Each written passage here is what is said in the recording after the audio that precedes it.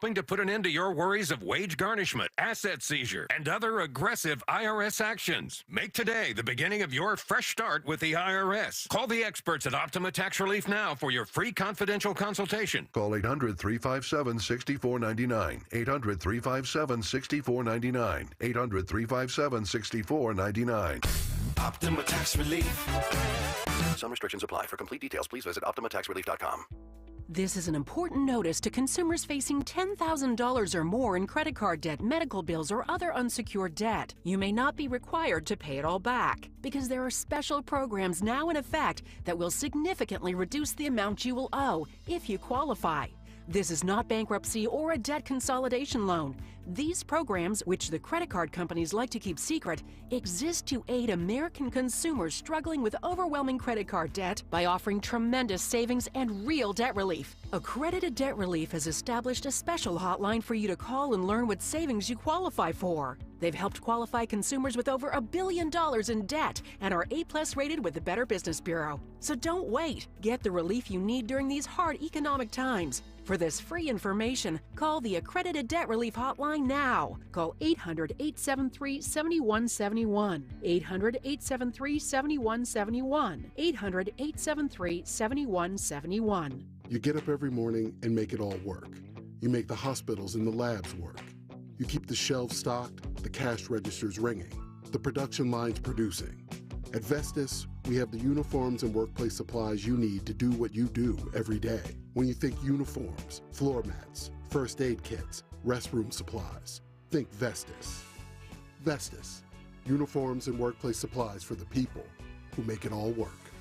Learn more at Vestas.com. My brother-in-law died suddenly, and now my sister and her kids have to sell their home. That's why I told my husband we could not put off getting life insurance any longer. An agent offered us a 10-year, $500,000 policy for nearly $40 a month.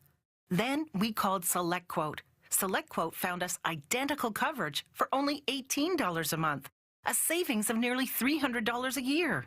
Whether you need a $100,000 policy or a $10 million policy, SelectQuote could save you more than 50% on term life insurance. In a hurry? Don't worry. With SelectQuote, you can get up to $2 million in instant, affordable, same-day coverage with no medical exam. Call SelectQuote at 1-800-637-9116. That's 1-800-637-9116. Or go to SelectQuote.com. That's 1-800-637-9116. Full details on example policies at SelectQuote.com/commercials.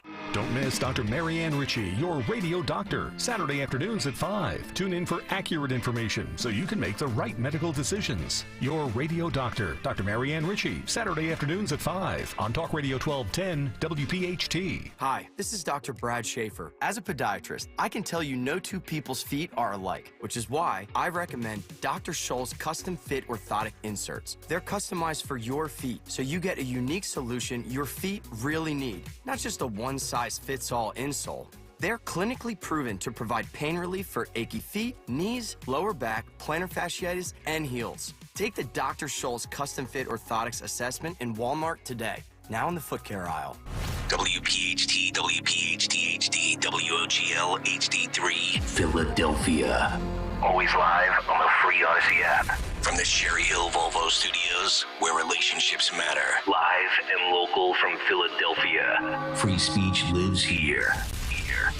It's Kayal and Company on Talk Radio 1210 WPHT.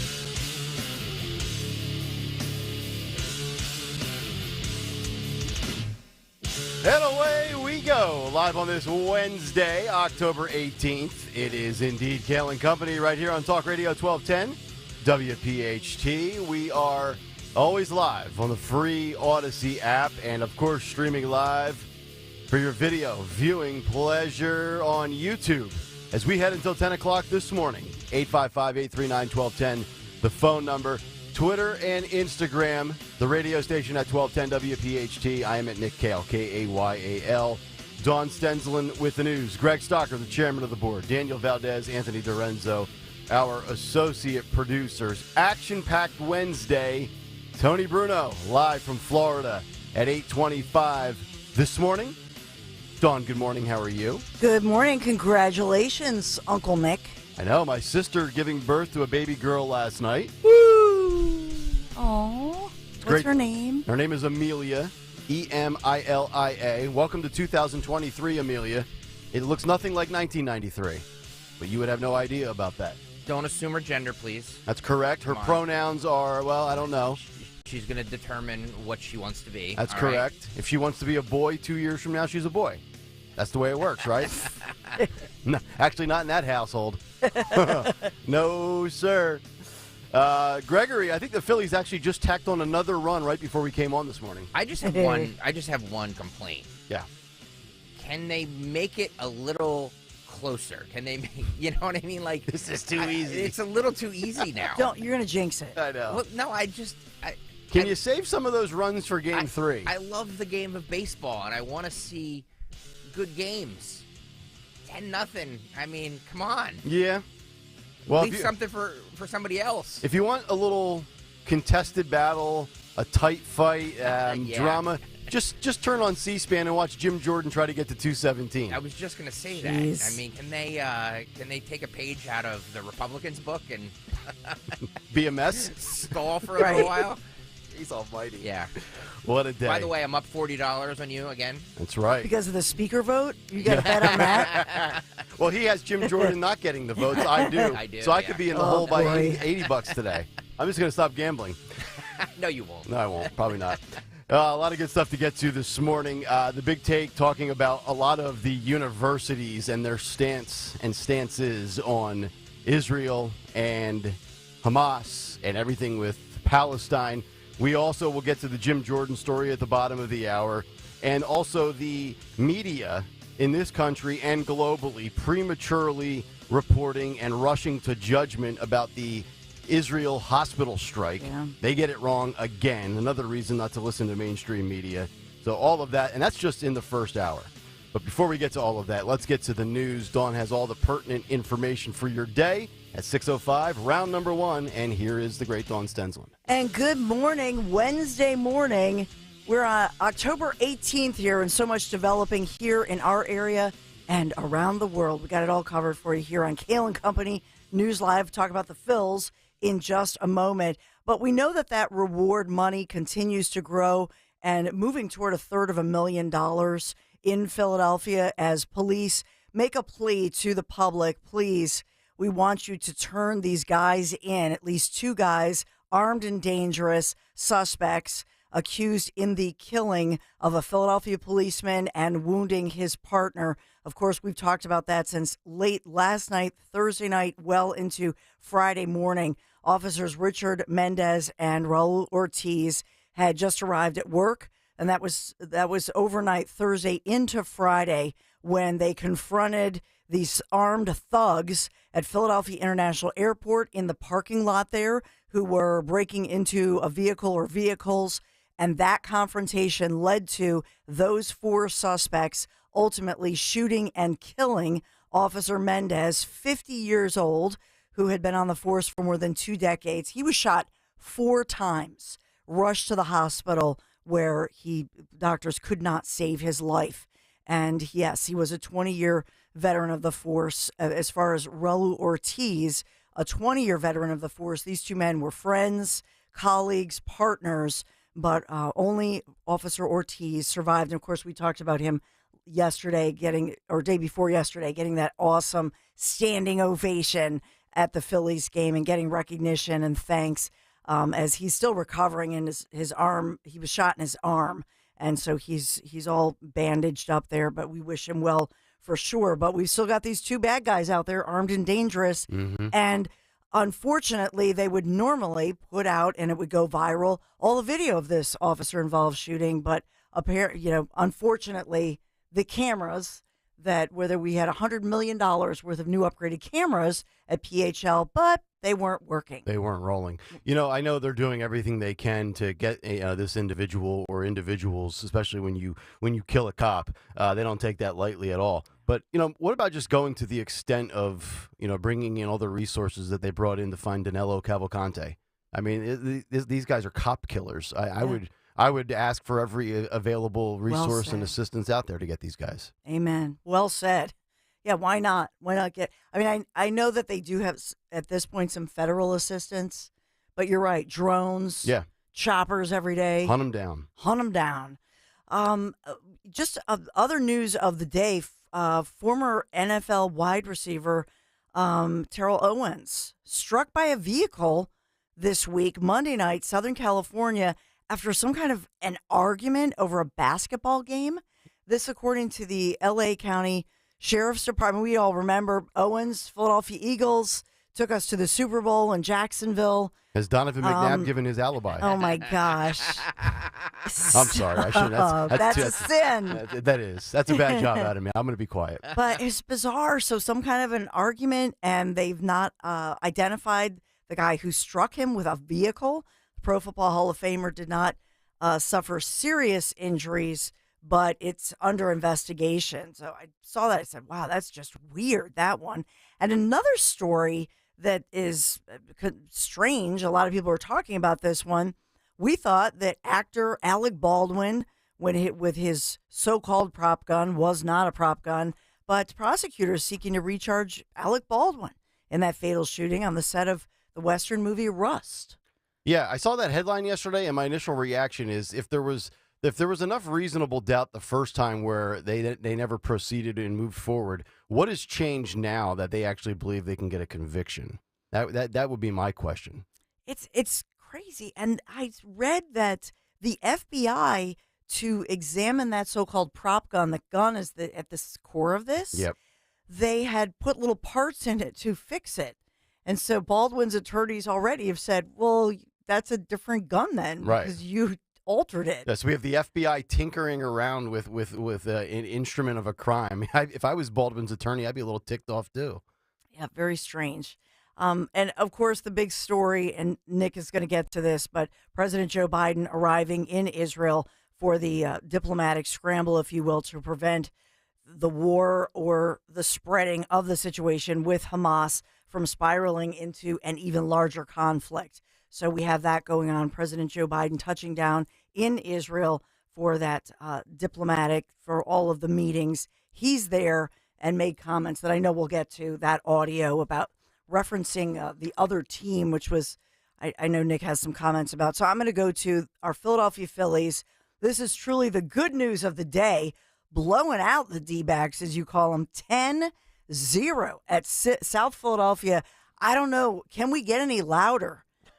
Can we get any louder? Well, I believe the decibel level in the stadium for Game 1 was the equivalent to a jet taking off. Oh my goodness, that's amazing. Oh and my wasn't goodness. it the Diamondbacks pitcher that was like, yeah, it's probably loud, but it can't be any louder than the World Classic game that they played in Venezuela. Yeah, okay. Yeah, well, I guess Trey Turner heard him. Yeah. Trey Turner continues to impress with a first-inning home run to kick off the offense early.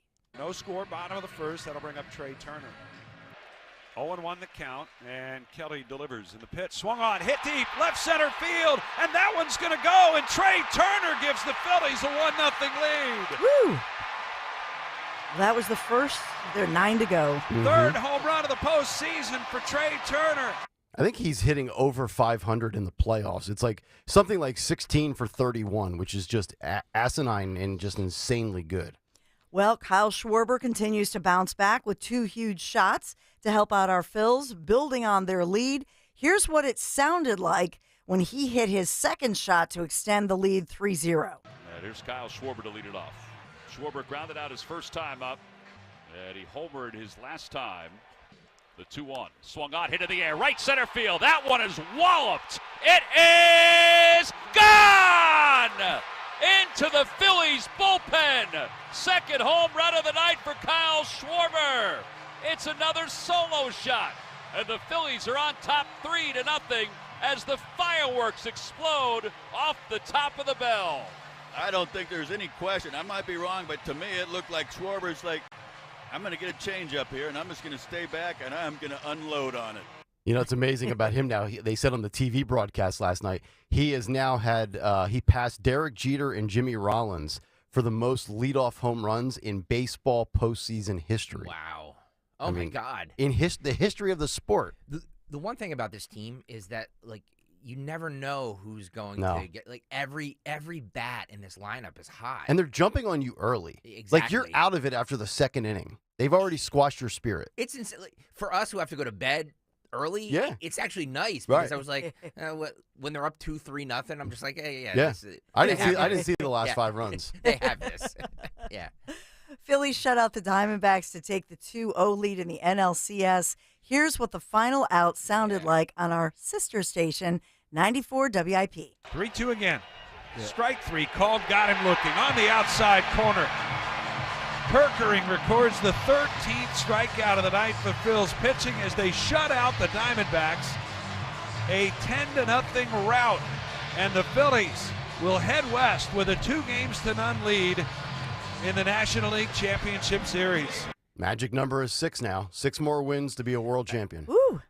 I don't really follow the Diamondbacks. I'm sure nobody here does. Nope. But what's that stadium like? Does anybody know? I have not seen tickets are that. available. Oh, they are? So I have family members who are panicked because they bought tickets and are flying for Game 5 on Saturday because now we're heading Game 3 is tomorrow night. Yeah. Well, they got tickets for Saturday. Thinking that they could. And now they're like, what if we win it in 4? And they're like, so. Yep. I don't see Arizona even. I picked the Phillies in 5. I don't see Arizona getting a game right now at this point, unless the Phillies just completely crap the bed. I gotta say this. I don't see anybody getting a game up on the Phillies. No. I mean, and they're gonna host Texas because Texas is leading Houston 2-0. Yeah, and I'm more afraid of Houston than I am of Texas. For sure. Oh boy. So Game 3, 4, and 5 at Diamondbacks in Arizona. So Thursday night, 5:07 game, and then Friday's 8:07. And if we get to that Saturday game, it's 8:07. And then they would, there's the Game 6 and 7 would be back here in Philadelphia Monday and Tuesday, October 23rd and 4th, which, as you mentioned, we'll be lucky if we get past 4. Well, and then move on. We'll be lucky if our station is even acknowledged by management for the next couple of months. Between the Phillies run, the Eagles run, Christmas music starting. They'll get back to us around the Travis Mannion Radiothon. You are so correct, my friend. You are so correct.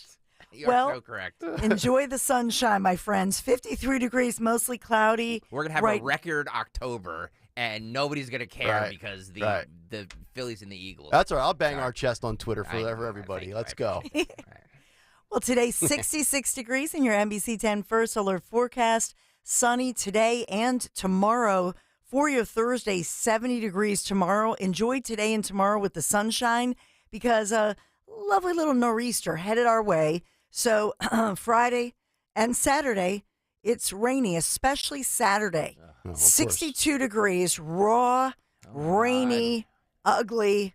And then for your Sunday, 58 degrees, but partly cloudy. I would like to adjust our schedule, guys. I think that because it's always nice here Tuesdays and Wednesdays, I would like to have off Tuesdays and Wednesdays and work Saturdays. I agree. Sundays. There's 2 things you can take to the bank right now. The Phillies are going to win baseball games, and Saturday's weather will suck. That's about the 2 things I can tell you for sure in this life. Oh, great. Amen. Yeah. Kayal and Company News Live. All right, Dawn, thank you. 6:15 on this Wednesday morning as we get ready for a midweek Big Take. The Big Take on Kayal and Company.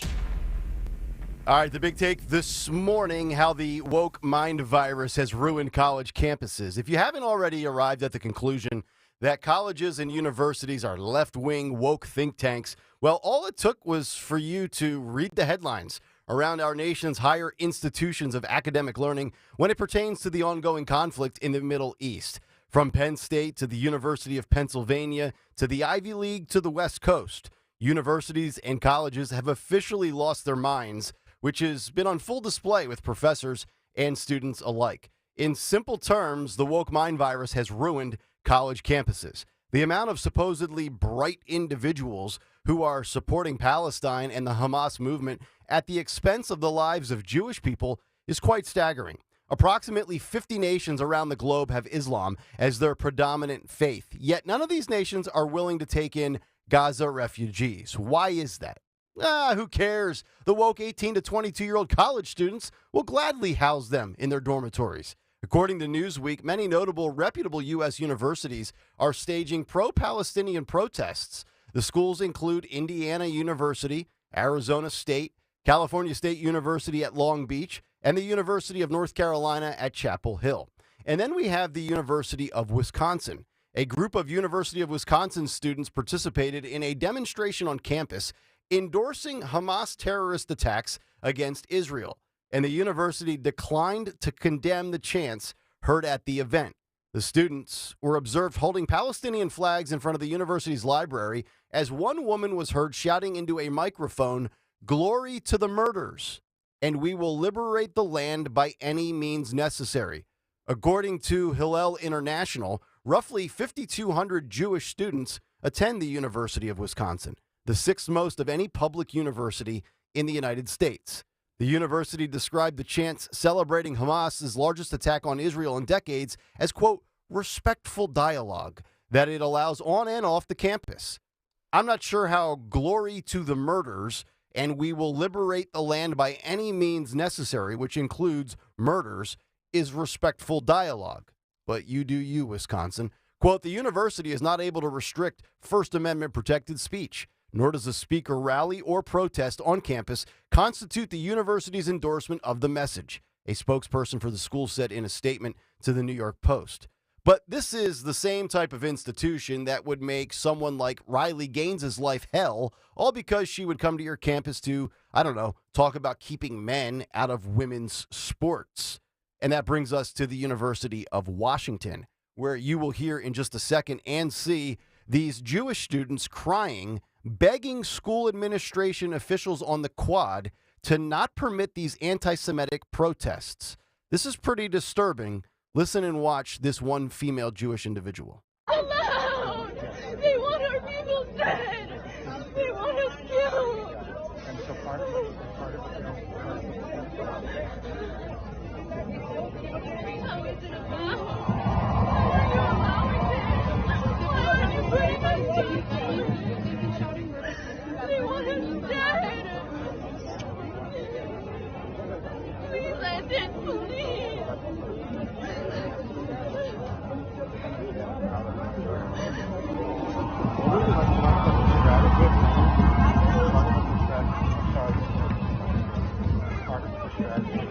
This isn't about what happened on the weekend. Why can't you just go up there? Make no mistake about it, these universities will be hit hard by big bankroll donors, and you can expect enrollments to decline. But this isn't new if you pay attention to the world. Let's go back to May. During a graduation season, New York City Mayor Eric Adams slammed the City University of New York law graduate for her negativity and divisiveness after she incited anger and slammed fascist cops and military in the United States. Yemeni immigrant Fatima Musa Muhammad gave the graduation speech at City University of New York's law school back on May 12th.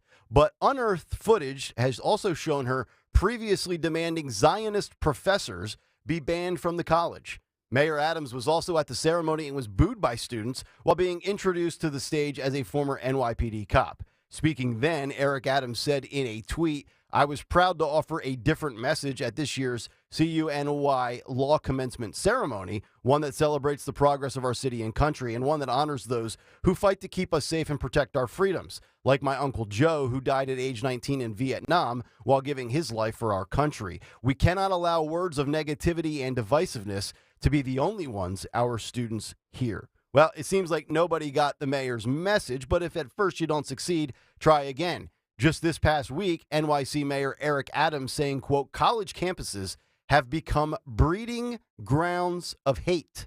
Adams saying that last Saturday, October the 14th. Adams going out to say that there are far too many sports figures and entertainers using these new terminologies of credible messengers and influencers to spew out hateful thinking in general, but specifically anti-Semitism. That's well said by Mayor Adams. Meanwhile, a Cornell University professor called the Hamas terror attack exhilarating and exciting. Listen and watch this professor from Ithaca, New York. It was exhilarating. It was exhilarating. It was energizing. If they weren't exhilarated by this challenge to the monopoly of violence by this shifting of the balance of power, then they would not be you and I was exhilarated. So the slaughter of human beings is exhilarating and exciting. That's the message. That's the takeaway there. That's the thought process of a professor at an Ivy League institution that will charge you $65,204 a year in tuition. Let me repeat that again. Cornell University charges $65,000 per year. I'd rather light $65,000 on fire in my backyard than send my daughters to Ithaca, New York. Colleges have always been liberal. That's nothing new. But I don't know that it was like this when I was at Temple in 2004, 2005, and 2006. You know, on second thought, maybe I'll just take the money out of my daughter's college funds and I'll pull a Hunter Biden. Okay, I won't do that. But maybe college isn't the right place for them. Maybe a dance academy on Broadway after high school graduation. Perhaps a trade school, community college, or maybe the workforce in general right away upon graduation at age 18. Anywhere seems better than these insane universities who have lost their way as a result of the woke mind virus. And that's the big take. The Big Take on Kayal and Company. All right, big take this morning. If you want to jump in, 855-839-1210, the phone number. Maybe you have a student in college that is experiencing all this absurdity. 855-839-1210. Twitter and Instagram at 1210WPHT. Or, of course, on YouTube. Be a part of the Kayal and Company comment community. Just go to youtube.com/@1210WPHT and hit the like and subscribe buttons. We'll come back, get some thoughts and reaction to that. We've got the latest with Jim Jordan and also the latest attacks in Israel and how the media got it wrong. Again, it's Kayal and Company, a Wednesday morning. Nick, Dawn, and Greg here on Talk Radio 1210 WPHT. Friday night means high school football around the Delaware Valley, and every week WPHT breaks it all down. It's the Friday Night High School Football Scoreboard Show. Join Jeff Nolan, Daryl Dobus, and James Bailey. Friday nights 10 till midnight for a rundown of all the big high school games in the region and expert analysis. The Scoreboard Show. Friday night at 10. Only on Talk Radio 1210 WPHT and the Odyssey app. So many listeners are enjoying beautiful, easy-to-maintain homes thanks to Rhino Shield, and you can too. Dom Giordano here with my good friend, the local owner of Rhino Shield. John, take it away. It's John from Rhino Shield.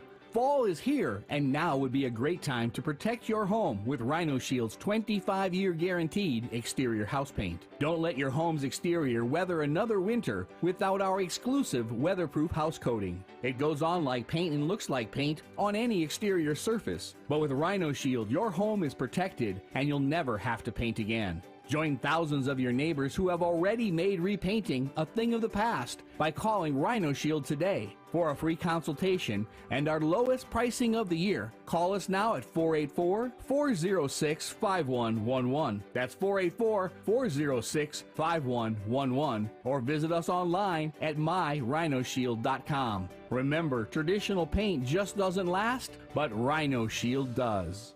It was the day we all feared. The stock market went down and then kept going. 2008, when the markets lost over 50% of their value. But that was over a decade ago. Today, it's not so painful. Jim Cipriotti at Retire Ready Financial Group calls that financial amnesia. When you forget the pain of losing half your savings, and more importantly, ignore the fact that it can happen again. A complimentary consultation from Retire Ready Financial Group can show you where you stand now before the next market pullback.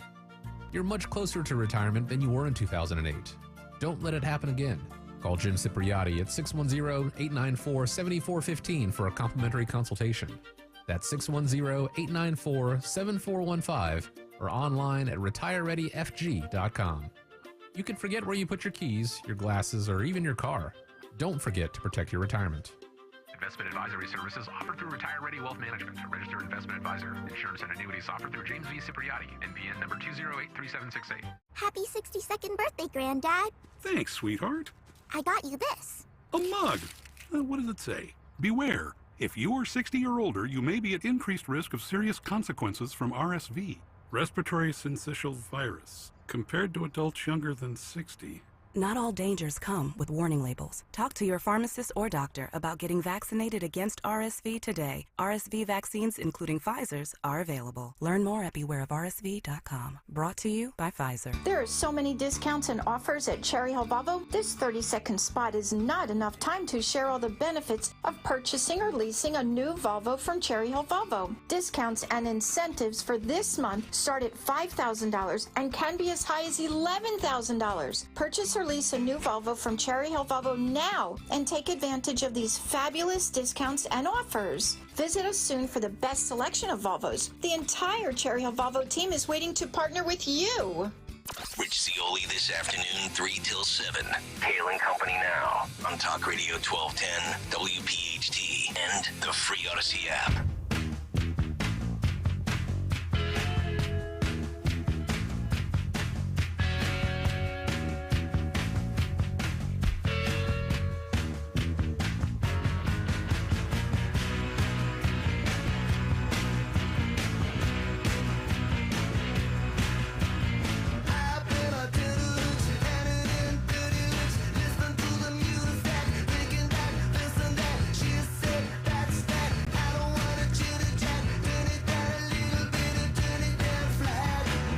Wednesday morning, it's Kayal and Company as we continue. Talk Radio 1210 WPHT. Nick Kayal, Dawn Stenzel, and Greg Stocker. 855-839-1210 is how you climb aboard. We will get to the latest in the Middle East as well as the failure for day number 1 of Jim Jordan to secure enough votes to become the next Speaker of the House. We'll get to that debacle and embarrassment coming up in a couple of minutes. But I was just thinking about it yesterday. You know, we have talked about this story with Israel and Hamas in the Middle East now for a week and a half. And, you know, over the course of the last 7 or 8 shows, we have heard, you know, some stories that we've discussed on the show and some audio clips in the cut sheet of different stories breaking out at different universities. But I kind of wanted to just tie it all together with everything that is going on at these institutions from, and like I said, we're hearing this at Penn State. Certainly at the University of Penn, right in our own backyard in Philadelphia. You go out to the Midwest and you get to Wisconsin and Indiana. You go all the way out to the West Coast, the Pacific Northwest. You pretty much have this going on throughout the entire country. And, like, I'm not naive enough to think that colleges were never liberal. Universities have always been liberal. But much like the left wing of the Democrat Party, I've never seen institutions go this far off the reservation, so to speak. And, you know, I said towards the end of the big take that, you know, at this rate, I don't know, maybe college and university, unless my daughters get a dance scholarship, is not going to be an option if it's going to be this way. We've talked about this in the past. You know, community college is a great value. Stocker loves the trade school idea. Dawn, I know your son is at one of the Penn State branch campuses. I can't speak for Penn State Abington. You could do that much better than me. But have they had any of these pro-Palestinian stuff, the protests at Penn State Abington? No, and I get sick and tired of hearing the whole, you know, talking point of, oh, I can't afford college and I shouldn't have to pay back my loan. Penn State it doesn't matter which branch you go to. If you go to Abington for your first 2 years, it's Penn State. It's the same exact curriculum. Yep. It's a high quality curriculum. You transfer to State College to main campus. And you graduate Penn State no matter where you go to. You're guaranteed acceptance to Maine after 2 years? Correct. Okay. Yeah. I mean, he's dean's list, but even if he were not, you know what I mean? You can go to main campus if you so choose. They have incredible programs, and it's like $9,000. I mean, it's really affordable. Okay. So slightly more than like a community college price wise. Well, some of the community colleges are half that price. Okay. The community colleges are also MCC, Montgomery County Community College. Yeah, I live right by it. Right? Greg has talked about the trades a lot, the trade schools, and there are trade high schools. Mm-hmm. So this whole notion that, oh, I have to spend, you know, hundreds of thousands of dollars. No, you don't. If you can't afford it, it's just like this. Mm-hmm. A lot of people would love to go to buy a Maserati from Piazza. That's correct. But right now, maybe that's not your starter car. That will never be my car, no matter how good this show takes off. A little out of my range, but you know, you can dream. Since we're talking about sick of talking points, let's also be sick of the talking points. Like, I don't think it's ever been this bad It has, okay? It's just now that there's social media that's blasted everywhere that Highlights shows these videos of these things. These protests and this stuff has always gone on. It has. It's just the fact that it's in our face now. It's all we see because we're addicted to Twitter and Facebook. Mm-hmm. So I'm not saying it makes it right. Right. But let's stop with this. Oh my God. It's a different consumption level now. The also, kids they've never been this bad. Okay, they have. Well, but think about what it used to be. I mean, it used to be kids, so-called college kids. I mean, what were they protesting? Vietnam. Right. They were on the right side of that one, by the way, right? But they were shot, killed. I mean, you think of that. The young people at that point, Nixon hated them and so on, but they were so. Wow, what a flip-flop.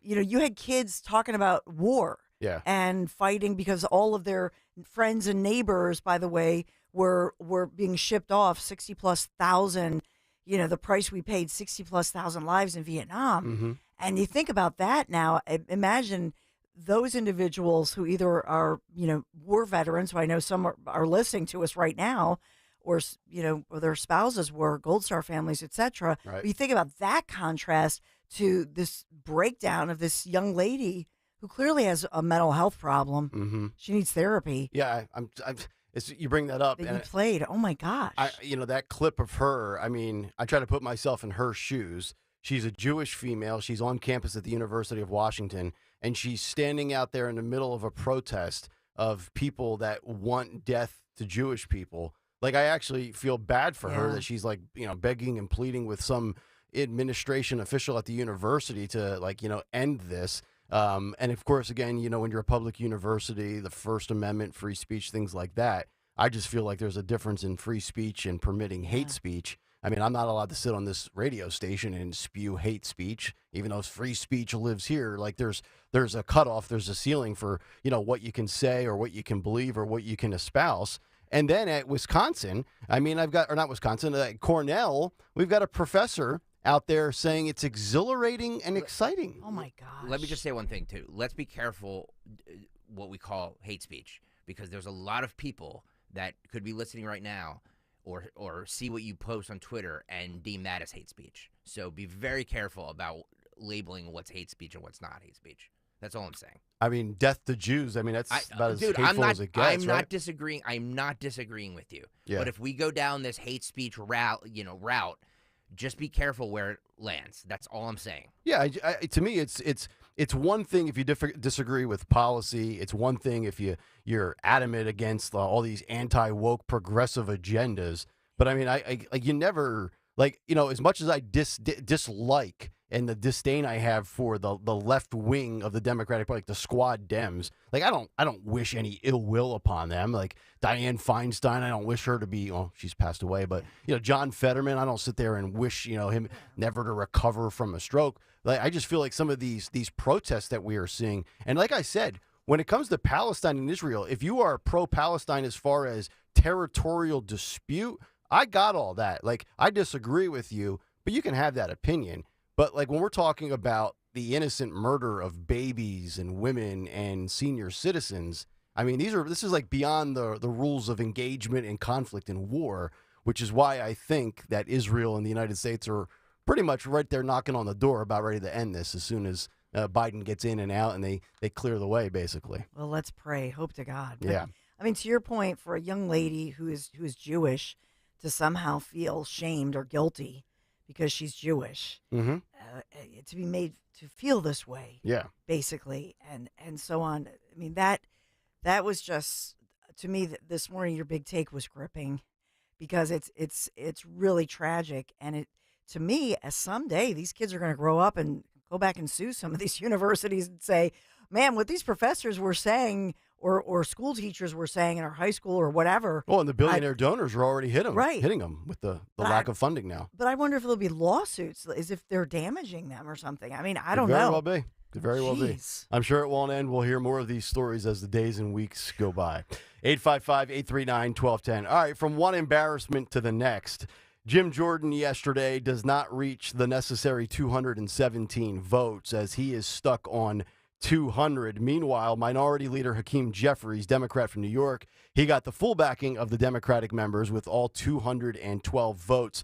The House went into recess yesterday just before 2 o'clock in the afternoon. A second vote now expected at 11 a.m. today. So if you think about just how much of a debacle this has been for House Republicans in a short 9 months, Kevin McCarthy, and it's both ends. You got the Rhino end of it with Kevin McCarthy. He has to go 15 rounds 9 months ago. Then Steve Scalise emerges. He quickly realized he's not wanted or welcomed. He dropped out. Probably good. He's dealing with a health issue. And now the opposite of Kevin McCarthy is Jim Jordan, and he fails in round 1. And we'll see how many rounds it gets. It's like, how many licks does it take to get to the center of a Tootsie Pop?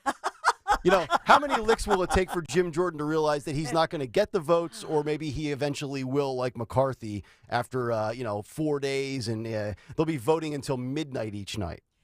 But you know what? And you said it yesterday. Nancy Pelosi shows you how good she was in a manipulative, maniacal way sometimes. But would she have taken a vote? See, that's if she didn't know she had the vote. Right. It's a great point. See, if I'm that speaker and I go around, right? Yep. And I look and I know that I'm not going to get it because everybody was saying it Hello? yesterday. They were Right. like, we know we don't have the votes for this. So what are you doing? Yeah, it's like a lawyer. You never ask a question that you don't know the answer to. Exactly. good. Right? Well said. Because you don't want to look like a fool. Yep. And blow your case.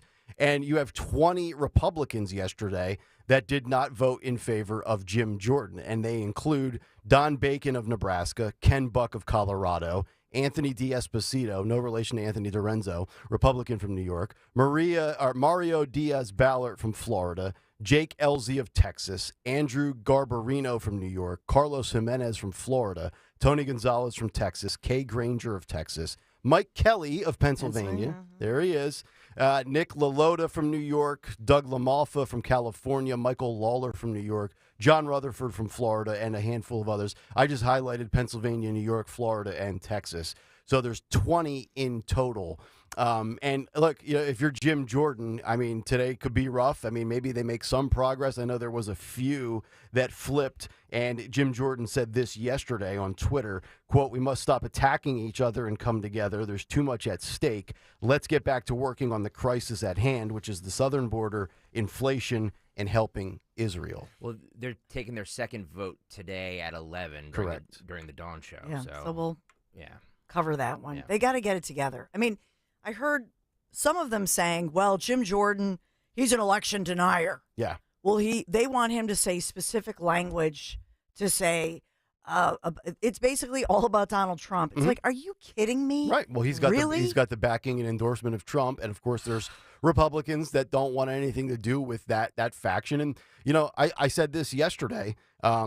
This is the equivalent, and I'm thinking of Dawn again with Get It Together. This is, I mean, I've never seen a Democrat Party that is so weak and so fragile and so far off from reality as this group that we have seen the last couple of years. Like, if you can't beat this group, like, I don't know that the Dems will ever be more insane and as weak as they are. This is like the equivalent of the Eagles.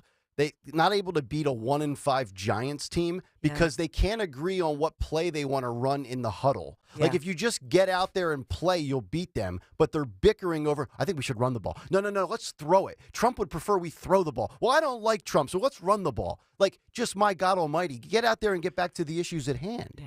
That's the thing that's frustrating. Daniel writes on the YouTube chat, I'd rather go through the process no matter how many votes it takes. The process is American. Trust the process. Well, yeah, but not for nothing. Guys, here's my suggestion. You know how in like 5th grade and you write, like, do you like me? To Darren, the boy you like, and go, do you like me? And you put a box, and you put yes, no. Just do a little paper thing, pass it around, and then put, do you like me, Jim Jordan? Yes, no. Okay, fill in the blank of who you want. Right. Just figure out who would everybody vote for that we could get to 117. It's a good Is there analogy. someone? It's a good analogy because this feels like elementary school pettiness, right? Yes. Yeah, it's like, oh, I don't like that one. I don't want to sit next to him. Can I sit over here? It's like, just get it. I mean, there's a lot. Like, I mean, the world's on fire right now, basically, right? Like, and these morons are just bickering over the most petty stuff. Let's get Newt Gingrich. Yeah, where's Let's Newt get at? Newt. Newt, remember his mom? Newty. Yeah. Their cigarette.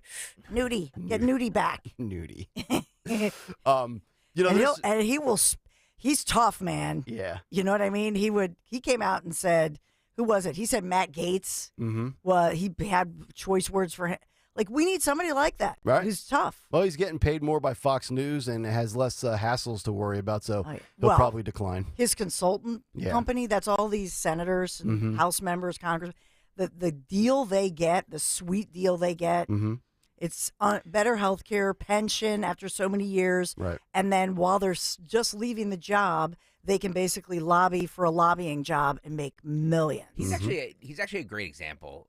Newt Gingrich is a great example, Don, that you just brought up, because if you think about it, when he took over as the speaker in 94, that was a very Clinton and like the Democrats were they were on fire. They were rolling at that time. Yep. And he came in and just got his group together and just like this is he was a firebrand in the 90s. Yep. So, you think of somebody like that who could, like Nancy Pelosi, who could rally his people and do, they don't seem to have that now. No, there's too much division there. There really is. And back in, the mid-90s, he was considered the Jim Jordan of that time. He was the firebrand. Everybody looked at him like far-right Newt Gingrich and, all of this stuff. And even with that, he was able to get the majority. Yep. And he's on Fox News now. And speaking of Fox News, we got to get to Brian Kilmeade here as we wrap up this conversation. I would say the more ardent conservative viewer of Fox News doesn't love Brian Kilmeade. That's just a guess and a hunch. But he might have earned a few points with you yesterday when he was caught on a hot mic calling Don Bacon of Nebraska a dumbass for voting for Kevin McCarthy for Speaker. Take a listen to this audio. Brian Kilmeade, Broadcasting 101. Always assume your microphone is hot. Jordan. Auchincloss. Jeffries. Babin. Jordan. Bacon. McCarthy.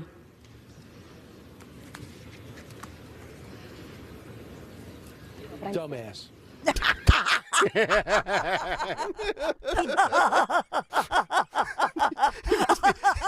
He must just be sitting in the studio, dumbass. He knew his Yeah, mic was on. You think? Yes, Yeah. 100%. Okay, because he seems like the guy that never wants. Remember, he's the guy always willing to take whatever job at Fox. Yeah. Like, he's the brown noser to management. I really wonder if he knew that. I think he did. That would be like you and I carrying something here. Let's go to Trump or whatever. And 30 seconds into it, I'm back here like, dumbass. Whoops. Yeah, I know. That was funny. Yeah, that's why I think he knew You did? exactly what. Yeah. All right. Yeah, in the studio, even though if it were Ducey, maybe I'd say okay. Yeah. But Brian is so aware. Yeah. And he's so, like you're saying, he has this incredible work ethic. He's there all day. But there are red lights on every cam. All the lights, all the studio lights are, that Mike's hot. Right. 855-839-1210 if you would like to jump in on the conversation. So yesterday, an Israeli hospital gets destroyed. Multiple people, I shouldn't say multiple people, hundreds of people were killed. And the world media, both U.S. and abroad, prematurely reporting that Hamas, denying it was them. And the media ran with that. We will get to that on the other side and point out their fallacies. Kayal and Company, as we continue, we put a bow on hour number 1 next on Talk Radio 1210 WPHT. There's a nip in the air, and there are leaves on the lawn. The house is all quiet. The kids are all gone. Fall, what better time to start work on that home renovation? And what better way to get it going than with an all-in brand new kitchen from Colonial Marble and Granite at a cost of just $6,999 during our Fall into Savings sale. That's fully installed stone countertops, cabinetry, hardware, sink, and faucets. Colonial Marble and Granite, the cornerstone of a beautiful home. Sale ends October 23rd. Restrictions apply. Visit colonialmarble.net for more details. Sebastian Maniscalco, live in Atlantic City. Like when we went to the zoo as kids, that's all you got was the zoo. You ate in the car before we go in. What? They got food inside. You think I'm gonna pay? And when you got hungry, you left. Dad, I'm hungry. Okay, let's go. Sebastian Maniscalco, Borgata Hotel Casino and Spa for 10 shows from November 9th through 18th. Get tickets now at theborgata.com. Hi, this is Dom Giordano. Water quality continues to be a topic. Ensure your family is drinking clean, pure water with the Kinetico water system from Martin Water Conditioning. The Kinetico system removes all the impurities from your water. What comes out of the tap is crystal clear, all-natural, delicious water. Put the Martin Water Conditioning family's passion for water to work for you. Do what I did. Contact Martin Water Conditioning. Mention DOM 2023 to receive an exclusive offer. DOM 2023. Visit martinwater.com. martinwater.com. See Joe Conklin's comedy show at St. Ignatius Church in Yardley, Saturday, November 4th, and at the Sillersville Theater on Saturday, November 18th. Show is awesome, wonderful, excellent. Show was awesome. Merrill Reese was really funny. I thought the Charles Barkley stuff that he did was funny. I actually looked him up online. I was kind of scared. That's Conklin's comedy show at St. Ignatius Church in Yardley, November 4th, and the Sillersville Theater on November 18th. For tickets, go to joeconklin.com. joeconklin.com! The Crash Proof Retirement Show will air before and after Penn State football this Saturday. Tune in at 11 a.m., then again right after the game to learn how to create your own Crash Proof Retirement game plan. Lose weight and feel great with NJ Diet. NJ Diet uses DNA and blood work to help you lose weight and keep it off. Tune into the radio show Sunday at 2 or visit njdiet.com. Chronic pain, cancer, fatigue. Find out about the benefits of medical hydration therapy on Health Watch with Dr. Molly Fantasia every Sunday morning at 8 on Talk Radio 1210 WPHT. You've heard me talk about Chapman Windows, Doors, and Siding. The Chapman family team, they're awesome. Mike and Mark Chapman started this business 30 years ago in Chester County. Two brothers. Family has grown as their business has grown. They do incredible work, and they've done beautiful work in my home. They're going to do great work in your home. If you need any customization, because I need a little bit of that in the foyer area, where they took this row of windows, replaced them with some beautiful glass doors all the way down, just a wall of glass doors. Great job. And it looks stunning. Everything they do is meticulous. I think the world of the Chapman family team. Take a virtual tour if you would. And Chapman, they're a longtime supporter of us here on WPHT. ChapmanWindowsDoors.com. Check out the Nana, N-A-N-A wall product. Huge wall of glass doors and windows. It really will transform your home. Premium architecture shutters designed to last a lifetime, historically accurate. Those hardware options that are stunning and a lifetime warranty. Whatever you need. Stucco remediation, they're specialists in that. Windows, doors, siding. Outstanding service, high-quality products installed by high-quality people. They're going to listen to your needs and respect your budget. You can call, you can text. They're listening right now, like-minded. 610-431-8898, ChapmanWindowsDoors.com. Chapman, a name that is synonymous with integrity. Tell them Dawn sent you. Calling on Percy to follow Talk Radio 1210 WPHT on the free Odyssey app. Download it now.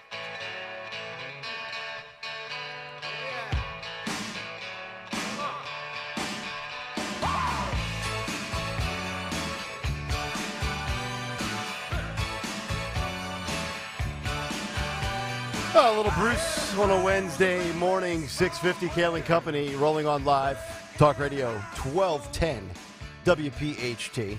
Get us on the free Odyssey app, watch us live on YouTube. Cut sheet coming up 7:45 this morning.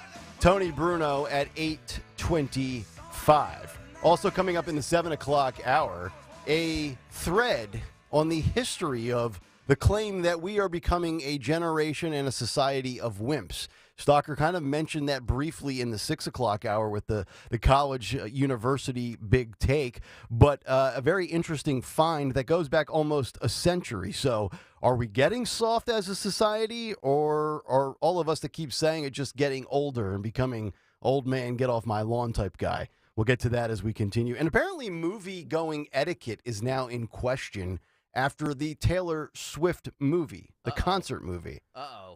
I did not see this firsthand, but apparently it happened elsewhere throughout the country, so we'll have a conversation about that. And also, apparently, a little speculation, a little kerfuffle when it comes to a Unity Party ticket involving Mitt Romney and Oprah Winfrey.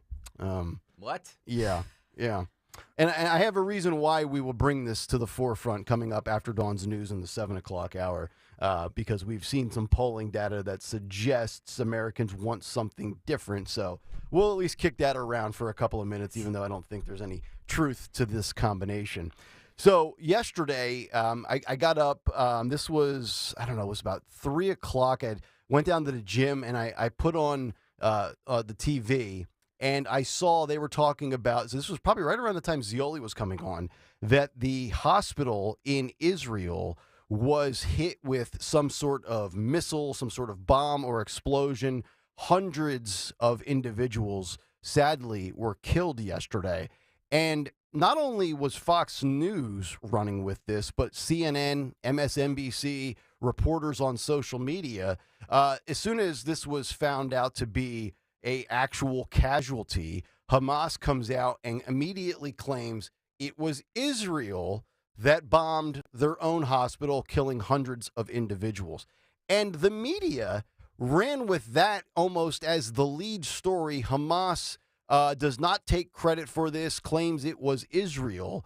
And then once all the intel was gathered and done, we find out that this was, in fact, done by Hamas. Geo Confirmed, which is a data intel group that tracks these things on social media, confirmed the following with Israel and Palestine. A missile that was launched by Palestinian groups exploded mid-air, and one of the pieces fell on the Israeli hospital yard. They go on to show you some footage and video because they have drones that are out there kind of, almost to some extent recording this type of activity. And according to them, another independent evaluator, they came to the same conclusion that the footage is showing a rocket fail where the rocket breaks up into two pieces, one of which falls on the hospital and kills hundreds of individuals. Trey Yingst, who does a great job for Fox News, he was stationed in Ukraine during the Russia battle when that first started a while back. Now he's in Israel with this and the Gaza Strip and everything like that. He's been everywhere on this. But, Dawn, you always talk about media slants and media malpractice. Once again, and we'll just focus on our media here in this country because that's what we care about most, they rush to judgment without gathering all the facts. And it almost came off, and this is in line with the way they have been kind of covering this and the way the left has been trying to rationalize both sides in this conflict. They tried to basically pin this on Israel before we actually get all the details and arrive at the conclusion. Like, we are taking the words of terrorists and running with that as our source in the world of media. It seems like malpractice to me. Yeah, I was, when this happens, I'm flipping around to see how everyone is reporting it. Yep. And Fox and also Mike Tobin did a great job out there as well. And then I turned on, it was ABC, Terry Moran, who's usually pretty good and he's well known. He actually made a suggestion. I mean, I just was like, he made a suggestion. He said, well, if that's, he said something to the effect of, if Hamas is correct and if Israel did such a thing, this would be a war crime. Right. I'm thinking, whoa. Yeah. I mean, that was way over the top. To the credit of, I believe her name is Idris, the reporter who was on scene, a woman. They go to her, and she walked that back immediately. Good. And this is, we've talked about this, when you are a reporter on the scene like that, really the responsibility of the moment is upon you because you are never as important as the moment when you're a reporter on the scene. Right. Right? You're just reporting on it. You realize that this is a huge happening in the world and a tragedy. And so that's why these journalists on scene are so critical. To her point, she walked him back and said, well, we are hearing conflicting reports. We're hearing this could be a misfire by Hamas. And yes, Hamas is claiming, and she did a good job and did due diligence and kind of saved him to say Hamas is claiming that it's Israeli fire. However, we are hearing this very well could have been some kind of tragic misfire or some situation. And I misspoke. The hospital, not in Israel, technically in Gaza. Yeah. Yes. But like this rush to like we're at the point where we're just going to take what the terrorists are saying and go with that. I mean, why would why would Israel do this specifically? Like, and apparently one of the guys that I was watching on Fox last night had an interesting breakdown. I mean, this is not a high-level, highly advanced missile that like these things are put together. I don't want to say on the fly, but this is not like high tech. And sometimes these things kind of splinter off and end up landing in a spot that was not the intention. But to make it sound like, hey, well, Hamas says this, so of course Hamas is going to deny it. They deny everything. Well, not only that. I mean, they took it, not only do they deny it, but they took it to a new level and said, oh, it's Israel, and that immediately sparked all those protests in this country and over there. And so that's their goal. It really is a new level of war propaganda, if you will, which is, we've all studied that in school from the beginning of time, like war propaganda. Yep. But this is a level that we've never seen because they're using social media.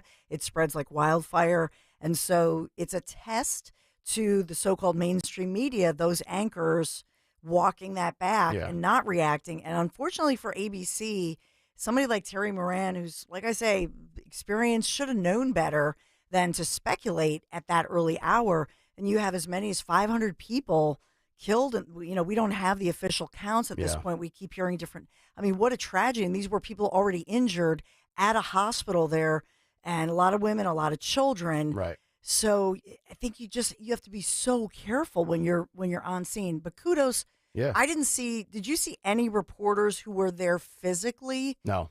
Reporting, misreporting it? Because No. I didn't. I'm heartened to see that. Yes, and I'm blown away by the rush to be first as opposed to just getting it right. Like, I know this immediate world we live in social media, you want to be the first to say this, the first to say that, but it's like, how about you just get it right instead of just going with what the first claim or the first defense might be. Well said. And it's so when you're out there, you can just say, because the one thing is there are drones everywhere and there are cameras everywhere. Mm-hmm. And so the one thing you can say is we are hearing of casualties. We know there is an explosion at this hospital in Gaza. We know hundreds who were there sick and trying to find shelter because everything's blown away and rubble everywhere else. And so we know that the video exists because there are drones and cameras everywhere. So we will be able to track this down, or the investigators will be able to track it down. Right. Say that. Yeah, exactly right. Joe Biden live right now in Tel Aviv, sitting, I'm watching Fox News, President Biden meeting with Prime Minister Benjamin Netanyahu. If anything significant arises from that, we will let you know. 855-839-1210, because it's just about 2 o'clock in the afternoon in Tel Aviv. 855-839-1210. We'll come back. Dawn's got some news for hour number 2. And then a unity party ticket, but one person says, it was just, no, and that's not going to happen. We'll get to the details when we come back. Kayal and Company, Talk Radio 1210, WPHT. I can't wait for what's next. Even with higher stroke risk due to atrial fibrillation, an irregular heartbeat not caused by a heart valve problem. Eliquis, the Pixaban tablets, reduces stroke risk. It's the #1 cardiologist-prescribed blood thinner. Don't stop taking prescription Eliquis without talking to your doctor, as this may increase your risk of stroke. Eliquis can cause serious and in rare cases fatal bleeding. Don't take Eliquis if you have an artificial heart valve, abnormal bleeding, or have antiphospholipid syndrome. While taking, you may bruise more easily or take longer for bleeding to stop. A spinal injection while on Eliquis increases risk of blood clots, which may cause paralysis, the inability to move. Get medical help right away for unexpected bleeding or unusual bruising, or if you have tingling, numbness, or muscle weakness. It may increase your bleeding risk if you take medicines such as aspirin products, NSAIDs, SSRIs, SNRIs, and blood thinners. Tell your doctor about all planned medical or dental procedures. Learn more at Eliquis.com or call 1-855-ELIQUIS. Hi, this is Dom Giordano. Question for you. How many healthcare providers do you know who schedule downtime in their offices for team training? Not many. But my good friend, dentist and board-certified prosthodontist Dr. Robert Bentz does that because he wants to ensure that he and his staff are well-versed in all the latest technology, so when he invests in new state-of-the-art equipment for his patients, he can rest assured that he and his staff can maximize the performance of the new technology. One of their latest investments is the Trios 5 scanner. Talk about amazing amazing, the Trios 5 has an incredible design which reduces the potential for patients gagging or experiencing discomfort during the impression-taking process. Plus, the process is much faster, which saves Dr. Benson his patients precious time. The scans are done, the plan is made, and the on-site lab gets to work. Dr. Benson and his staff are a well-oiled machine when it comes to your comprehensive dental care. They're always working to make that experience as comfortable and as seamless as it can be. Visit them at bentsdentalgroup.com. WPHT, WPHT HD, WOGL HD3 Philadelphia. From the Cherry Hill Volvo Studios, where relationships matter. Always live on the free Odyssey app. When you need to know, depend on KYW News Radio 1039 FM. The Phillies are now 2-0 in the NLCS after a 10-0 win in Game 2. A summit with Arab leaders is canceled as the president plans to visit Israel. More than 4,200 people have died in a conflict in the Middle East. 38 years after the MOVE bombing, Philadelphia is opening an exhibit chronicling the tragedy. Get the latest anytime on KYW News Radio. Now on Crystal Clear 103.9 FM. You've never needed us more. It's that time of year again to consider replacing your old drafty windows and doors before another long, cold winter season rolls in. And the great people at Guided Door and Window will help make your window and door replacement project more affordable with their buy one, get one half off sale.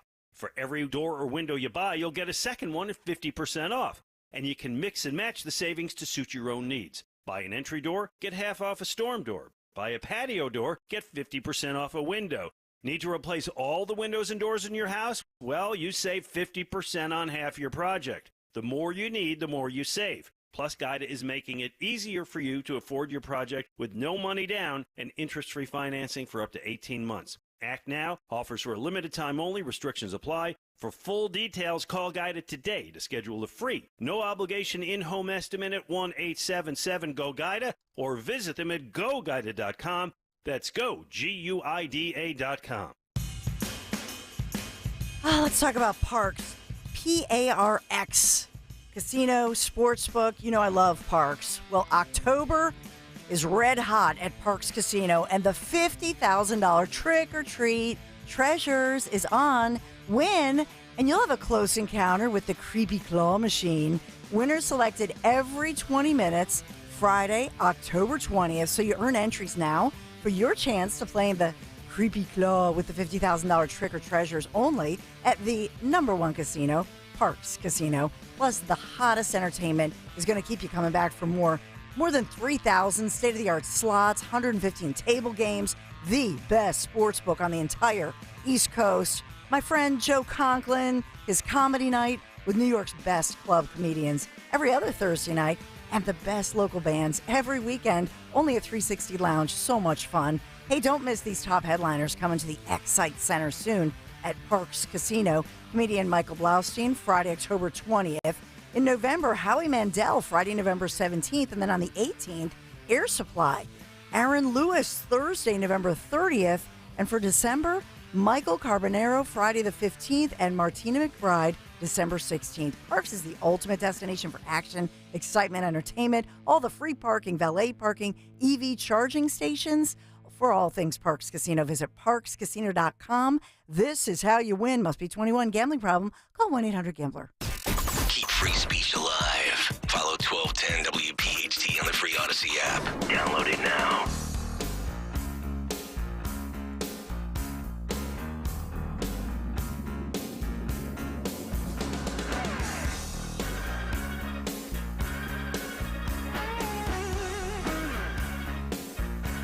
Hello, everybody. Kayal Company, hour number 2 underway here on a Wednesday morning.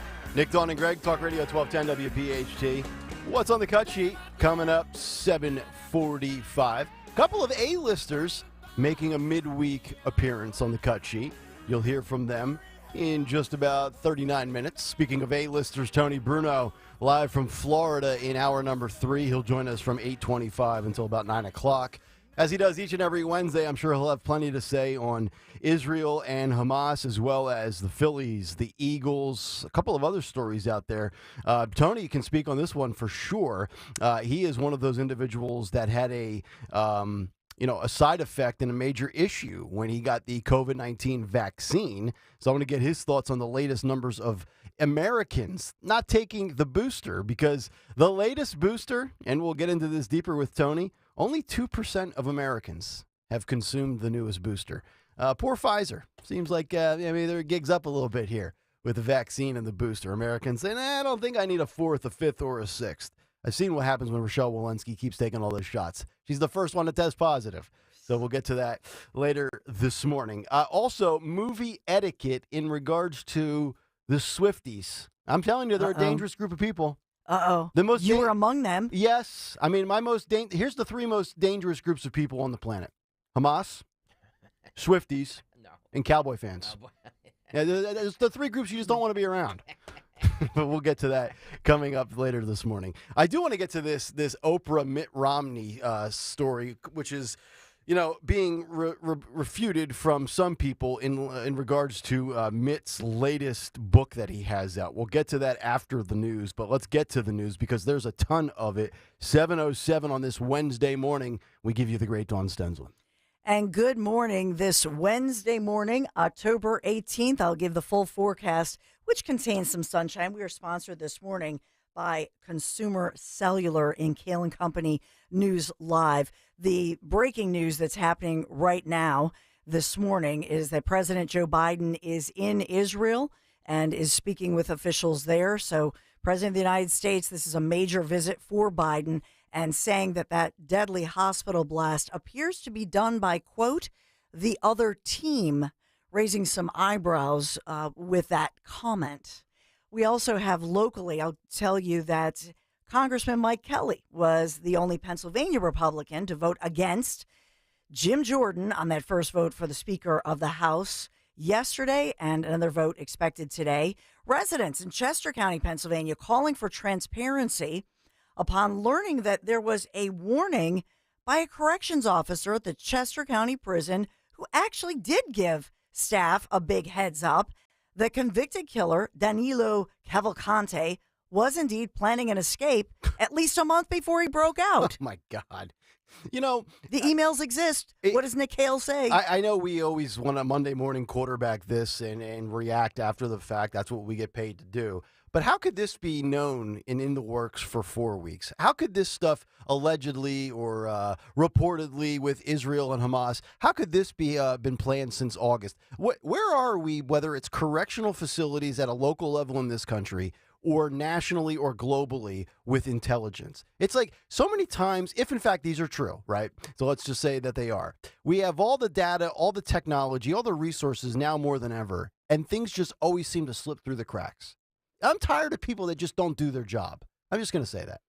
Yeah, it's well said. Nick Kayal. And then we got to have a manhunt for, how long was Cavalcante out there? Was it 13 days, 12 days? It felt like a month. It felt like forever. Unbelievable.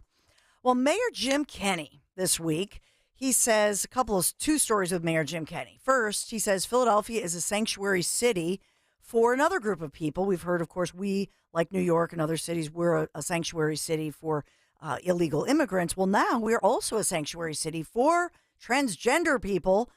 Kenney signing this executive order that provides protection for gender-affirming care for trans people, and it prohibits the city, so it's against the law, from using any resources to help any states that are investigating somebody for providing or receiving gender-affirming care in Philadelphia. So many celebrations. I saw this went viral. Oh, Philadelphia, a trans sank city. Yeah, I'm trying to figure out what exactly does the sanctuary, the alleged sanctuary, provide. I know you just kind of laid it out there, but is this again under the guise of a community under attack? Is that what he's saying? That's what he's saying. That this is a place where you can. We are a hospital town, and so the question is, he's saying. What he's saying here is that if you come here to Philadelphia and you get the any kind of transgender care, that the city is not allowed. The city bans anybody from, I guess, if you're subpoenaed, let's say in a lawsuit or any measure, you're not allowed to help somebody else get any information about the trans care that happens here. So much like So we're like a HIPAA city, basically. You have That's no what I you don't have no right to understand. my health information, is what he's saying. I think it's more like with ICE. Think of how we're a sanctuary city for illegals. Right. So we don't cooperate with ICE. If somebody comes here and they're an illegal immigrant, then there's no cooperation with ICE. So in this case, if someone were investigating, let's say, and somebody came, I don't. To me, it doesn't make sense because to your point, it's you already have HIPAA laws, right? But I'm believing here that this would be involving some kind of a lawsuit as well. Okay. Seems like more of just a political messaging campaign of like a PR. We're a sanctuary for trans. Correct. And their statements do say many were pointing out that this trans care, the so-called bottom surgery, is for 18 and up. So it's not for kids. So that I was trying to find that if this involves minors, but not for bottom surgery. Okay. Number 2 with Jim Kenney that I want to point out here, and that is that there was a big celebration and news conference here about the Bellwether District, and it's really going to transform the old Philadelphia Energy Solutions refinery, which nobody knows it really is the Philadelphia Energy. It's the old Sunoco refinery. That's what we all knew it. There were constantly fires, and then there was that huge fire that was in an explosion in 2019, and we could smell it forever and see the smoke and so on. Then they shut it down, right? I know I can smell it. Exactly. But the CEO of Hillco Redevelopment Partners, it's going to be beautiful. And I know for years, a lot of us, if you picked somebody up at the airport, you just avoided the old refinery there because it was stinky and ugly and an eyesore. It's going to be beautiful. So they're having this wonderful news conference. Governor Shapiro's there. Everybody's there. They're speaking out. It's going to provide thousands of jobs, more than 20,000 jobs. So at this one point, Mayor Jim Kenney, I'll just point this out to you, that he said this. It's a lot of young men and women in our city who may be wandering without any direction into a job that makes up to $80,000 a year, but nobody has to think about picking up a gun or settling an old score. And he says this amidst this, as if now this will be it'll be a crime-saving, getting rid of guns situation. It was sort of a bizarre, out of left field type of comment that he made. Mm-hmm. And then I noticed that all the pictures were without him. Oh. It was almost like everybody else was like, just zip it. Yep. It was kind of, I don't know, it was bizarre. I thought it would just... I know it's a nuanced thing, but every time he talks, it's Prosecco or it's this one. Yeah. It was just kind of bizarre and out there. Kind of sums up his whole tenure. Well, before I get to, speaking of out in left field in a good way, I'll get to our fills, but Consumer Cellular, thank you for sponsoring us this morning, offering unlimited talk and text on every plan, starting at $20 a month. Stay connected in rain, sleet, snow with their premium nationwide 5G coverage. No contract, free activation. Visit consumercellular.com and switch today. Well, our Phillies are doing us right. Red October. Phillies beat the Diamondbacks again. Blew them out, really. 10-0 at Citizens Bank Park. So 10-0. Now we head out to Arizona to get her done. Maybe in 4, but so tomorrow they will be playing in Arizona against the D-backs for 3 games if they have to go 3, and then they would presumably, if they didn't win it, come back and get her done next Monday, Tuesday. There's no question they're winning the World Series. Let's just say it. Let's just say it. I mean, they only have to take 2 more against Arizona. They're going to have home field against the Texas Rangers. Now, if they play Houston, different ball game. I mean, I don't want to play Houston. They're a dynasty. They're tough. But I think the Phillies will beat the Texas Rangers. So we're 6 wins away from being a world champion. Let's just call it what it is. Thank you. Yeah. I love. Or as Joe Biden says, beating the other team. Which I'm going to comment on what he had to say about that when you're done, by the way. Yeah, I knew you were going to, so I just wanted to tee that up. Let's get to the... Wait, yes? before we do that, Yes? Anthony did some research. Anthony, what did you find for Diamondback tickets? Are you there? Tickets in Arizona are starting at $11 for the 400 level, compared to here you could get, I think it was starting at like $240 last night for standing room. $11. I told you, I have family members going out there, but the one, so it's I don't know if I can say it. It's Justin. It's Stacia's, my stepdaughter's husband, Justin. He's taking their oldest daughter, Okay. Emmy, who's your daughter's ages. Okay. Because she's a huge athlete. And so Daddy and Emmy, it's a Oh, daddy-daughter. nice. And so because they said, hey, this is they actually got great seats. Think about that. It's cheaper to go see the Phillies in the NLCS than it is to see Taylor Swift at the movie theater. It's true. So maybe instead, they didn't. So maybe they avoided the Swiftie Eras tour. Yeah. But he said, honey, I'll take you. How about you see the Phillies? Hey, Kayal and Company road trip. We take the show on the road. Can we just stop with all these fraud fan bases and them getting into these these playoff games? Yeah. I mean, they don't deserve it. No, you're right. You're right. They really don't. No. I mean, I'll tell you, the West Coast, I know Arizona not technically the West Coast, but that whole section of the country, pro sports, when it comes to certain sports, terrible. You can sit behind the Phillies dugout for $259. In Arizona? In Arizona, yep. Listen to Anthony. He was there. Like he's been at every game. He's like, Yeah. you could listen. He says, you have no voice, hand. And by the way, he's going to Florida now for 5 days. Woo! What? Guy lives a better life than any I know, host on right? the station. Did I approve that? Yeah. Did I? Frank did. He goes to Eagles games. He goes to Philly games. He's taking a trip to Fort Lauderdale. I was like, I was considering, should I change my flight to Arizona now and do this? I would. I'm seriously waiting for some Eagles game where we see Anthony Dorenzo up there in the suite with Mama Kelsey and Taylor Swift. It's going to happen. It is. And he'll be like waving, and Taylor will be like Yes. cheering with Ant. We'll Taylor be like, Swift dumps Chiefs tight end for local radio producer. No, he'll be there with Mary. Stop. Let's go to the NBC 10 First Alert forecast this morning. Enjoy the beautiful sunshine. Bask in it today and tomorrow. Stunning fall weather because there's a big change in store. 53 degrees and mostly cloudy right now. The sun comes out today for your Wednesday, tomorrow for your Thursday. And then the change up happens as we think about Friday. That's when the change, we go to rain showers. Only a high, it's 67, but that's when the rain moves in Friday later, and that tees us up for a nor'easter, a gusty, raw, rainy Saturday, 62 degrees.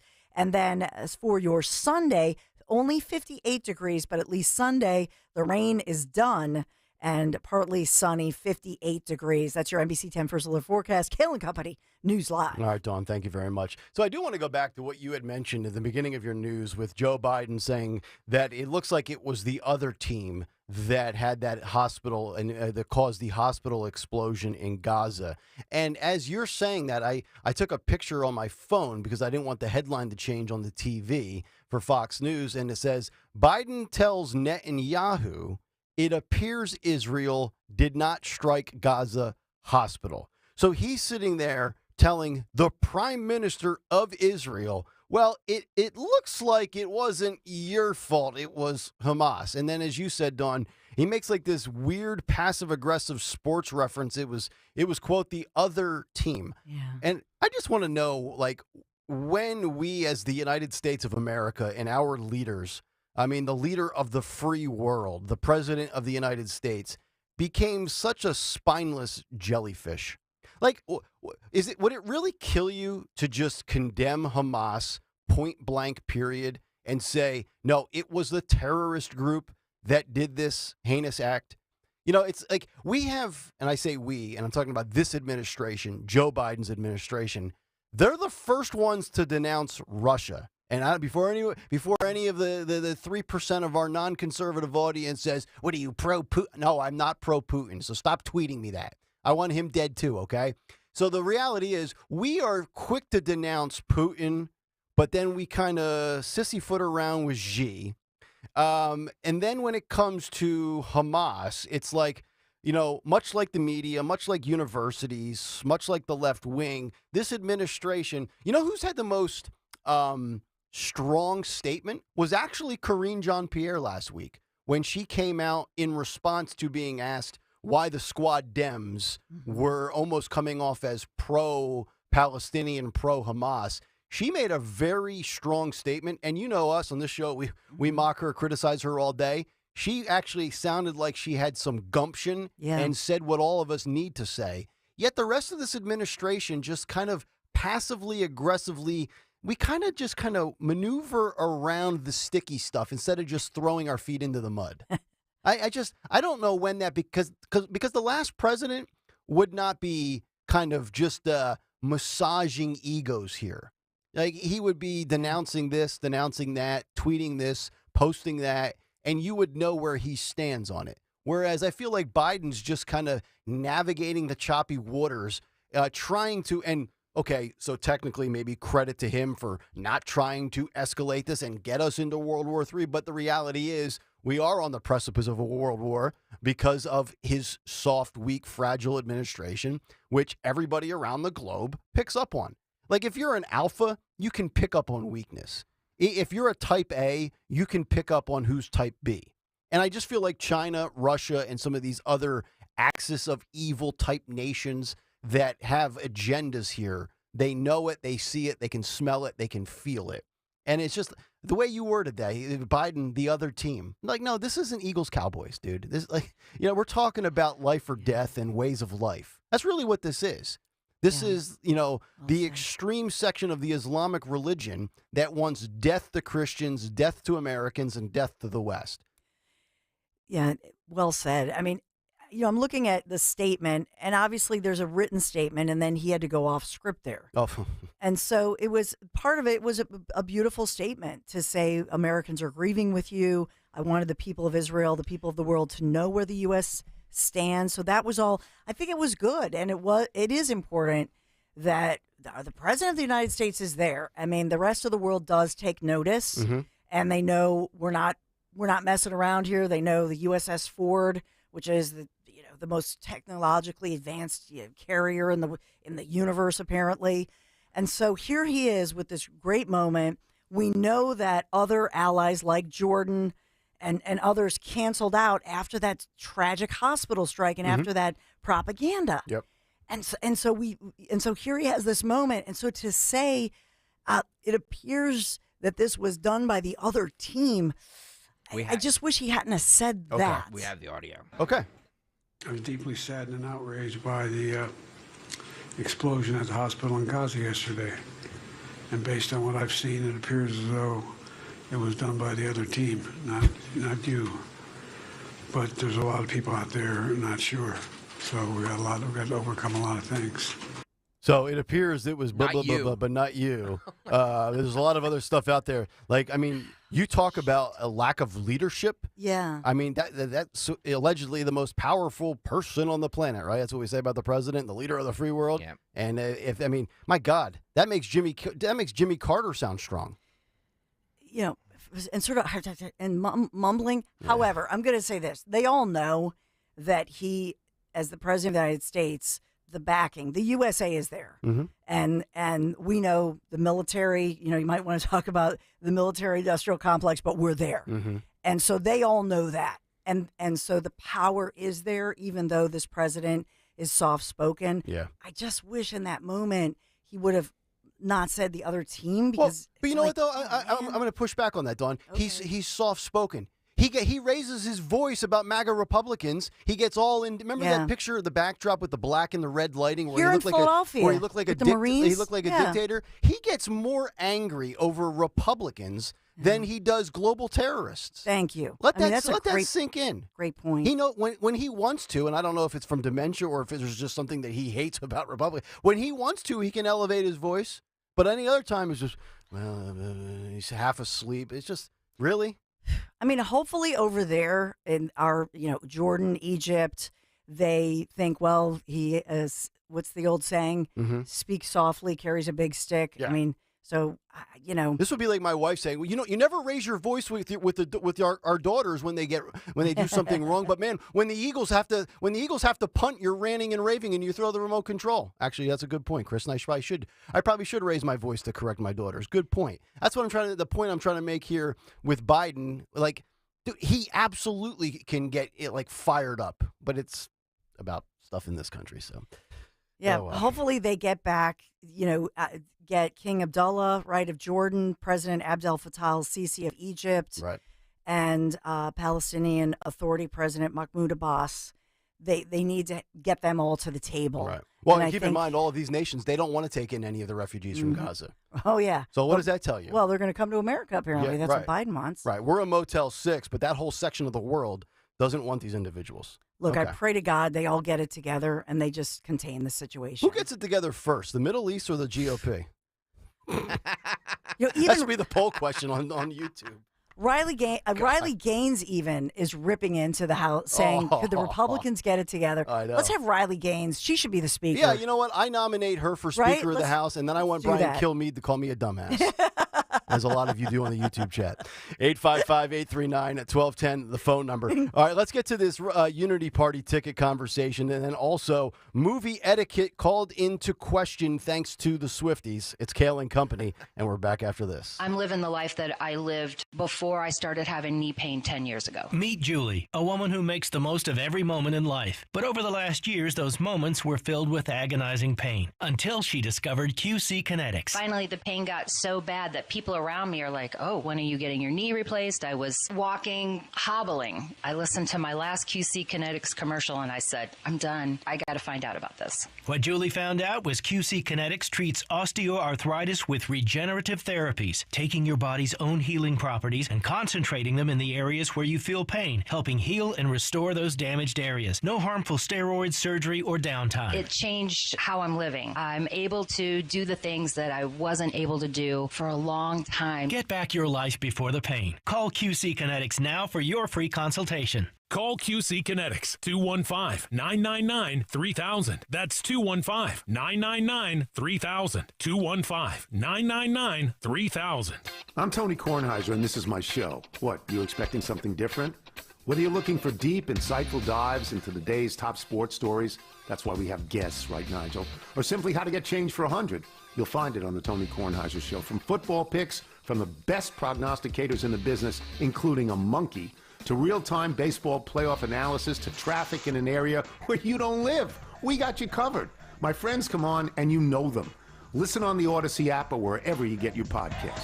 So many listeners are enjoying beautiful, easy-to-maintain homes thanks to Rhino Shield, and you can too. Dom Giordano here with my good friend, the local owner of Rhino Shield. John, take it away. It's John from Rhino Shield.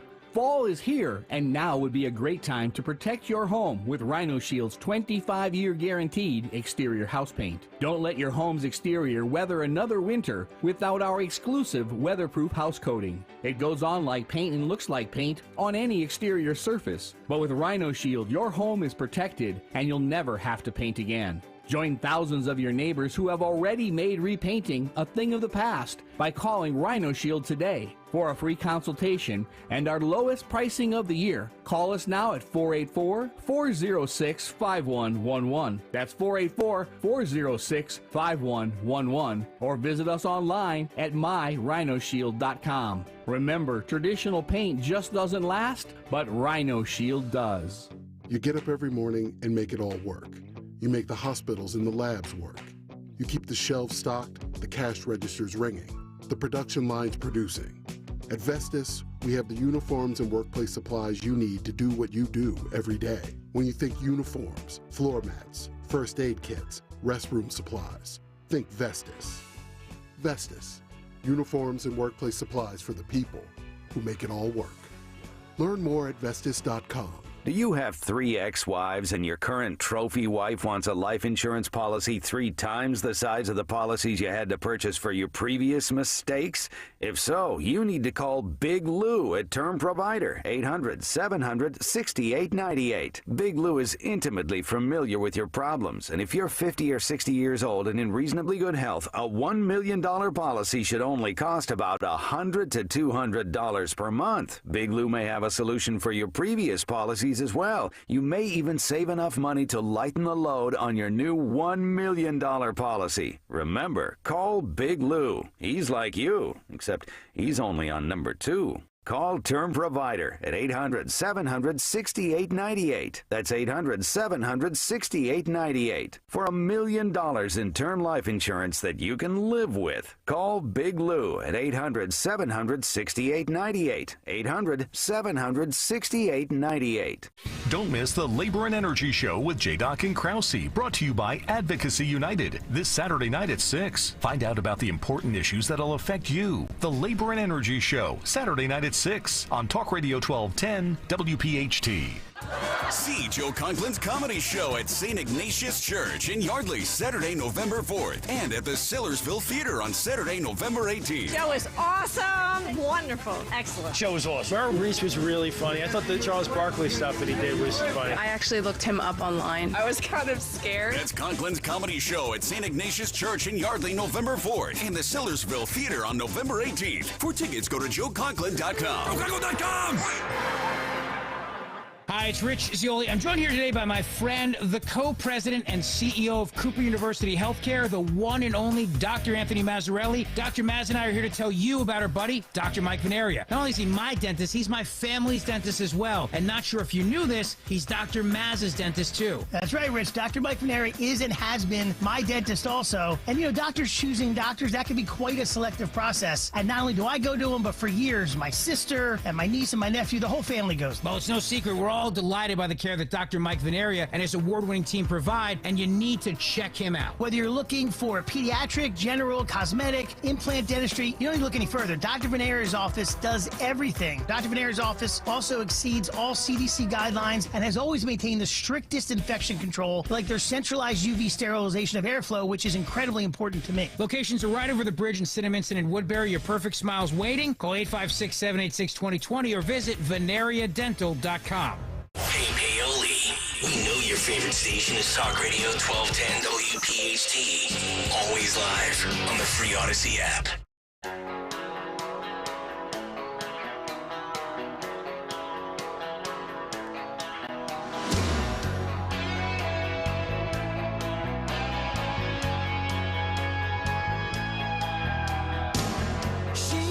Kayal Company, 7:33 as we roll on Wednesday morning. What's on the cut sheet? Well, you're going to find out coming up in just about 12 minutes. That's at 7:45. Tony Bruno standing by. He'll join us at 8:25. Would not be surprised if Bruno pops up in the YouTube chat before we get going in about 45 minutes with him. But we'll take your calls as well, 855-839-1210. Let me grab Ed in Delran here. He's got some thoughts on the Biden, quote, leadership. Ed, you're on Talk Radio 1210. Go ahead, buddy. Good morning, Nick. Always a pleasure to talk to you and your company there. Yes. All I can say is this guy is the biggest freaking joke I've ever seen in my life. He's got no leadership qualities whatsoever. Boy, do I miss Trump. Because I'll tell you what, this is my belief. I believe that if Trump was in the White House, we'd have none of this stuff going on right now because the guy was like Reagan. He carried a big stick and walked softly. Ed, I think when it comes to especially this latest debacle with Biden, with what's going on in the Middle East, he actually takes more anger and more rage out on Americans who drive a gas-powered car or have a dishwasher or have an electric ceiling fan than he does denouncing Hamas. Like, well, sure, and not to mention his absolute war on energy that screwed everything up in this country. Right. I mean, he is totally. It emboldened our enemies like Iran, big time. Mm-hmm. And also now you have China stockpiling fuel right now and energy and oil because of what's going on with all these tensions in the Middle East, and yet here we are as a country that we have far more access to, energy in this country than China does, and yet China seems to be light years ahead of us on that potential fallout. So, Ed, always appreciate the call. It's just amazing what gets Joe Biden riled up, right? MAGA Republicans, gas-powered cars, junk fees, and then when the stuff that you expect him to take a strong stance on, he just kind of, just says things like, well, it was looks like it was the other team, although we can't really confirm that yet, Mr. Netanyahu. Anyway, 855-839-1210. So let me get to this unity party idea that was floated out apparently in a book. And I don't believe this because I do believe there's another lady that's out there lingering, and I will stand by this, that I do think one day she will run for president. But the Hollywood Reporter has this story that Oprah Winfrey is now pushing back on a claim that was made by Mitt Romney in a new biography. A spokesperson for Winfrey tells The Hollywood Reporter that despite a claim in a new book, Oprah was never considering a run for president in 2020, and she did not ask Mitt Romney to join her on a ticket. Here is a quote and an excerpt. In November of 2019, Ms. Winfrey called Senator Romney to encourage him to run on an independent ticket, the spokesperson says. Quote, she was not calling to be part of the ticket and was never considering running herself. But in the upcoming book, Romney, A Reckoning, by veteran political journalist McKay Coppins, Utah Republican Romney recalls. Let me say this one more time. I'm like Joe Biden here. Can't read the teleprompter.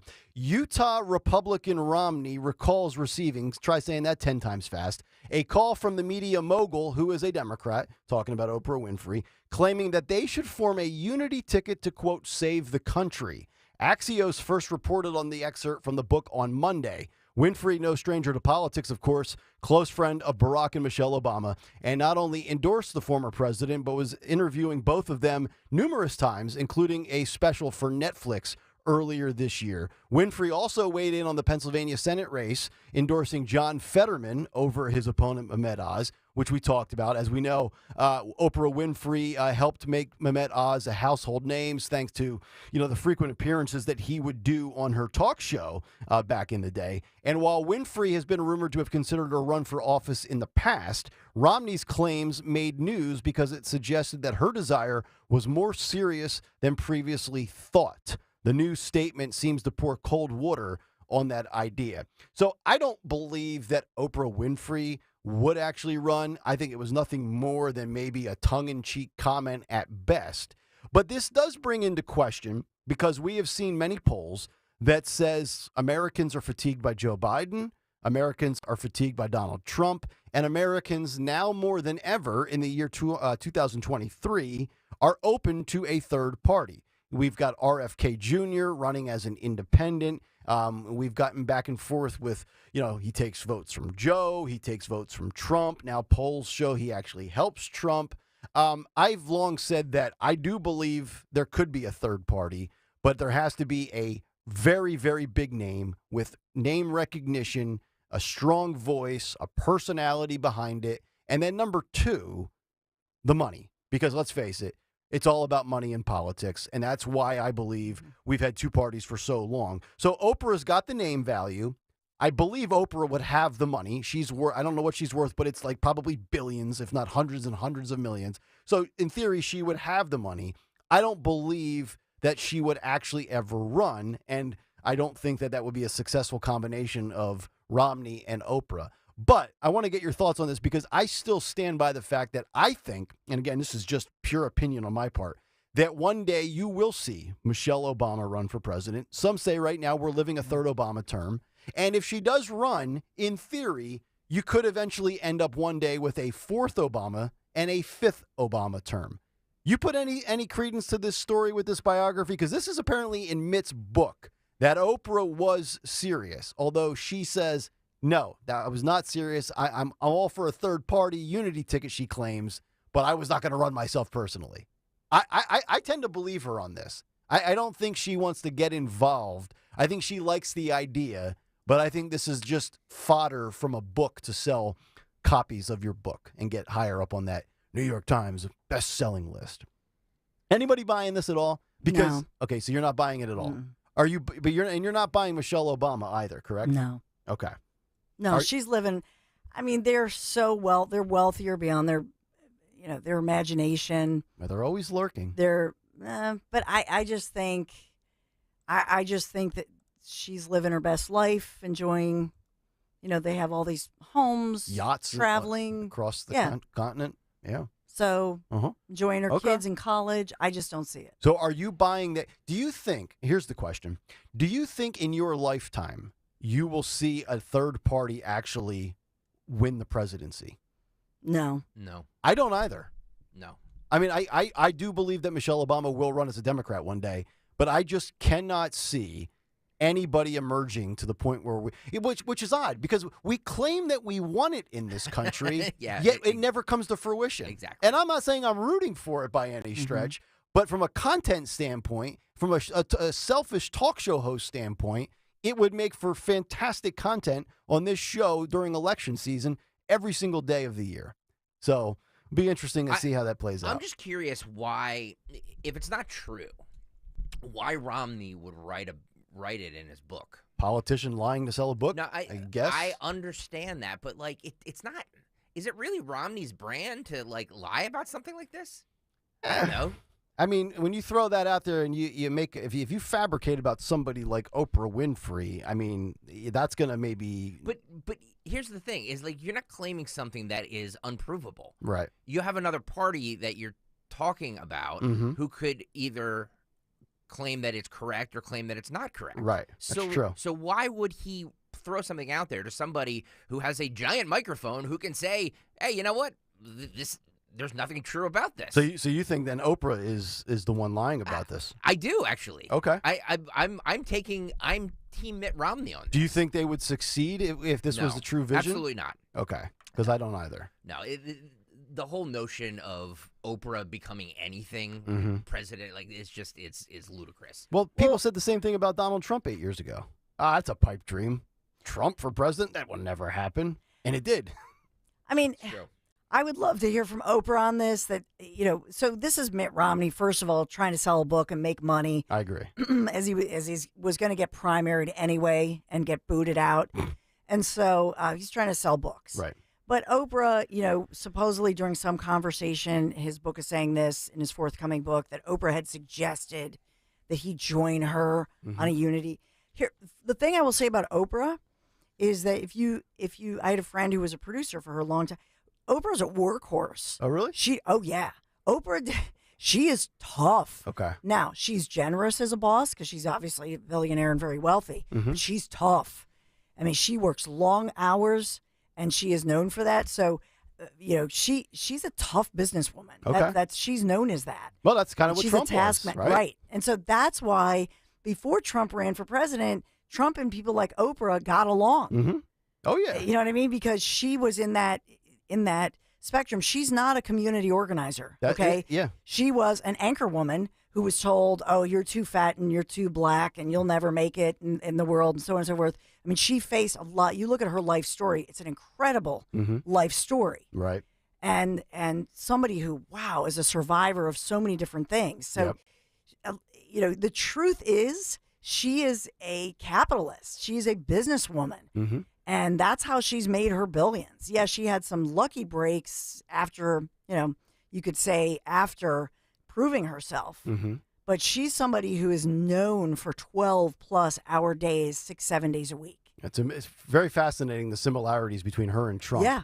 From the work ethic to, the financial rise to fame. And that's the other thing, too, about Trump that's so infuriating when you just look at it. Like, Trump used to be a mainstream media darling, right? Like, he was loved by Oprah and Howard Stern and this and that. And then it's like, oh, he's running as a Republican. Oh, these are his policies. Oh, let's cut that off here. Let's end that relationship right now. 855-839-1210, the number. We'll save this movie theater etiquette story with Taylor Swift for after the cut sheet and after Tony Bruno. So we'll get to that about an hour from now. Bruno's at 8:25, but right now it's 7:45, right on the dot. I'm telling you what, all week, Stalker. I know. Look at the clock. Very good. 7:45 in 2 seconds. Congratulations, you've done your job. Took me 13 months to hit a thing on time, baby. Yeah. Yes. And let's get right to it. What's on the cut sheet? What's on the cut sheet? What's on the cut sheet on this Wednesday is brought to you by our good friends at Cherry Hill Volvo, where they have ample inventory of brand new and beautiful pre-owned Volvos. Enjoy the luxury experience you deserve. They always go the extra mile for their customers because relationships matter at Cherry Hill Volvo. Check them out over at 70 in Cherry Hill Volvo, where relationships matter. I want to start with the Joe Biden Prime Minister Netanyahu press conference that happened just a little while ago here. Because of the time difference there. They're in Tel Aviv. This is what Joe Biden said to Benjamin Netanyahu. You are not alone. Joe Biden in Tel Aviv from today. Mr. President. Well, thank you, Mr. Prime Minister. In the wake of Hamas's appalling terrorist assault. It was brutal, inhumane, almost beyond belief what they did. This cabinet came together and standing strong, standing united, and I want you to know you're not alone. You are not alone. As I emphasized earlier, we will continue to have Israel's back as you work to defend your people. We'll continue to work with you and partners across the region to prevent more tragedy to innocent civilians. 75 years ago, your founders declared that this nation would be one based, quote, based on freedom, justice, and peace. Based on freedom, justice, and peace. The United States stands with you in defense of that freedom, in pursuit of that justice, and in support of that peace. Today, tomorrow, and always, we promise you.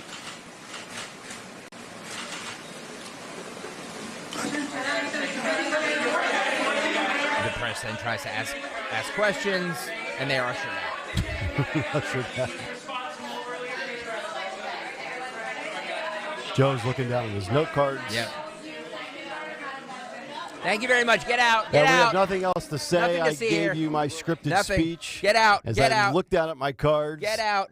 We've got 2,000 troops ready to deploy. Another 2,000 troops that'll come via ship at the Red Sea. And we stand with Israel. We played this earlier. We're going to play it again. He also said that the bombing of the hospital that happened in Gaza appears to be the other team and not you's people. Not you's. Joe Biden. Let me put this up here. I was deeply saddened and outraged by the explosion at the hospital in Gaza yesterday. And based on what I've seen, it appears as though it was done by the other team, not you. Not you. But there's a lot of people out there not sure. So we've got to overcome a lot of things. There's a lot of people out there not sure. Yeah, so. this administration has kind of made it very clear that words and feelings are more important than facts and actions. And it's amazing, at the southern border, Mayorkas won't say the word crisis. Yep. But apparently Joe can't say the word Hamas. He has to soften it by saying it was the other team. Well, he does say the word Hamas here, but he would like everybody to know that the Palestinian people are not Hamas. He says that in, let me just look at my notes here, Tel Aviv. There we go. And we have to also bear in mind that Hamas does not represent all the Palestinian people. There we go. And it has brought them only suffering. Years ago, I asked the Secretary of State when he and I were working in the Senate to write something for me, and he said, he wrote a line that I think is appropriate. He said, it's not, we lead, not just, well, I won't go into it. I'll wait later. What? Well, anyway. Taking too much time, but Yeah. the point What? is this, that 39 seconds. I was deeply saddened and outraged by the explosion at the hospital in Gaza yesterday. I can't. Here's the thing. I've now figured out if we have up, if you have my hotkeys up, let me just play you this Joe Biden drop because I now know what this stands for. Anyway. I'm not going to get into it. The anyway is him losing his train of thought. Yep. And when he's not legitimately reading verbatim from a prompter or a note card, it's his brain basically going blank and he just forgets what he was planning on saying and just pivots back out of it. Well, that's what that is. Follow his train of thought here. My Secretary of State and I, when we were in Congress, I'm trying to. He's talking about Blinken? I don't know. He said, he wrote a line that. Wait, hang on. Let me go back a little bit. Years ago, I asked the Secretary of State when he and I were working in the Senate to write something for me. And when he and I were working in the said, Senate? He wrote a line that I think is appropriate. He said, it's not, we lead, not just, well, I won't go into it. I'll wait later. Yeah. Taking too much time. But I'll get to it the on point Friday. is this, that I was deeply saddened and outraged by the explosion at the hospital in Gaza yesterday. Yeah, it's like me doing the big take, and midway through I say, well, I'm not really going to get into this. We'll get to this later anyway. And I just pivot out the back door. I don't know what he was trying. I don't know where he was trying to go there. You know, the sad part is, and I know this is his job, this is his responsibility, this is not one of the duties of the vice president, but you would think maybe in moments like this, you'd have the vice president with him, and maybe both of them kind of have a back and forth to make it easier, perhaps, on the 81-year-old to be that just can't do these types of endeavors. But then again, that's what they think of her, that they don't even let her out for moments like this. So, once again, this is what weak, incompetent, ridiculous leadership looks like. And, Trump says it and frames it a certain way, and people get offended by it. But it's true. Was he talking about Anthony? I think it's Blinken, but I don't know. Again, it's Joe. So who? Dawn, can you help me decipher? He wasn't. I think he's talking about Blinken. But he wasn't. Blinken wasn't a senator. No, but Blinken was it 7 hours? He had a meeting with Dawn had it in her news on Monday that Blinken was over there for I think it was 7 hours with some. It might have been Netanyahu or other officials. But I don't think that's what he was talking about. I don't know. I mean, we're sitting here. He doesn't. We're trying to Biden-splain. He doesn't know what he's talking about. This is the Secretary of State. Ain't seen nothing yet. It's a thing. We did this thing. He said this amazing thing that I'll never forget. He said, He's probably talking about. Remember, he always, for some weird reason, he forgets Lloyd Austin. Remember that when he even was announcing and naming him, and he was like, the guy over there. So maybe it's Lloyd Austin, Secretary of Defense, who was also over there. Okay. I think he gets them all confused. Michael Pelka would like to clarify this. Thank you, Michael. He says Blinken assisted then Senator Joe Biden, chair of the Senate Foreign Relations Committee, in formulating Biden's support for the U.S. invasion of Iraq, with Blinken's characterizing the vote to invade Iraq as a vote for tough diplomacy. Okay. So this was 2003 then. This was prior to Joe even being the vice president. Yes. So this is 20 years ago he's bringing up. Well, so he's... Is he confusing? Wait a minute. Does he think does he know... Mr. President, where are you right now? Does he think he's in Iraq? He thinks this is Iraq WMD. Jeez almighty. I'm telling you, man, you people roll their eyes or I'm not kidding. It's like, no, and trust me, when I say these other global leaders see this, they see it. Yep. If you're a nation with any aspirations of challenging the West, now's the time to do it. Because our commander-in-chief is TKO'd on his feet right now. Except the only saving grace here, to your point, Nick, is that they know that the war hawks who really run things behind the shadows, right, and behind the scenes, would love to show off all their new toys, bells and whistles that we have here in the USA. Yeah. And so maybe they're like, oh, geez, who's really running the show? Wendy writes, he was probably talking about Hillary because Obama's running this crap show. Good Lord. Meanwhile, our vice president's out giggling on a college tour. Oh, let's get to that, shall we? Oh, that's right. She is on the cut sheet today, isn't she? She is. She was the A-lister I referred to. I want what she's smoking. So do I. I'll take it in gummy form. I have two cuts from her that are just mine. One is just absurd because she's like the Rolling Stones going around to each town and playing the exact same set list because she's on this college tour. Yep. And she's doing the same bits about DEI, about Venn diagrams. It's like the Stones opening up with "Start Me Up" in every city. Thank you. Except Kamala never really gets started up. So we played the clip the other day of her discussing DEI, and she says this is. So she's talking about equal footing here. It's that DEI is important, equity is important because of people need to start off on the same base, basically. No. Is what well, that's saying. not reality, Kamala. This is what she said. This is cut 3, Daniel. They've got insurance. They can pick things back up for the communities that don't have insurance, that are renters, that are living in low-income communities. The ability to bounce back is so much slower. And what that means in terms of their lives and livelihoods is profound. So all of these are part of what we are doing, including investing in a clean energy economy. And that means the creation of jobs, good paying jobs, jobs where we incorporate IBW and the trades unions to help with the training for the folks who are going to do the work of building back up our resilience and our economy in that way. I would also say, again, on the issue of environmental justice, that it is important to see what is happening in our country right now with some extremist leaders who are attacking DEI, diversity, equity, and inclusion.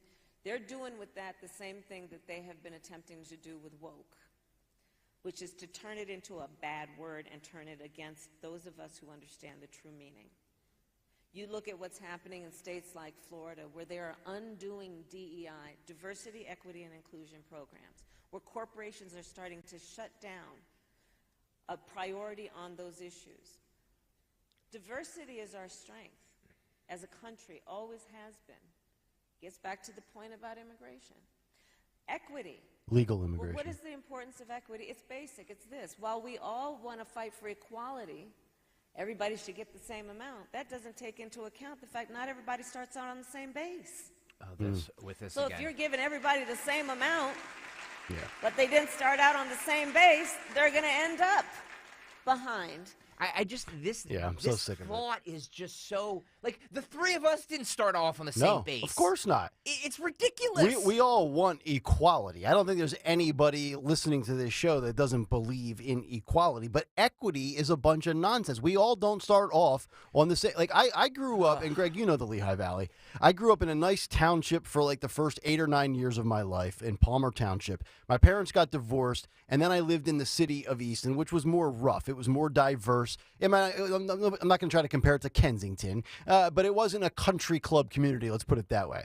And like both of my parents made like $40,000 a year. So I went to school and played sports with kids that lived in the townships that had parents that made 6 figures. Not everybody starts out with a silver spoon, or not everybody's going to start off. But the reality is, if you have talent, if you have ability, if you have the work ethic and drive, you can get there. And for some of us, it takes more work. Some of us don't get there till we're 45 or 50. Well, let me. This is delusional. Let me just say this: when Kamala Harris was in Oakland and she was prosecuting drug dealers, you know, she was very hard on drug dealers. You could probably make the argument that a lot of those drug dealers were selling drugs because it was a way to make really fast money, because they didn't start off on the same base that Kamala Harris did. Right. And by the way, and she's locking them up. I know. And by the way, Kamala as an ADA was probably making $65,000, $70,000 a year and not living like a king. So she should know as well as anybody about, you know, starting on different bases and things like that. And yes, she locked up more people than Jack McCoy in Law and Order. And now these people vote for her. She's not a friend of the African American community. Give me a break. I can't deal with this. Well, we need some sort of equal footing. Right. Like, we all need to start off at the same place. It's not how life works. Life will never work like that. Other than sports, where we both start off with 0 points, I don't know where anybody else starts off on the same base in any aspect of life. Right? No. I mean, some of us are born heavier than others. Well, some of us are born with parents with money. Let me ask you a question. You know, you follow Jalen Hurts' career far more than I did. Do you think him and I, or him and you, started off... He and I and you? Yeah, exactly. I'm glad you got it right. Started off on the same base, Nick? No. Like, that's what I'm talking about. And he's making, last time I checked, a few more dollars than you are. He's making hundreds of millions of dollars because meritocracy rewarded him in a capitalistic society. We're not going to this nonsense of we all should start at the same place, and I actually think they want us all to make the same amount of money too. Well, yeah. Yeah. It's insane. Like, it's so weird that we're having this the paper that I was helping write, my son write, was based on, if you know the author, one of my favorite, Kurt Vonnegut Jr. Sure. Harrison Bergeron. It's a satirical science fiction short story that Vonnegut wrote back in 1961. Slaughterhouse-Five is one of my favorite books. Yeah. And I had never read this short story. We have all of his books, right? So, but Harrison Bergeron, the whole premise of it is a society that there's equality. So an overzealous country says if you're born beautiful, you have to wear a mask. If you're born athletic and strong, you have to actually wear these weights around your neck because they have to have equality. So So they have to dumb down people. If Mhm. you're really smart, they have to put earbuds on you Yeah. that signals go to your brain every 20 seconds. Mhm. And you read it and you go, oh, this is crazy. But basically, I just was thinking about it. Oh my gosh. Mhm. You know, Kurt Vonnegut was a genius. He wrote about this in 1961. We now talk about equity, equality, inclusion, microaggressions. That's essentially what Yes. so many people want to do. 42 years later. Wow. And, to this point of dumbing things down so everybody's kind of in the same group, so to speak, there's a story out. I have it printed out. We didn't get to it yet this week, and we can. How they're eliminating honors classes in schools in the name of racial equity.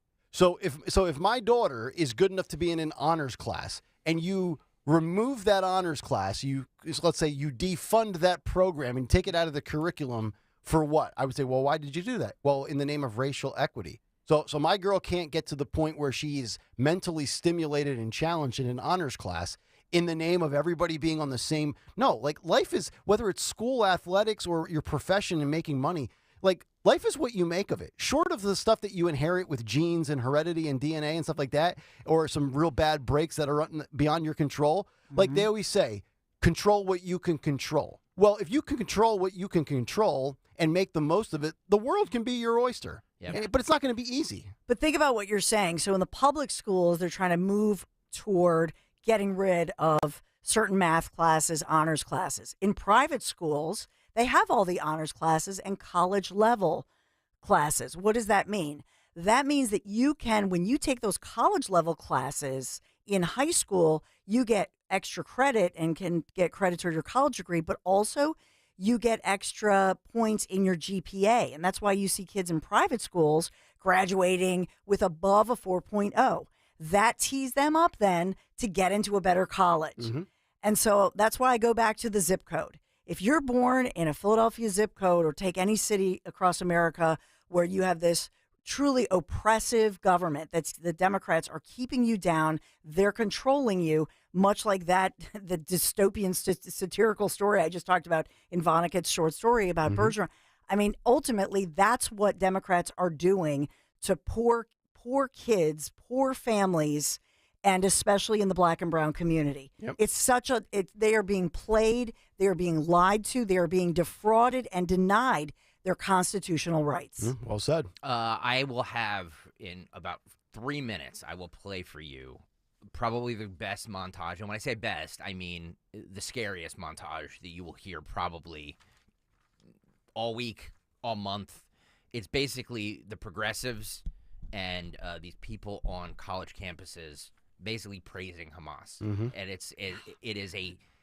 you have to get over to YouTube, youtube.com/@1210WPHT. If you want to see the video, you can obviously hear it too over the radio. Wait, and Greg, they're praising, you're saying Hamas, not trying to help Palestinians, but the actual terrorists who went door to door slaughtering families and children. Oh, yes, they make excuses for that. Oh, my God. This is, so speaking of all of that, so Kamala Harris doing her college tour, she was in, where is she here? I think this is the Northern Arizona University. This was yesterday. She took audience questions, and you hear this question from this college student, and it's Hamas propaganda that this person is spewing, and she just sits there and lets him speak. She tries to push back a little bit, but listen to this question to the vice president yesterday.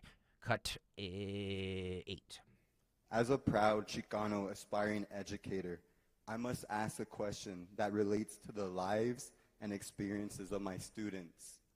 Oh, he's a This administration has continued to deport children and their families while simultaneously building the wall. Children continue to die at the wall because of this country's inhumane policies, much like the policies, crimes and funded against those in Palestine. Wow.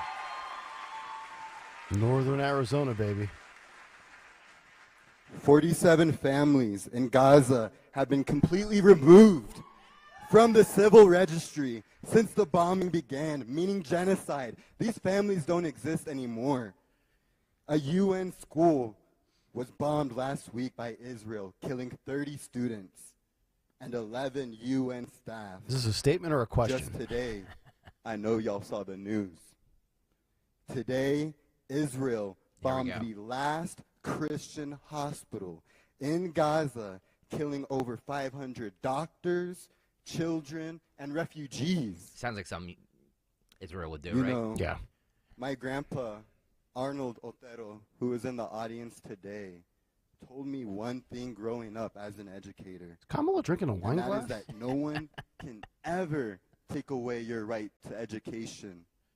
And so I ask you today, Madam Vice President Harris, as an educator, why take away the life of the children in Gaza and at the border, which ultimately takes away the fundamental right of education?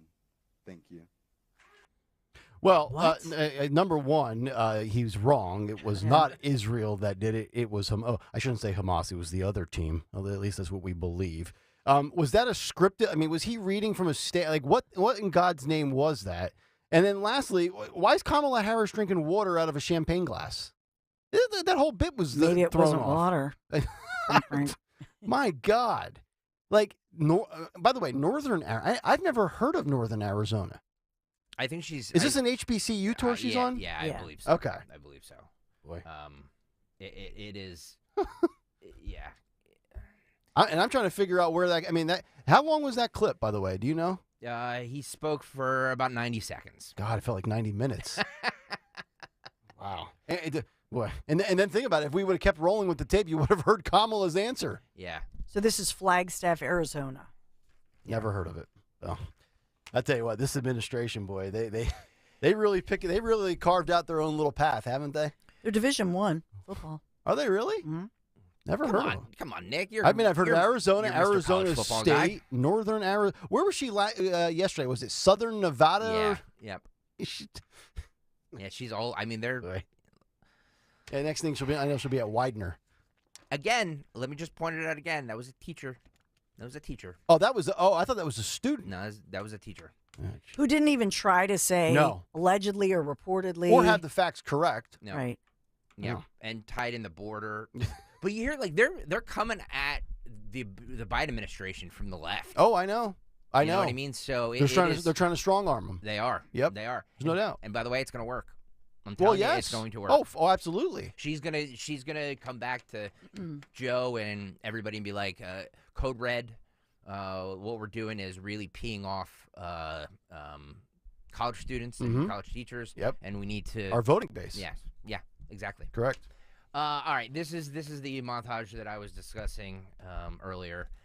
This is a montage put together by our friends at Gravy, and just it's a lot of the protesting and stuff like that. You've heard of different cuts that we've played, but this is a montage of just everything. You want to talk about scary? Like, there's a lot of scary stuff going on. It starts with the media kind of defending what Hamas is doing, and then it goes into all of the protests that we've played all this week. Okay.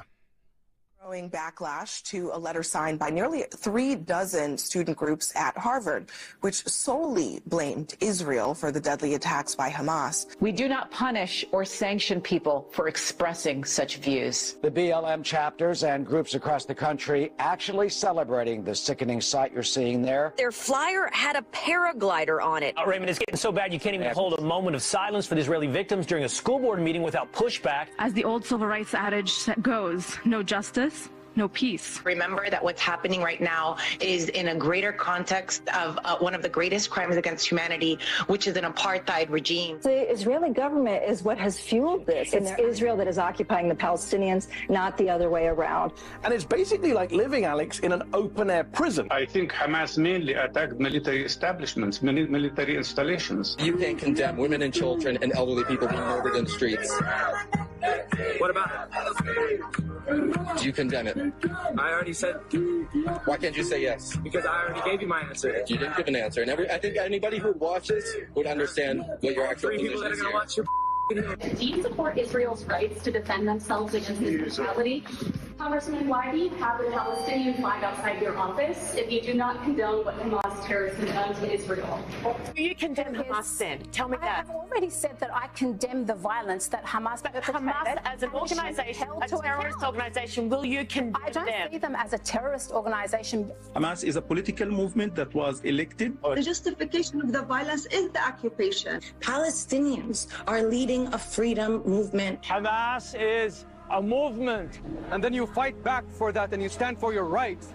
That does not make you a terrorist. That makes you a defender. And 31 student groups blaming Israel. And your answer to this is they are largely right? You cannot simply look at this particular moment without the larger backdrop of an ugly occupation. I think a lot of them were very disappointed when the United States moved its embassy from Tel Aviv to Jerusalem. Again, I think that Hamas decided that now to amass these capabilities and to carry out this attack, they need to bring more attention in the region and globally to what they consider to be their plight. Palestinians are the people who have been protesting non-violently to prevent the ethnic cleansing of Palestinians. This is the most extreme fundamentalist, right-wing, supremacist government in the history of the state of Israel. Israel is notorious for creating propaganda. And did not get raped. No. Netanyahu is basically running his own narrative of what he wants to excuse himself. How does this end? Killing and genociding and holocausting all the Palestinians. Of the apartheid state of Israel. I'm just going to stop here for a second. Yeah. Genociding and holocausting. I think we get the point. You know, as I've said for 10 days, I'm blown away that there's this much from the left of, you know, this anti-Semitic behavior and rhetoric. And think about the last 3.5 years with Black Lives Matter, with social justice messaging. Go on to into the world of athletics where you've seen end zones and baselines on basketball courts with different words, you know, from Black Lives Matter to spread love, spread peace, unity, togetherness, all of this like rallying around everybody being kumbaya and in harmony together. And then 10 days ago, all hell breaks loose on Saturday, October 7th. And the same faction, the same wing of a political party that tried to tell you conservatives were racist, homophobic, xenophobic, on down the list, transphobic, all they have done is spread anti-Semitic verbiage. So, you know, moving forward, if you had any goodwill with people on the right, you've lost that because no, you're anti-Semitic, and then the worst part is it's not just so much what comes out of your mouth. It's the attempted justification of what you're trying to claim and say. Like, I look at Hamas, I don't view Hamas as a government because I don't believe that governments go door to door and take babies and behead them. That's terroristic behavior. That's all done in shock and awe to create fear of if you don't give us what we want, this is what we are capable of doing. So, I mean, I can't believe we're at a point where we're playing that montage, and I'm not saying we shouldn't have played it, but that is right there. That in a nutshell, that 90 seconds or whatever it was, sums up pretty much the last 10 days. I think it's important to play a lot of this, so Yeah.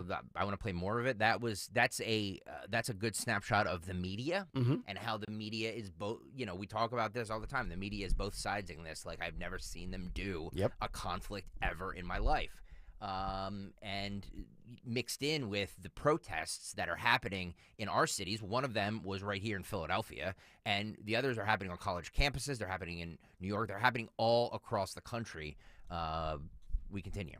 Which has no legitimate reason for existing. I mean, hear me out. We striked first because we wanted our land back. And that's what people do when they want the thing back. You guys are associating that Hamas is a terrorist organization. It's a resistance. And then you have the left cheering for the violence, cheering for the killing of civilians, calling for more, chanting in the streets, there's only one solution.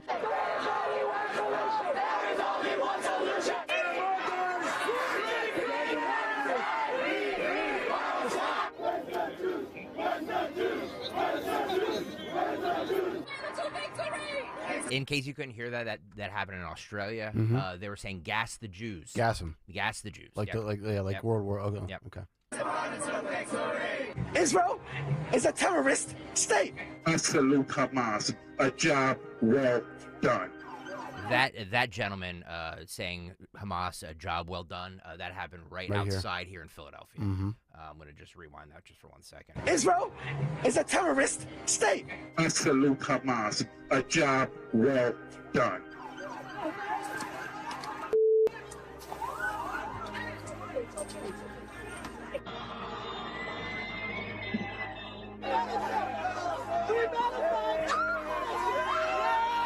Hamas is not a terrorist group. What is it, like a motorcycle club? Or every single thing they have done is justified. Resistance is a human right.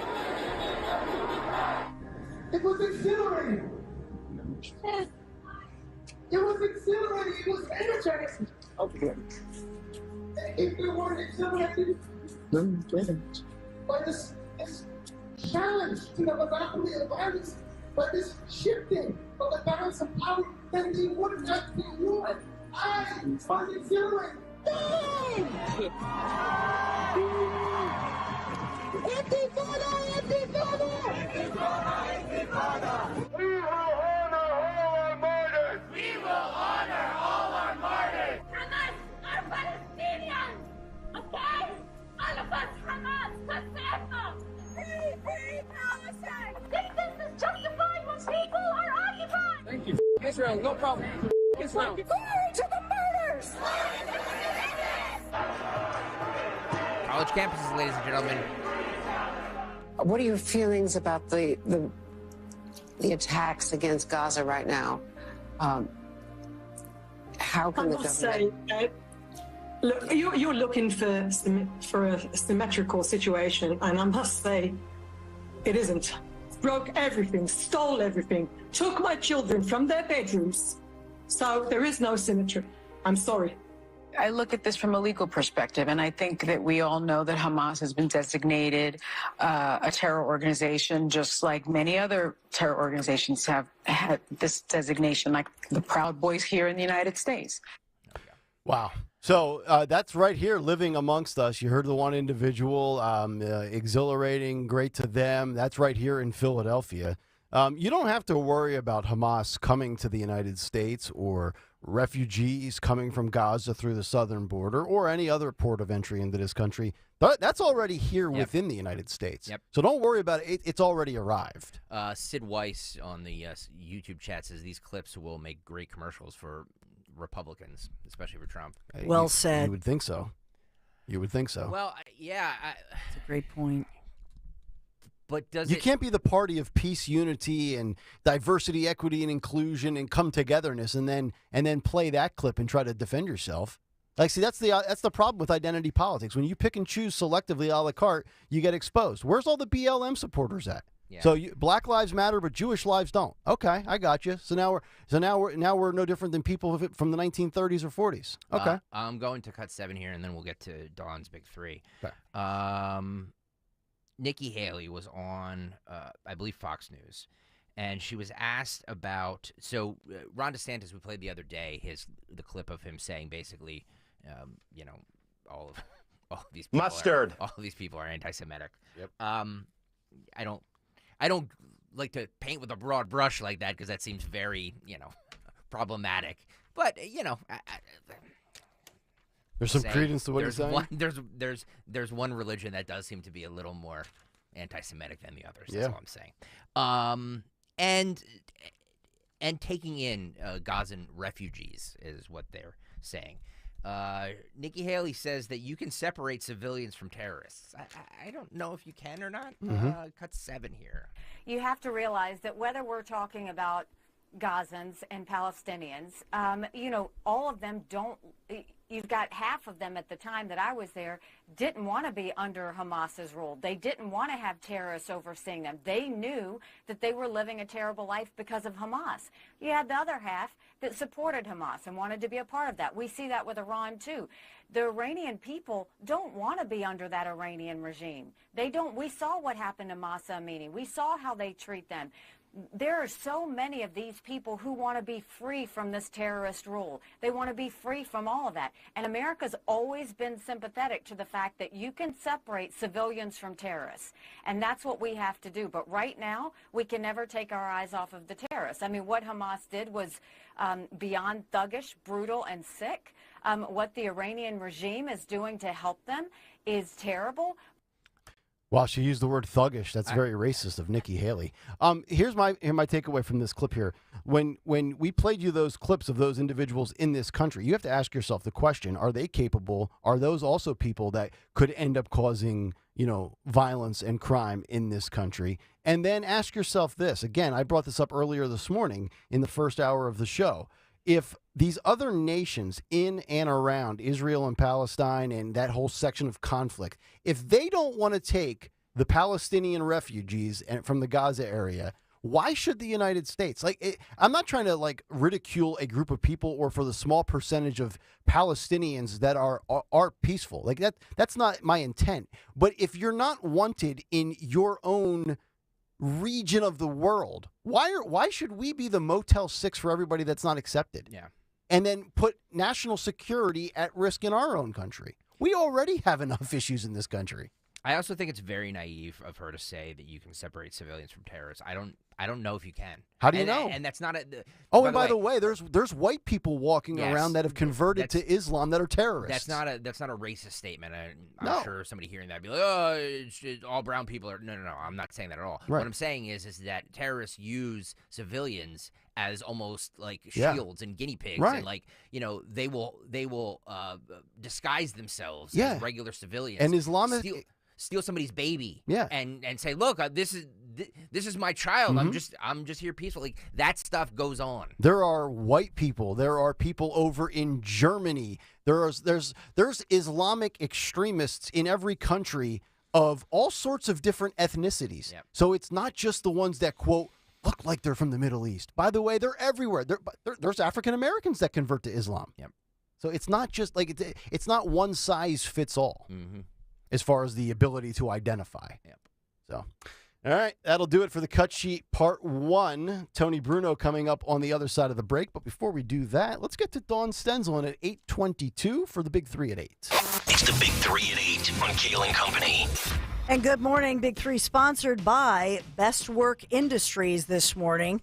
Number 1, President Joe Biden just arriving in Tel Aviv this morning in a show of staunch support for Israel, vowing to eliminate Hamas in the aftermath of the Islamic militant group's brutal attacks. Of course, arriving just hours after that deadly blast we've talked about at Al Ali Baptist Hospital Christian-run medical complex in central Gaza City, killing an estimated 200 to 300 people. So we have Israel's Defense Forces now releasing new video and audio they say is evidence that proves an explosion at the Gaza hospital that turned deadly obviously was actually caused by a misfiring rocket launched by not Hamas, but Palestinian Islamic Jihad, PIG. So they have released this audio, and it's now, as we speak, it's going viral. Okay. I actually sent it to you guys. Good to know. Yes. You hear them talking amongst themselves. So they're saying, we have the evidence, we have the video, we're going to continue to release this. There's a lot of other news of the day that we haven't talked about. And one of the pieces of news I want to bring to you is about weed, not weeds, in the Garden State. There's a new poll out, new research that says, yes, the majority of New Jersey residents have smelled weed in public since it was legalized. And the new poll says they're not bothered by it. Yeah. They smell it. There's that smell, but they're not bothered. So the New Jersey adults say, yes, they've smelled it in public often since legalization began. And they say that a majority says the scent can often be found permeating public spaces. This is a Stockton University poll, but they're not at all bothered by it. It's funny you bring that up. New up. Jersey. I've noticed I can sense it sometimes on the ride home in the morning when I'm on the Schuylkill and I have my windows down. I can smell weed from time to time. I bet you I've smelled it 4 or 5 times in the last month.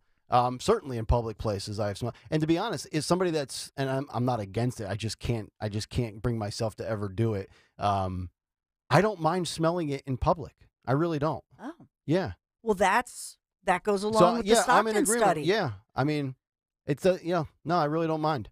In a closed setting, yes, I don't want to be around that. It's just like, remember back in the day, people used to be able to smoke cigarettes at restaurants? Yes. Like, and I used to just hate that. It was the smoking section and the non-smoking section. But out in public, nah, knock yourself out. Yeah, I thought it was an interesting public policy study by Stockton, to your point, because back in the day, I smell weed, I'm calling the cops. Mm-hmm. But 49% say they never catch a whiff from a neighbor, but at least a third say that they have smelled pot coming from a neighbor's home or apartment. Well, the 49% that have never caught a whiff of it are either still wearing a COVID mask or they haven't left their house in 3 years. Or you mentioned COVID, maybe they still have lost sense of smell. They have long COVID symptoms, yeah. I wanted to point out to you that the Eagles did file officially for a trademark on the phrase brotherly shove to be used on merchandise like shirts, shorts, jackets, and hats. So the official trademark. Yeah, it's probably better that they do that instead of tush push. I like brotherly shove much better than tush push. Because the tush push sounds yes, inappropriate.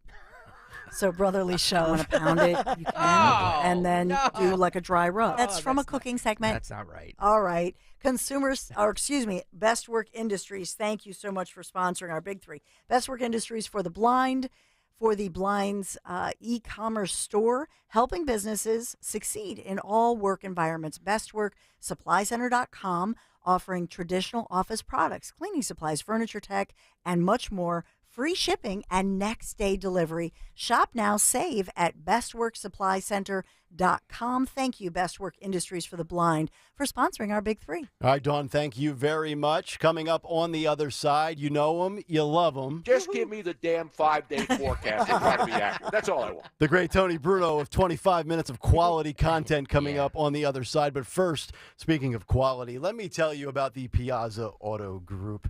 17 brands, that's almost unheard of. 35 locations, that's wild. Yet you still get the family feel with the Piazza Auto Group. They don't need to reach out to me anymore. I've got my truck. I've had it since May. I love it. But every 2 or 3 weeks, Adam, my leasing consultant, reaches out. Hey, man, how's the truck going? Did you do anything different with the bed? By the way, oil change probably. Like, they're always trying to keep you in a great space when it comes to driving. The Piazza Honda Group at Springfield is where I got my 2023 Ridgeline, Black Edition, fully loaded. And if you're a truck person like me, and you're looking for an upgrade, or maybe you never had a truck a lot like me. I used to be an SUV guy. I made the switch. Check them out in Springfield, Philadelphia, Langhorne, Pottstown, or Reading to take advantage of 0.9% APR. But if you're a car person or SUV or minivan, that's fine. The Civic, the Accord, the CRV, the Pilot, and many more. The Piazza Auto Group, whether you're looking for new or certified pre-owned, buying or leasing, one easy, convenient website, PiazzaAutoGroup.com. Tell them Nick sent you. Get ready to start the NFL week off right, because right now all customers can get a no-sweat same-game parlay for Thursday Night Football. That's right, there's football Thursday night. Just place a 3-leg same-game parlay on this week's game between the Jaguars and Saints, and you'll get bonus bets back if you don't win. I like Alvin Kamara to score an anytime touchdown. The Jacksonville Jaguars for the money line, and the over on 39.5. That's the 3-leg same-game parlay I like for this Thursday's game. You can build your own or choose from one of the popular same-game parlays pre-built for you in FanDuel's top-rated sportsbook app. Visit FanDuel.com/Greg right now so you don't miss out on your chance to get a no-sweat same-game parlay on America's #1 sportsbook in partnership with Valley Forge Casino. FanDuel Sportsbook is the official partner of 1210 WPHT and is the official betting partner of the NFL. 21 and over, present in PA. Refund issued as non-withdrawable bonus bets that expire 7 days after receipt. Max refund $5 unless otherwise specified. Restrictions apply. See terms at sportsbook.fanduel.com. Gambling problem? Call 1-800-GAMBLER.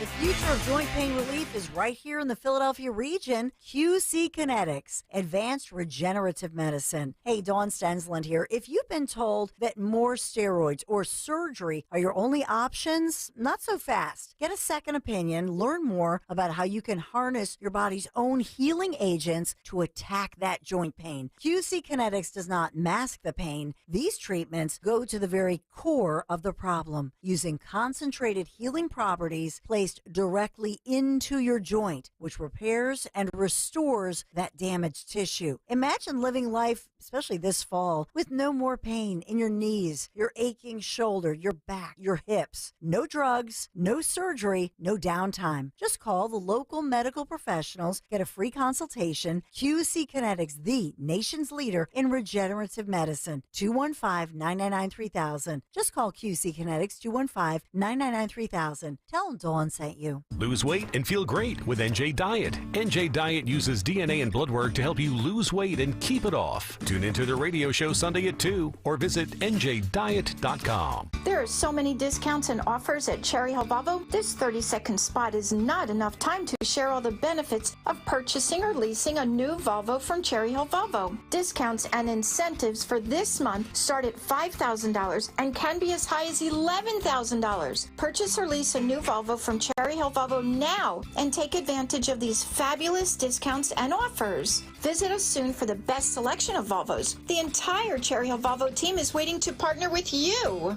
Hi, this is Dom Giordano. You've heard me for years talk about the health benefits of Rescue Natural Supplements. After making their omega-3s as part of my daily routine, from supporting heart health to promoting pain relief, they provide essential nutrients that impact our bodies in so many ways. Listen to this recent comment from Jeff. He says the benefits of Rescue Omegas are worth it. Helps reduce my inflammation and lower my cholesterol. Been taking it for years. See, people like Jeff have trusted Rescue with their health goals, and now it's your turn. For a limited time, use the code OMEGA50 for an exclusive buy one, get one free offer on any of the 7 Rescue Omega-3 choices. To get this special radio offer, call 800-26-ALIVE, 800-262-5483. Use the code online at res-q.com.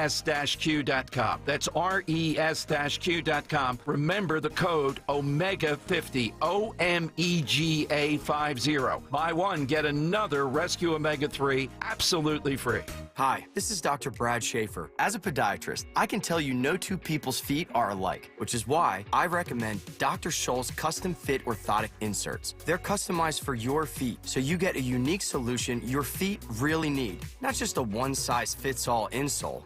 They're clinically proven to provide pain relief for achy feet, knees, lower back, plantar fasciitis, and heels. Take the Dr. Scholl's custom fit orthotics assessment in Walmart today. Now in the foot care aisle. Follow Talk Radio 1210 on Instagram and Facebook at 1210 WPHT.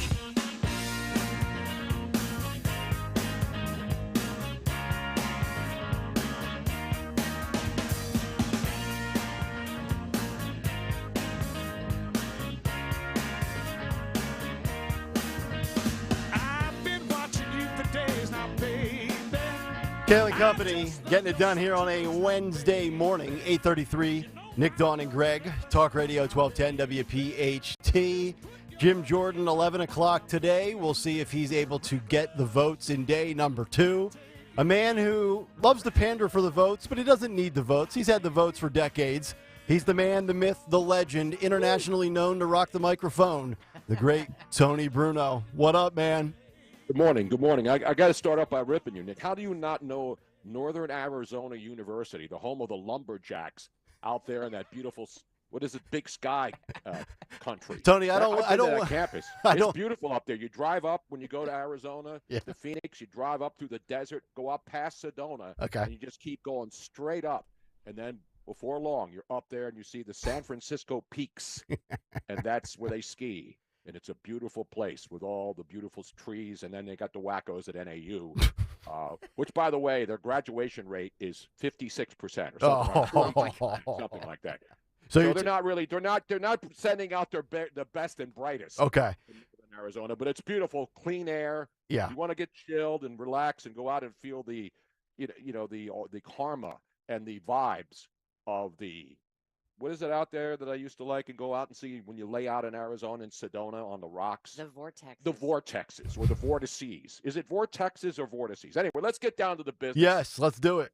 Can I take Northern Arizona plus 3.5 this weekend, Tony? Is that available on the board? They play Arizona. They play all the, you're a college football guy with your college foot, and you didn't know NAU, the Lumberjacks? I did not. Playing like actual real schools out there on the West Coast? That's a bad job out of me. It's a bad job out of me. I'll take the punishment. All right. Are you I gotta surprised? give you one of these. Yeah, give me one of the bump By bumps the way, because I they don't have played one on my that last board. night at the Phillies game on one of the strikeouts. Oh, you did see they it? really? Yeah, they used that drop at the Phillies game. I didn't know John Brazier had access to your board. Well, he does. I saw him in spring training down here, and he said, I got to get some of your drops, man. And I said, whatever you need, man. That's Red October, baby. Yep. I'm representing. You know, we talked about Israel and the Middle East and everything that's going on last week on, I think it was day 4 or day 5 of this conflict when you joined us last Wednesday. I want to look at it from this perspective because I think most people are probably unaware that prior to you taking off as a radio host and a talk show host, I mean, you are a trained and graduated journalist. So are you surprised from the standpoint of yesterday, the world media basically taking Hamas's, no, we had nothing to do with the rocket hitting the hospital in Gaza and almost making like an alibi or excuse for the terrorists here before we get all the facts and realize that, yes, it was kind of shrapnel from a missile from Hamas. And now we have our president coming out and saying, oh, it wasn't Israel, it was the other guys. I just feel like that's a journalistic failure here, Tony. It's embarrassing. I'm embarrassed as a long time. I mean, I've been in media 50-plus years, and I started out as a news reporter in Philly. I started out covering elections. I've interviewed 5 presidents in my lifetime. So it's not like stick to sports. You know, I try to keep track of everything that's going on, everything that affects all of us, not just sports. And certainly sports is my forte now. That's what I chose to do primarily. But if you don't react to what's going on in the world and the things that really upset me, you know, people are talking about the students. We got, you know, the CEO is saying all those Harvard kids who signed that pro-Hamas thing, they should never get a job. That's nonsense because I'm not a cancel culture guy, even though I've been the victim of cancel culture. Yep. I don't think those kids, I think the people who teach at these schools, the teachers are the bad guys here because the teachers are indoctrinating kids who 5 years ago were Occupy Wall Street. Then they transitioned to, BLM supporters. Then they became Antifa. And now all of a sudden, the printing presses that create all of these pro-Palestine signs in record time and all of these flags and all of these scarves and everything, that every city in America, including Philadelphia, where we had people publicly appraising the slaughter of children in Israel. So these are the people that are walking among us. Do I want them punished? No, they shouldn't be punished, but they should be called out. For example, I want to thank you, and you know Sergeant Mark Fusetti, who's a local, a guy who does a great job representing the police in the city, retired cop. He says that now there's a story that one of the kids at Penn, our own University of Pennsylvania, is one of those kids that you see all over the country going around ripping down flyers with the names and photos of civilian hostages held in Gaza by Hamas. So when you see it everywhere, you see these people who are paid activists, and they go out, and let's be honest, most of these people couldn't pick out Palestine if you put the map right in front of them. Right. So these young kids in college, all college kids do stupid stuff. When I went to Temple, I did stupid stuff, but I knew that the Vietnam War was bad. I was anti-war then when there was a draft. The fact that a lot of these people are so confused, you know, they're pro-war, then they're against people. They consider January 6th an attack on our democracy, but think that the Hamas stuff is okay. I mean, where's the logic? Just use your, as the great Ray J once said it. Was it Ray J? No, it was the guy who said, "Use your common sense." the rapper who was in front of a CBS. Remember when he was getting bombarded with all those. Anyway. You know what I'm saying. I feel like Joe Biden. Yes. Hold on a second. Let's talk about the other side. We don't have time for that, Tony. Let's keep it moving. Well, you know, it's funny, too, is I'm glad you bring up Biden because I just mentioned this an hour ago with Dawn where, you know, Joe is, you know, talking real soft. And, I mean, he gets more angry and more, his volume level picks up talking about MAGA Republicans, gas-powered vehicles, and people owning a gas stove or a dishwasher than he does Hamas. And the way he positions it is, well, yeah, according to everything I have seen, it wasn't Israel. He said, quote, it was the other team. He couldn't even in that context use the word Hamas to condemn what they did that led to the death of hundreds of people in a hospital, you know darn well if Trump's the president today, he's not sissy-footing around any of this. Well, you're right. And then the bottom line is anytime you defend Trump, it's one thing you'll never hear. People rip Trump. They're still trying to put him in jail, right? That's how much they're afraid of him. The bottom line is, do you hear anybody praising Biden? I mean, if you're praising Biden right now, then you are obviously in the tank. It's like Jim Kenney. I heard the cuts earlier. We was talking about, about trans people in Philadelphia. I mean, come on. It's pandering. Right now, Jim Kenney's last job as the mayor on his way out is to pander, for the minority groups, not just the black Philadelphians who are being the most persecuted under these people running the city, the people running for a political office in the city. They're all pandering. They're not addressing the real issues in Philadelphia. They're just pandering for votes. And now Jim Kenney, once again, ignoring the big things happening until there's a World Series championship, and then he'll grease the polls. That will be his last job here, to grease the polls again when the Phillies win the World Series, because the Phillies are going all the way. Okay. Let's be honest right now. I agree. Yeah. I agree. Is anybody stopping this team this year? No, sir. I don't know that they lose a game the rest of the way, to be honest. What? I don't care who the other team is. The other team happened to be Arizona, and you saw what happened. We usually say, let's get it back to the Eagles. Not this week. Let's get it back to the Phillies. You're kids. darn right. Let me you've covered sports for a long time, and I had this thought last night. In this town, in a weird way, and this is not a shot at the fans, but kind of really an observation of the way we gravitate towards certain players and teams. I think you can actually argue that the 93 Phillies that lost, as well as this year's Philly team, which is really the same team as last year, are more likable and embraceable than the 08 team that won the World Series. Am I out of line for thinking like that? That's how much I love this group. No, I agree with you, and it's a different vibe because, early in the season, the Phillies were not playing well, and they went through the same thing again, and people were complaining about the third base coach, the pitching coach, the hitting coach. That's what fans do everywhere. But the thing about this team, and I agree with you, Nick, you could see this team is better than last year's team that made the postseason. Mm-hmm. And then you see the injuries. I mean, Bryce Harper right now, we were talking about who's the best player in baseball. Bryce Harper is the best player in baseball in the world, period, end of sentence. And as good as Arizona was, they came in here and got absolutely shell-shocked. I mean, the Phillies are setting records. 46 runs in 8 games this postseason. Now you got Kyle Schwarber tying Reggie Jackson with the most home runs in a postseason for a left-handed hitter. 18 he has in postseason history. I mean, the numbers the Phillies are putting up. Again, will it continue?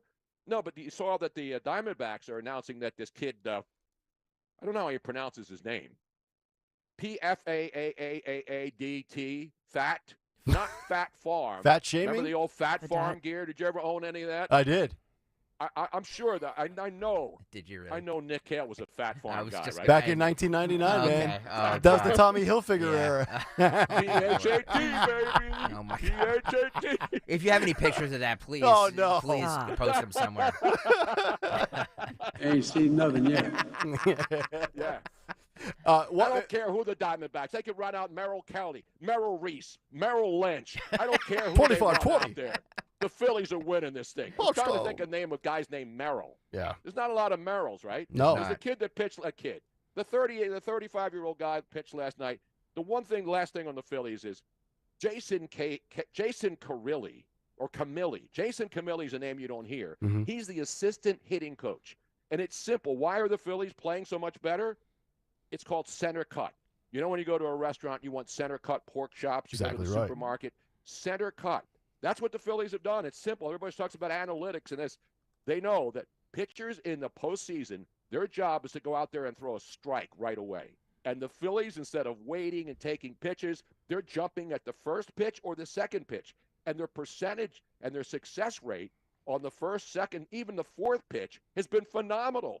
And it's all about the pitcher's got to throw a strike, and if it's something you like, swing at it. Yep. Instead of just swinging wildly, you get ahead, and that's why the pitching for the Phillies and Aaron Nola, a lot of people want gone.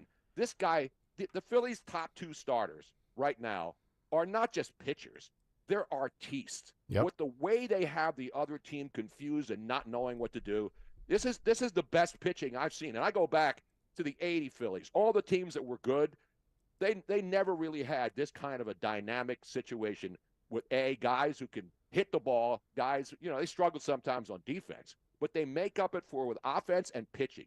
And I'll tell you what, the situation in Philly is going to be interesting because the Diamondbacks, if they play 3 games there, the Phillies may win a World Series before the Eagles even play Sunday Night Football against the Miami Dolphins.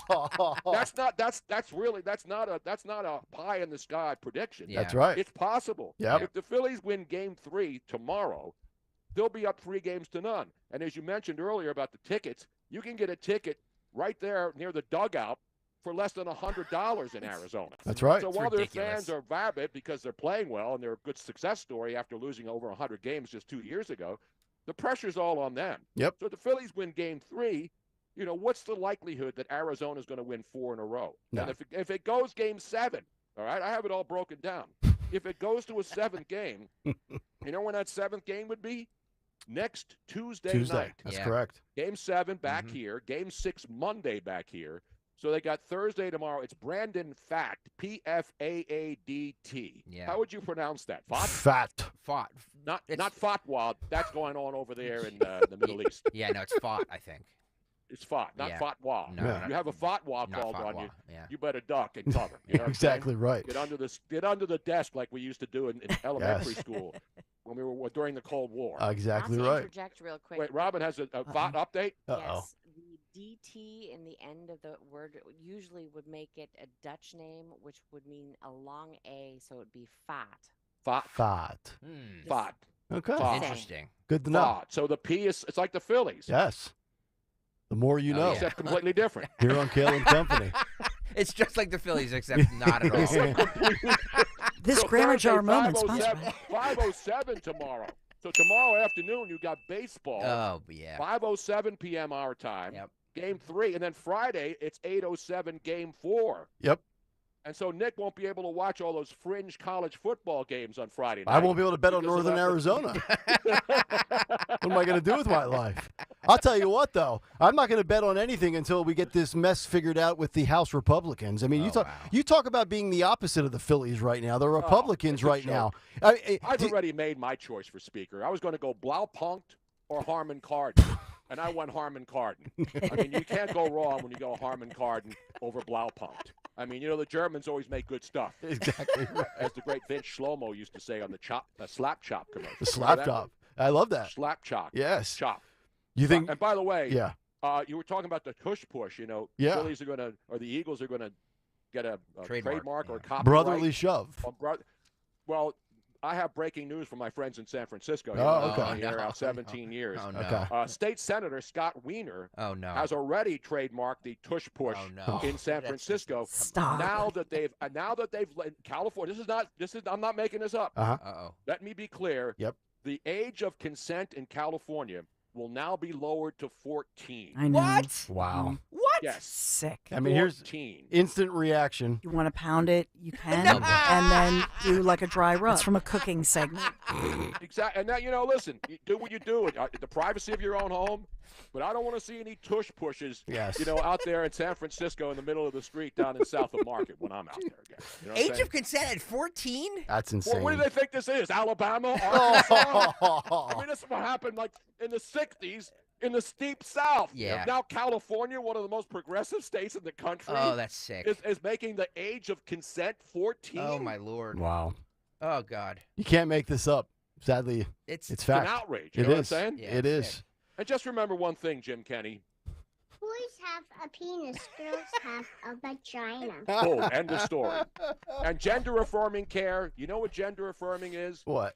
You look down when you go to the bathroom and you see what you got down there. Exactly.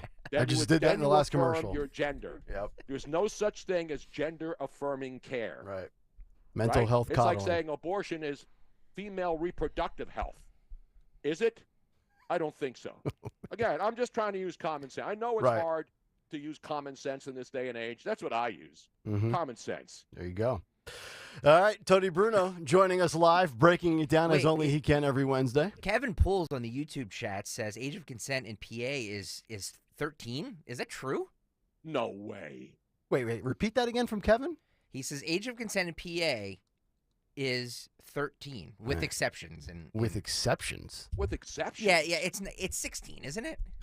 I don't know what it News is. to me if it's 16. 13. Yeah. What we're talking about is, and this started in California, Okay. which is sick, but it was, and this happened a couple of years ago, and they've been amending it. But California Governor Gavin Newsom amended the former laws and signed on to it. It has to do with sex offenders. So let's say somebody is 18, but then they have relations, and those relations can be, if they're consensual, anal or oral sex with a minor, age 14 or older, it depends on how much older you are. So it has to be within 10 years. Okay. So the law points out that it could also apply, let's say, to a 24-year-old having relations, anal, oral, or vaginal, etc., with a 14-year-old. 24 You mean and like 14. the guy in Philly, This is what they're saying.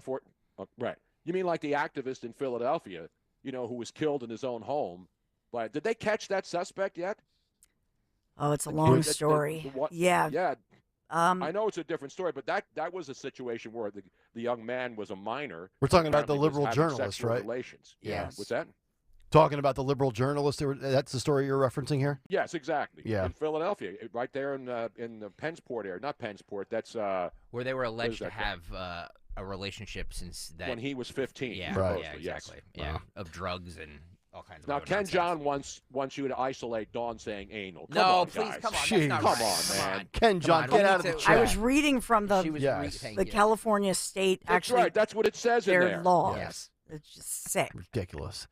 Let me get your thoughts on this, because you're a perfect one to ask this question, because you've had negative consequences and negative results from taking the vaccine and the booster. I figured it would be low this time around, Tony, where the latest push from the CDC and this administration, get your latest booster, get boosted. If it's been 2 months, get boosted. The CDC is now saying that only 2% of Americans have received the new updated COVID-19 vaccine. I figured it would be low, 10, 15, 20%. I didn't expect 2%. Your thoughts? The 2% solution. Well, that means Mr. Pfizer, Jason Kelsey's brother. Yes. Mr. Pfizer is not delivering. No, he's and not. It's not just, listen, a lot of celebrities get paid to promote stuff. And right now you can't turn your TV on, without seeing the brothers everywhere. I mean, they're everywhere, the Kelseys. Yep. Travis Kelce, give him credit. I mean, he's the hottest guy right now. It doesn't matter what the product is. Yeah. He's on every single commercial. God bless him. That's what happens, when you're a hot commodity. But when you're pushing, and again, I don't care if he pushes Pfizer, but the bottom line is, if a celebrity tells you to take a drug that you question, are you going to take it? And again, if you want to take 15 shots, go right ahead. Mm-hmm. I'm not taking any more Pfizer shots. I went to my doctor yesterday. I asked him, should I take another shot? And he said, yes. Go out and get some Hennessy. And I said, absolutely. I'm going to do that Friday night. Or get a good tequila. Hungry. I'm taking. I'm not taking any more vaccines. And again, I'm not anti-vax. I just know the facts. Dr. Fauci should be in Gitmo right now. He should be in Gitmo. And Mr. Pfizer, see ya. I need that on a shirt, because we're all about making merchandise now. We should get a Bruno shirt that says, I'm not anti-vax, I just know the facts. Boom. There it is. Get the shirt ready. That's the job right now. Yes. Everybody, and that's what all these pro-Palestinian and pro-Hamas signs, there's somebody in a printing press somewhere making all of this stuff, and they're all professionally done signs at the right time, right? Yep. That's got to be the hardest working job for the Democratic National Committee, to print signs so that these dumb college kids can go out and protest no matter what it is. Yep. Antifa, BLM, and now all of a sudden it's pro-Palestine or again, it's not the Palestinian people. As I said last week, I believe, on this program. Yes, you did. Not every terrorist is a Muslim, but not every Muslim is a terrorist. No, not every Muslim is a terrorist, but every terrorist, for the most part, is a Muslim right now, especially in that part of the world. Yep. These are just facts. Mm-hmm. These are just facts. Tony, can I ask you something we were debating yesterday? Speaking of the Kelseys, have the Kelsey brothers jumped the shark?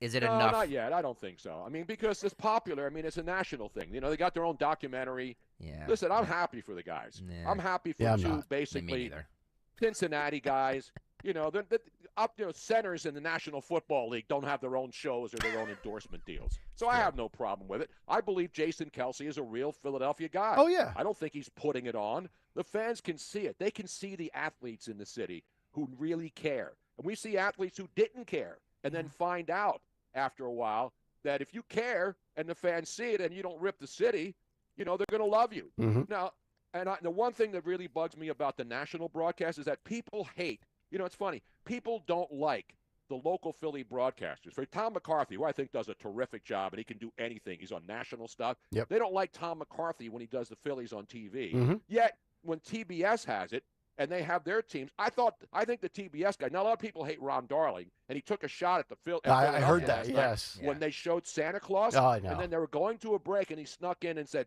they booed him. Such low-hanging fruit. Obviously, people don't like him, but I think their analysis on TBS has been awesome. I think TBS has the best post-game and pre-game shows of any network, ABC, NBC, Fox, you name it, because the woman on the post-game show with Jimmy Rollins, they do a phenomenal job. I don't even know her.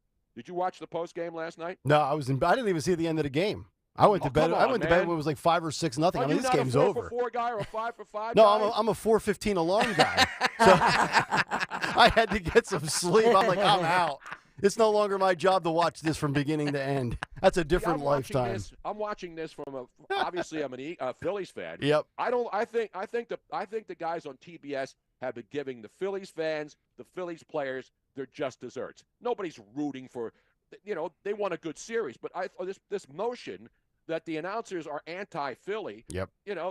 It's BS. Yeah. I think they're doing a great job, and I think that's what we need to hear. Look, would I rather hear when Harry Callis couldn't do the television broadcast of the World Series back in the day? Mm-hmm. Yeah, that's an outrage. They get to do the radio. But to me, you want to hear the local broadcasters. But to me, when you get the national broadcasters and they come to Philly and everybody's talking about Philadelphia positively, yeah, there's nothing you can say that's critical of the city. No. You don't see fights. I mean, that stinking Cowboy Charger game on Oh, Sunday. big There were brawl. brawls in that stadium. Yep. Crazy. Do you see brawls? One guy ran on the field last night and the security guard got him. Yep. When they used to do that back in the day, that would be the front page on the Daily News. Mm-hmm. Remember the guy that was tased that was running onto the field? Don't And then tase they me, had bro. The shot of the cop with the taser. Yep. Don't tase me, bro. Don't tase me. Yeah, I remember that. Those are the good old days. Jay Roller's actually and Pedro Martinez is phenomenal. I know. You got to watch the post game on TBS. You They do a great job. You Does that remember when work he? for TBS? You remember when he threw Don Zimmer to the ground? Oh, absolutely. They do a thing at the end is "Who's my daddy?" Pedro That's Martinez. Pedro. Oh, that's Who's your hysterical. daddy? Yeah, that's Love hysterical. that stuff, man. Of course, a lot of people in Philadelphia can't answer that question. Exactly Oh, right. that's Who's not your right. daddy? But hey, that's that's the culture we live in. Right But then now, if you know do what know I'm who your daddy is, Daddy owes you. Exactly, Joe. saying? Exactly. Wow. By the way, you got to pull the new drop now. Oh, what? Of the other team. Oh, the other team. Other team. Yeah. Okay. That's got to go and have your rotation. I'll get that on the board tomorrow. You better. All right. The other one, of course, is now Joe Biden, because it's getting later now Yeah, in Israel, because the time difference, that's correct. 7 hours. So right now, if you're wondering where Joe Biden is, 4 o'clock. you know Tel what he's Aviv saying? time. He's live But I with tell you what, Anthony. I don't know about you, but I'm going to go to bed. Yeah, I'm going to go to bed too. Jim. I'm going to go to bed Me too. too. All right, Bruno. Fetterman says, Yeah. Hi. Good night, everybody. good night, everybody. All right, get bless out of America. here, man. Get out of here. Tony Bruno. There he is. Woo, love Live you, from Tony. Florida. Love you. Miss Robin for House Speaker. Yes. Yeah. Thank you, AOC. Thank you. How dare they? All right, that's it. 8 o'clock hour is in the books. Bruno, great as always. And as always, Dawn Stensland is great when it comes to speaking about the great folks at QC Kinetics. Yeah, because the future of joint pain relief is right here in Philadelphia and our region. QC Kinetics Advanced Regenerative Medicine. If you've been told more steroids or surgery are your only options, hold on here. Wait a second, get a second opinion, and learn more about how you can harness your body's own healing agents, which then attack that joint pain directly. I'm talking lasting relief. QC Kinetics, it does not mask the pain, okay? These are treatments that go to the very root, the very core of the problem here, using concentrated healing properties from your own body placed directly into your joint which restore and repair that damaged joint tissue. I've talked to so many of you who say, this is amazing and it's awesome, and then you're living your life this fall. No more pain in your knees or your hips, your aching back, your aching shoulder. It means no drugs, no downtime, no surgery. And life, what's it about? It's about getting moving, doing what you got to do and doing what you love, getting your life back, right? These are all natural treatments. Just call the local medical professionals, get that free consultation, get it today. QC Kinetics, the nation's leader in regenerative medicine. Would you just call QC Kinetics, 215-999-3000, 215-999-3000, QC Kinetics, 215-999-3000. Tell them Dawn sent you. We're introducing Wendy's newest addition to the morning lineup. Say hello to the Wendy's all-new English muffins. They're here and they're ready for breakfast. Choose between our tasty grilled sausage, a fresh cracked egg and gooey cheese, or that Applewood smoked bacon, fresh cracked egg and gooey cheese. All of that comes sandwiched between a warm English muffin. These English muffins are the perfect way to start the day. All you gotta do is pick one. Grab an English muffin for breakfast this morning. Choose wisely. Choose Wendy's breakfast. At participating U.S. Wendy's during breakfast hours. Exergen thermometers are a top choice of medical professionals at highly rated hospitals across the U.S. Accuracy matters, so make Exergen the chosen thermometer for your home and family. First-time homebuyers have a one-stop trusted partner with American Heritage Credit Union. With our first-time homebuyer program, you can earn up to a $500 lender credit. Our realtors can help you shop for your first home, and qualified borrowers can even receive up to $5,000 in first front door grants. To apply with one simple application, visit AmericanHeritageCU.org/FTH. All loans subject to credit approval, insured by NCUA, Equal Housing Lender, NMLS 433838. WPHT, WPHT HD, WOGL HD3 Philadelphia. From the Cherry Hill Volvo Studios, where relationships matter. Always live on the free Odyssey app. I can't wait for what's next. Even with higher stroke risk due to atrial fibrillation, an irregular heartbeat not caused by a heart valve problem. Eliquis, apixaban tablets, reduces stroke risk. It's the #1 cardiologist-prescribed blood thinner. Don't stop taking prescription Eliquis without talking to your doctor, as this may increase your risk of stroke. Eliquis can cause serious and in rare cases fatal bleeding. Don't take Eliquis if you have an artificial heart valve, abnormal bleeding, or have antiphospholipid syndrome. While taking, you may bruise more easily or take longer for bleeding to stop. A spinal injection while on Eliquis increases risk of blood clots, which may cause paralysis, the inability to move. Get medical help right away for unexpected bleeding or unusual bruising, or if you have tingling, numbness, or muscle weakness. It may increase your bleeding risk if you take medicines such as aspirin products, NSAIDs, SSRIs, SNRIs, and blood thinners. Tell your doctor about all planned medical or dental procedures. Learn more at Eliquis.com or call 1-855-ELIQUIS. Have you heard all the talk about fresh pet food? Well, at Dogs and Cats Rule, when it comes to fresh, healthy ingredients, we lead the way. Hi, I'm George Parenti, and I'm here to tell you there's nothing better nutrition-wise than fresh food for your pet. Stop in to one of our 7 neighborhood locations and ask our expert staff how a real, fresh, meat-based diet can change your pet's overall health and well-being. Shop online at dogsandcatsrule.pet. Dogs and Cats Rule. Shop small, shop local, shop family. I'm Mark Luca, president of Aqua Pennsylvania, here to help you avoid costly clogs. Remember to toss all wipes in the trash, not in the toilet. This includes those marked flushable, as well as tissues, napkins, or paper towels. Flushing anything other than toilet paper can cause backups in your household plumbing and larger blockages in our system. Save the pipes, don't flush the wipes. Aqua, an essential utilities company providing clean, safe, reliable water when you need it. Learn more at aquawater.com. That's aquawater.com. Listen this Saturday as Penn State battles Ohio State. Coverage starts at 11:30 a.m. on the home of Penn State football. Talk Radio 1210, WPHT, and the free Odyssey app. Don Stensland this morning at 10. Kayal and Company now on Talk Radio 1210, WPHT, and the free Odyssey app.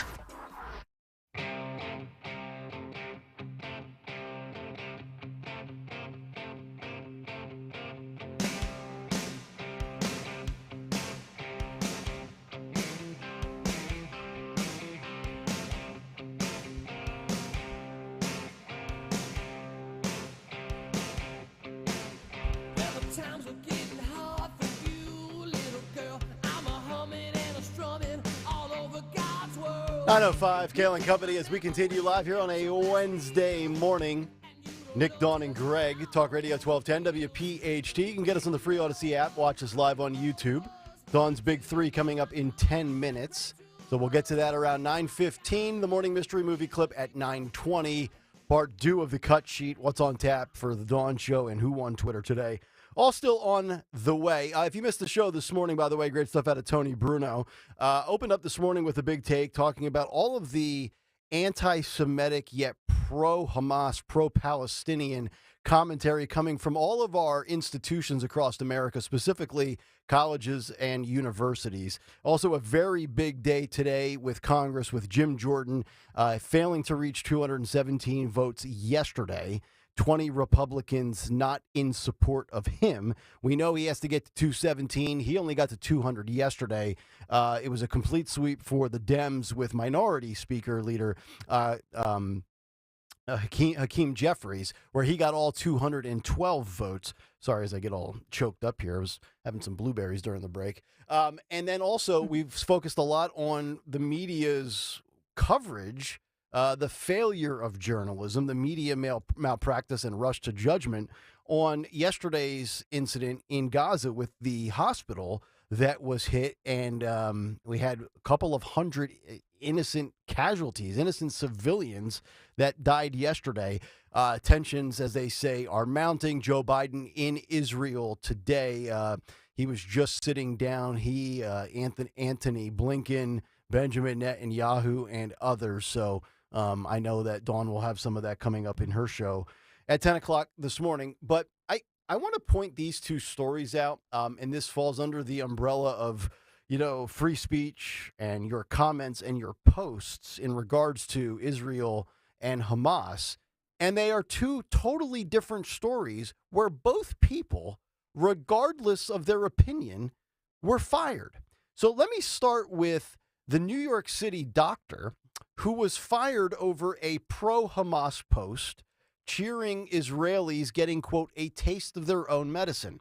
This one is from the New York Post. A New York City emergency room doctor was fired for controversial posts online that applauded Hamas's massacre at a music festival in southern Israel, saying that the attacks gave Israelis, quote, a taste of their own medicine. So I totally agree with this guy being fired. Again, I don't understand how you can take these victory laps for executions, murders, beheadings. And this is not war. This is terror. I don't believe you should be able to verbally support terror and hate and be protected under any type of First Amendment claim. So Dr. Dana Diab, an emergency room physician with Lenox Hill Hospital and Brookdale University Hospital in New York, was fired. She said the following when she posted this on her Instagram stories on the heinous attack of October 7th. Quote, Zionist settlers getting a taste of their own medicine, she wrote, according to a screenshot that was shared by Stop Anti-Semitism on Twitter. A second snap showed her Instagram profile, which had then since been flipped over to private, where the physician boasted over 600 followers and a Palestinian flag emoji in the bio section. Okay, I'll say this. No problem with the Palestinian flag as an emoji. You put up just because you have a Palestinian flag in your profile doesn't mean you support Hamas. But yet it's the words in the first post that I think are justification for the doctor to be fired. So that's the first story. And then we have this story where a Washington University professor says that he was fired for an anti-Hamas post, saying, quote, I destroyed myself. This is the one I have a problem with. A veteran professor claims he was fired from the University of Washington for an anti-Hamas post on Twitter over the weekend that was decried by Muslim groups as a call for, quote, ethnic cleansing. In an exchange with another user, Seth Crosby referenced Israel's retaliation for the group's shocking terror incursions last week. Crosby, who worked in the St. Louis's College School of Medicine for several decades, called Israel's strikes in the Gaza Strip, quote, a much-needed cleansing, yes, but not an ethnic one. Israel is not targeting humans. So they go on with this exchange, and this professor is fired for saying that he is not in support of Hamas, that he's in support of Israel, and that cost him his job. This actually reminds me of our buddy at Thomas Jefferson, the virologist, or I forget what his official title was, that was merely liking posts on his Twitter at 70 years old that drew the attention of others as if he was anti-vaccine or challenging, the establishment on COVID and the transmission and the ways that you can get treatment for it. So 2 totally different points of view here, both of which has led to individuals losing their job. I think the Washington professor should not have lost his job, but I can understand why the doctor in New York did. I didn't think we would get to this crazy point where people are being terminated and canceled almost regardless of their stance or position. Luckily, we have the platform that we have here at 1210. But I would just say this, moving forward, this for all of the audience, unless you are totally cool losing your job, unless you are set for life, you're on the verge of retiring anyway, if you value your job, it might be best not to post anything in regards to this conflict. Like, as Greg Soccer says, not everything needs to be on Twitter.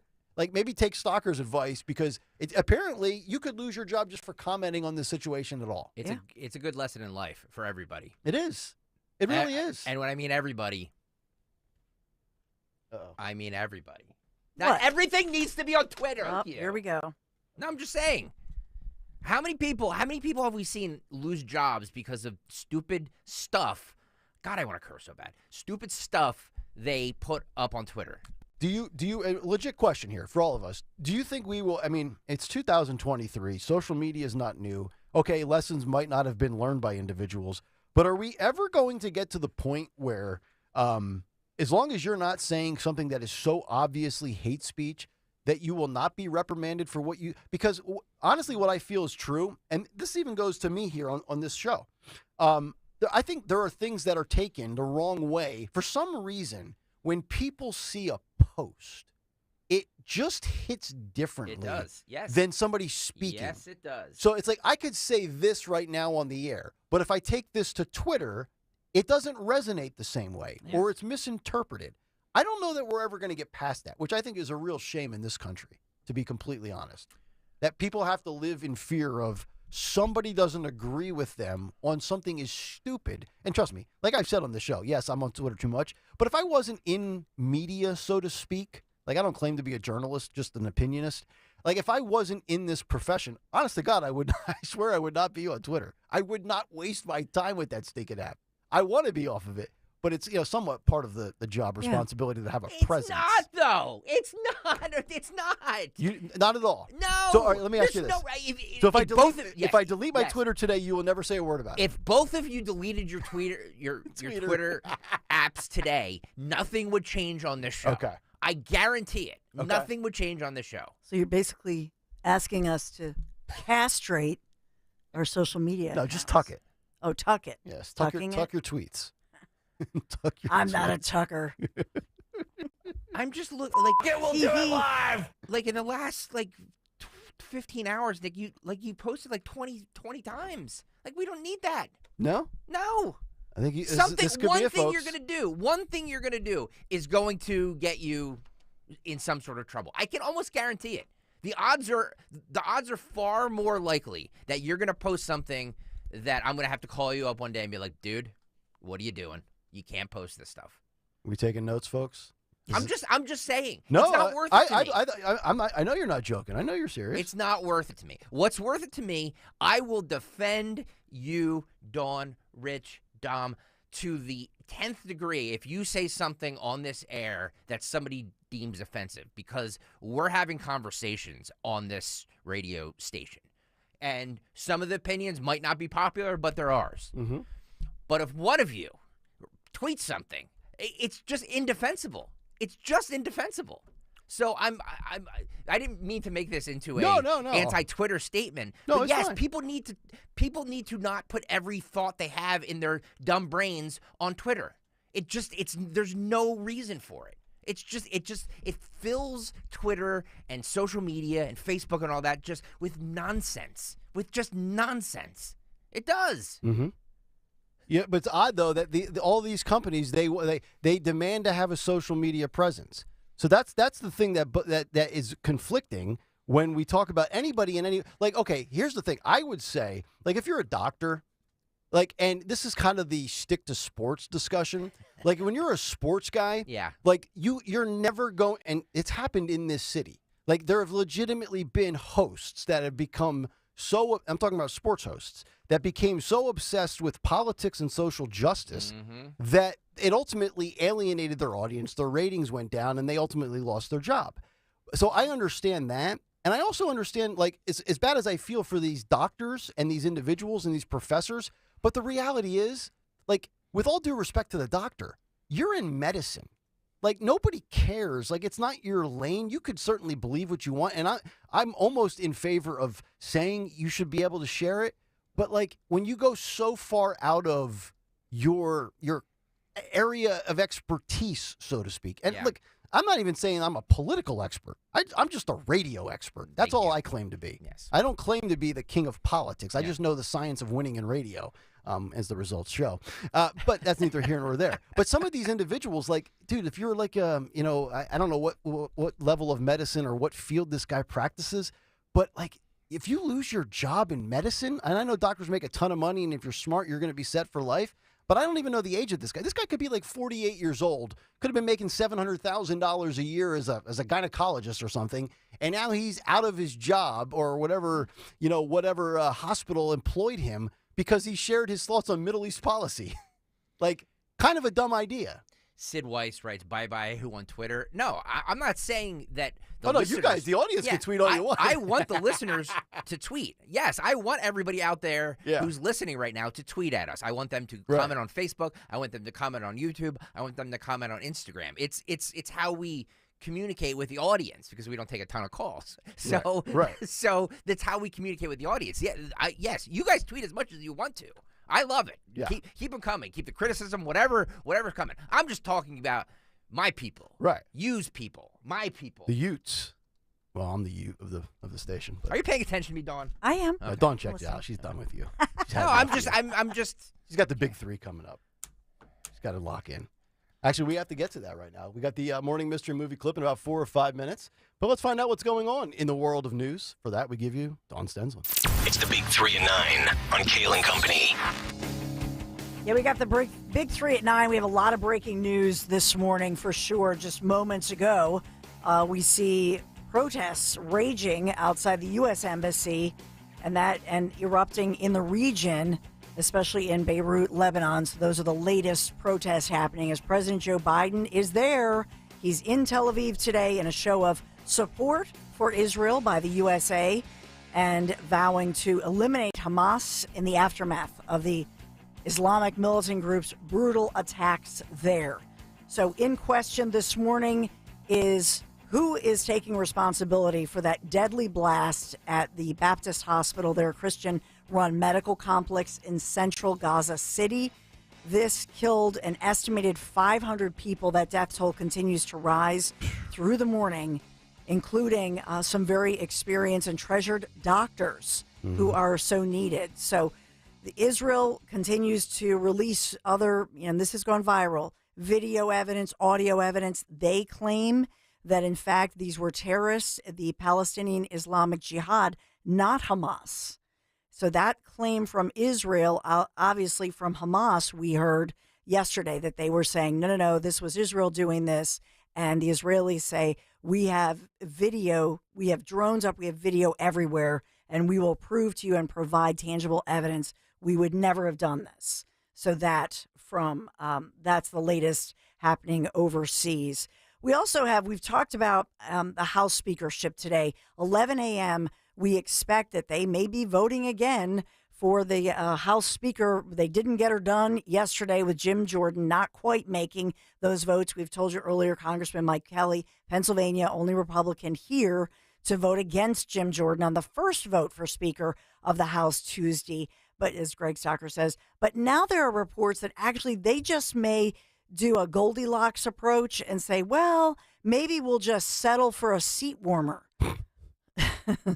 Kind of a short term? Yeah, that's the latest. So in 9 months, we have Kevin McCarthy from the Rhino section going 15 rounds like it's Ali Frazier. Scalise rises up and drops out. Jordan fails in round 1, and now we're going to go Goldilocks approach in round 2. Yeah. Yeah. That's so they might be doing that. Yeah. So there are talks as I speak. That's what they're saying. So we'll continue to follow that one. Also, I just want to point out to you, there's a Pennsylvania man who says that a top office company, supply company, canceled his online box and banned him after his political action group sent out mailings warning registered voters of sexually provocative reading material being placed in local school libraries. So this is the founder of Stop Bucks Extremism, SBE, in Bucks County, Okay. Bob Solera, and he is speaking out, and he's saying that Staples has canceled him out, canceled his account, and so on and so forth. He points, he has gone viral speaking on some national shows as well, but he says that according to attorneys, there's no legal jeopardy here. If he prints out something and sends it out, it's in a sealed envelope, and it's marked with a disclaimer. And this is Staples, the retail store. The biggity big, yeah. That's Staples. where I get my legal pads from every month. Well, so he's somebody who just is putting this word out as a concerned parent and says, "Wow, they canceled my account." We have no comment from Staples officials, so we'll keep you posted. Do we need to issue a Staples boycott here? So, well, that's unbelievable. Enough of the boycotts here, kids. Yeah. Office Depot we go. By the way, I keep Staples in business with all the legal pads I've burned through. I might be the only human being left still writing things down on paper. I know. You love to print. I do. You love to write it. I love killing trees. A private business does something we don't agree with. Let's cancel. Enough. No, All right. you're just as bad as they are. Not you, Nick Kale. I'm not talking about you. I'm very frustrated. Soccer's very salty. Right? It's been a rough Yes. 8 minutes for Greg. No, I'm sorry. I'm just going to sit here and drink my lukewarm coffee. No, please don't. So that's it for now. Big three, Kale and Company News. I agree. That's it for me as well. I'm out of here. I can't take this abuse any much longer. No. 855-839. Let's get it back to Bruno. Where's Bruno? Let me talk to somebody that likes me. All right, 922. Let's get to. Oh, no, we don't have it. We do. Oh, we do. What? Well, I'll tell you what the prize is while we get it Thank loaded. you. So we got a really good prize for you today if you're an Elvis fan. So the Morning Mystery Movie Clip prize is a pair of tickets to see Elvis, A Musical Revolution, now through November 5th at the Walnut Street Theater, which I have gone to in person myself, here in Philadelphia. Went there last Christmas. Great little spot. Very historic building. So you can get tickets to see Elvis, A Musical Revolution, if you can identify the clip on the Morning Mystery Movie Clip. And now, the Morning Mystery Movie Clip on Kayal and Company. Talk Radio 1210, WPHT. Oh, you know what? I need to make a phone call. I need to call this. Excuse me, Deputy. He needs to use the phone in the library. I'll make it short. Be right back.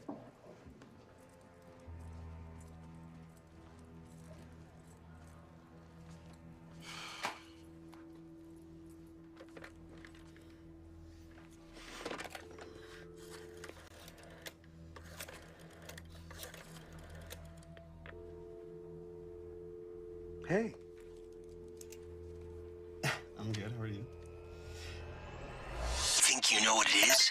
Be calling 12 at 855-839-1210, and you could win this great prize. Well, good luck with that one. I have the email here with what it is, and I still don't know what it is. Much more difficult than what we played yesterday, or 2 days ago, was it? We played Ghostbusters 2 days ago, so a little bit tougher today. A pair of tickets to see Elvis, A Musical Revolution, now through November 5th at the Walnut Street Theater in Philadelphia. If you can identify that clip, and you're caller number 12, 855-839-1210, the phone number, 855-839-1210. Come back and see if we have our winner. And speaking of theaters, the Swifties out of line in the theaters. We'll tell you why next on Kayal and Company. There are so many discounts and offers at Cherry Hill Volvo. This 30-second spot is not enough time to share all the benefits of purchasing or leasing a new Volvo from Cherry Hill Volvo. Discounts and incentives for this month start at $5,000 and can be as high as $11,000. Purchase or lease a new Volvo from Cherry Hill Volvo now and take advantage of these fabulous discounts and offers. Visit us soon for the best selection of Volvos. The entire Cherry Hill Volvo team is waiting to partner with you. Life can get hectic. It's easy to lose focus and balance. It's time to retreat from the noise. Take a breath, regain your inner peace. Visit Malvern Retreat House, the nation's oldest and largest Catholic retreat house. Our stunning 125-acre campus is the perfect place to step back, reflect, and recharge. Malvern Retreat House hosts men and women's retreats, helping individuals live life centered on Christ. Go to malvernretreat.com to discover your journey. Retreat from the noise. Hear God's voice. Don't miss the Labor and Energy Show with J-Doc and Krause, brought to you by Advocacy United, this Saturday night at 6. Find out about the important issues that'll affect you. The Labor and Energy Show, Saturday night at 6 on Talk Radio 1210 WPHT. And paid for by Case Legal Media. Attention Marines, military personnel, families, and contractors who were stationed at Camp Lejeune. Were you present at Camp Lejeune between August 1953 and December of 1987? You may be entitled to significant compensation. For nearly 34 years, those on the Marine Corps base Camp Lejeune were exposed to contaminated drinking water, resulting in devastating injuries, including several forms of cancer, adverse birth outcomes, Parkinson's disease, and more. Until now, North Carolina's procedural laws have prevented victims from getting the justice they deserve. But passage of the Camp Lejeune Justice Act of 2022 would allow you or a loved one to file a lawsuit seeking compensation for illnesses and injuries linked to the toxic water. Call today for your free consultation. 800-348-9161. Don't wait. Let our experienced attorneys fight to get you the compensation you deserve, and you pay nothing unless there's a recovery in your favor. Call 800-348-9161. That's 800-348-9161. Again, 800-348-9161. Finding great candidates to hire can be like, well, trying to find a needle in a haystack. Sure, you can post your job to some job board, but then all you can do is hope the right person comes along, which is why you should try ZipRecruiter for free at ziprecruiter.com/free. ZipRecruiter doesn't depend on candidates finding you. Its powerful technology identifies people with the right experience and actively invites them to apply to your job. You get qualified candidates fast. So while other companies might deliver a lot of hay, ZipRecruiter finds you what you're looking for. The needle in the haystack. 4 out of 5 employers who post a job on ZipRecruiter get a quality candidate through the site within the first day. ZipRecruiter, the smartest way to hire. And right now, you can try ZipRecruiter for free. That's right, free. Just go to this exclusive web address, ziprecruiter.com/free. That's ziprecruiter.com/free. ZipRecruiter.com/free. If you have Medicare plan questions and are turning 65 and getting inundated by mail and phone calls, learn the A, B, C, and D's of Medicare. Let the Senior Store answer all of your questions. Get your free evaluation today by visiting the Enrollment Center. Call a local Senior Store licensed agent at 877-YOU-LEARN-65 or by setting up an in-home visit. That's 877-YOU-LEARN-65 or visit theseniorstore.com. Enrollment starts October 15th. Not affiliated with the U.S. government or federal Medicare program. We know you're excited because Eagles football is back. With the free Odyssey app, you can jump back and listen to the moments that matter, even if you missed it live. Hear Marks and Reese break down the offense, or listen to Nick Sirianni's interview with the 94 WIP Morning Show. Yeah, I've been in a game where we scored a touchdown, and I'm fist pumping with the fans. I don't think I've done that since I played college football. Stay close to the Eagles wherever you are this season. Download the free Odyssey app today. AUDACY. From Essington to Cochranville. Talk Radio 1210 WPHT. And on the free Odyssey app.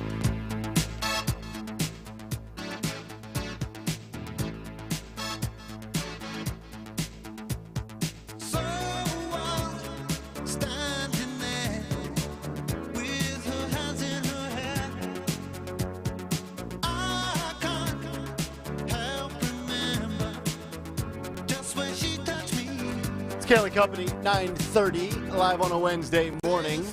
Talk Radio 1210 WPHT.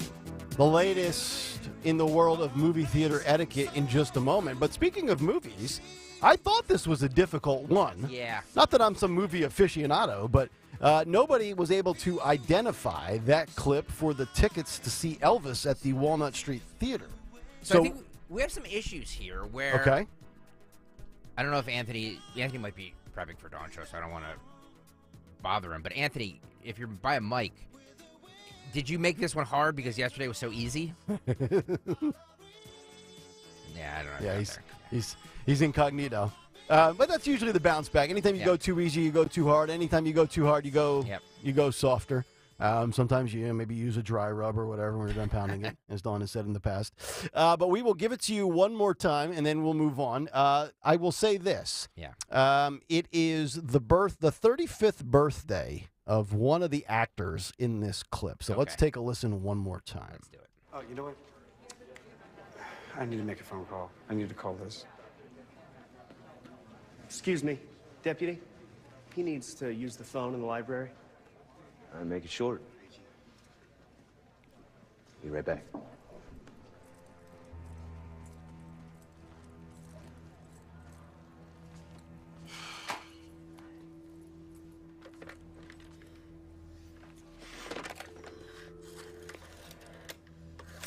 I mean, this seems like a visual clip, doesn't it? I agree.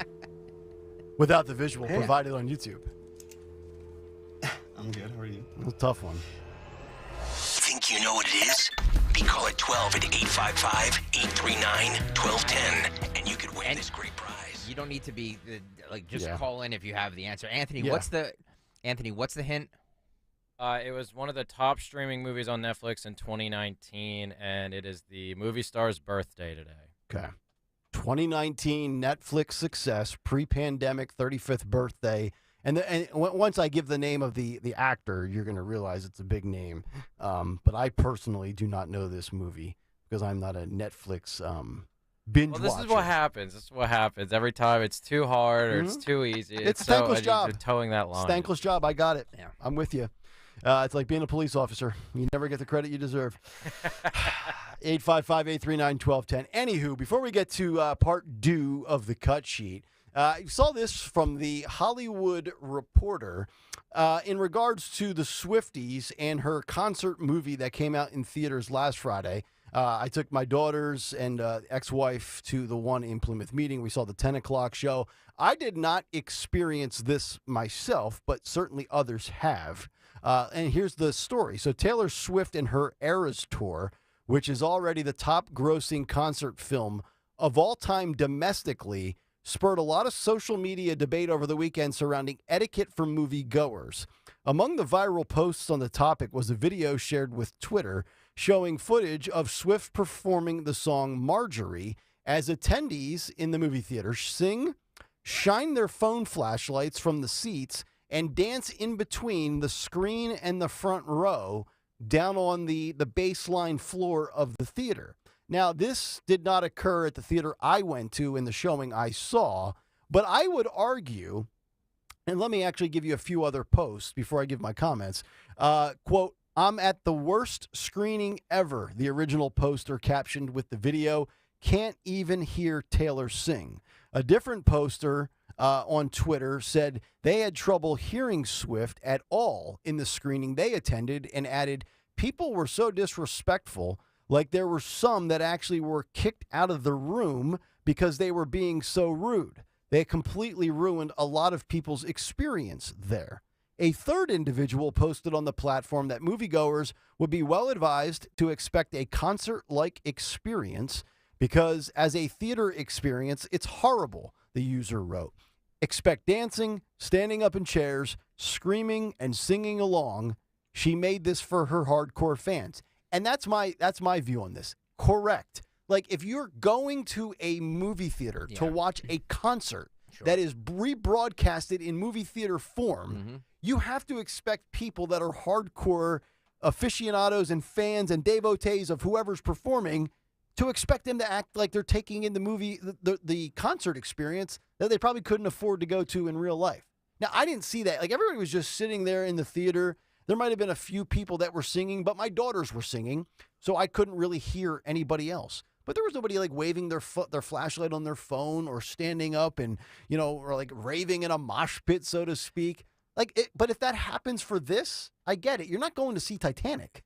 Well, that's the thing. Like, this is a concert movie, so Right. theoretically, you're there. Right. You want to pretend like you're at the concert, so you act like you're at the concert. Right. Were you a big concert guy as a young adult or even as a teenager? Me? Yes. Oh, yeah. I've been to hundreds of concerts in my lifetime. Were you ever at a concert that you felt your experience was ruined because people were too rowdy? Well, I used to go to, like, punk and metal shows Right. when I was younger. So, Right. like, rowdy was It's part standard. of it. You know what I mean? Yes. So, no, I wasn't. Okay. But, I mean, yeah, look, I went to a Warped Tour in, like, 1998. Yep. And I was right in the middle of it, and the band, the punk band Rancid came on. Yep. Do you remember Rancid?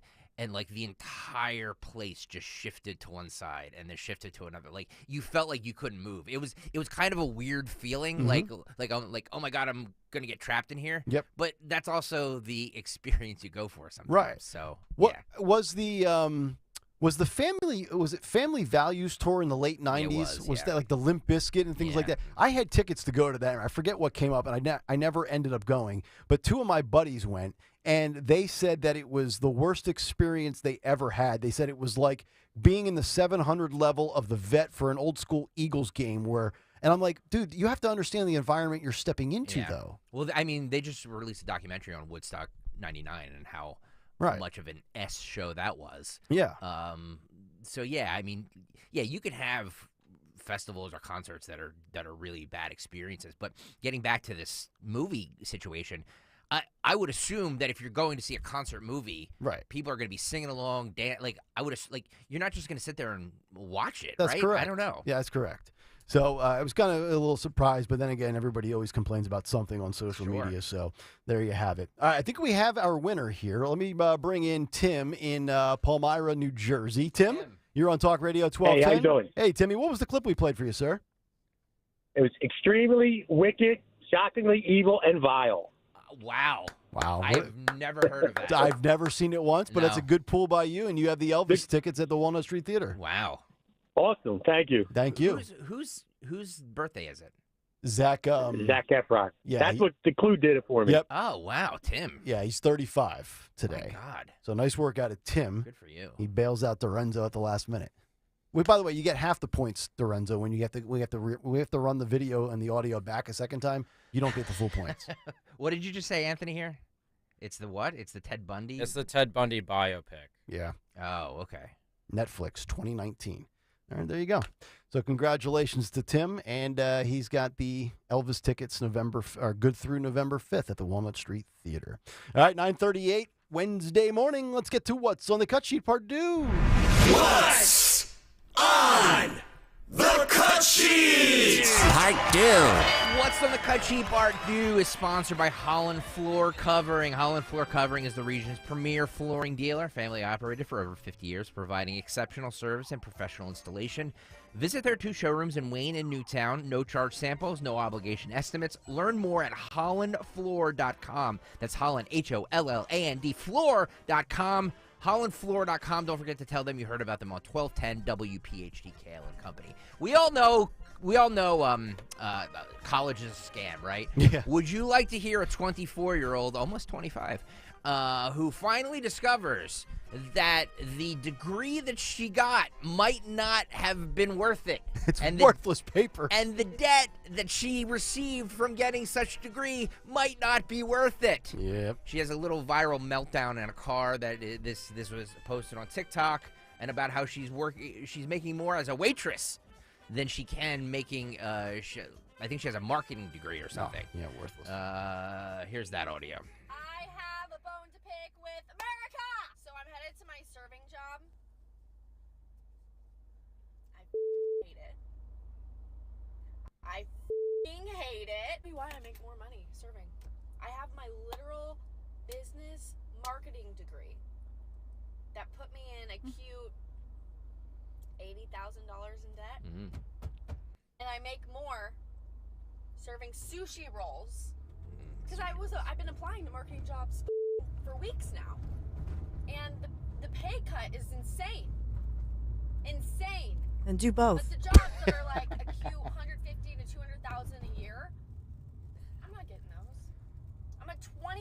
almost 25-year-old, my birthday soon, almost 25-year-old chick going against, corporate ass America, people with so much experience. All I got is my degree.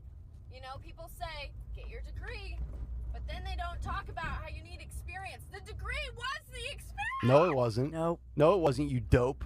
There it is. No, see, yes, college is a scam, but I got to rip her for this. You just don't get the $150,000 job. You got to work your keister off to earn that 10, 15, 20. See, that's a problem with all the youths today. They just think when they walk out at 22 or 23 that 6 figures and life's good and I'm going to get the beautiful home. And no, I'm 39 and I'm still tapped.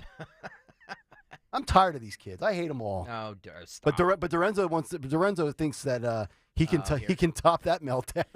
Which, by the way, Dorenzo lives a great life. He goes to every game in the. Yeah, stop. You have a great job, the associate producers of the world. Yeah. But Anthony paid his dues. While I going work to hard. right. Least. That's to Nick's point. That's the thing. I work hard, and I want to keep working hard. I try to keep myself. Yes, you do. I try to hold myself to a high standard.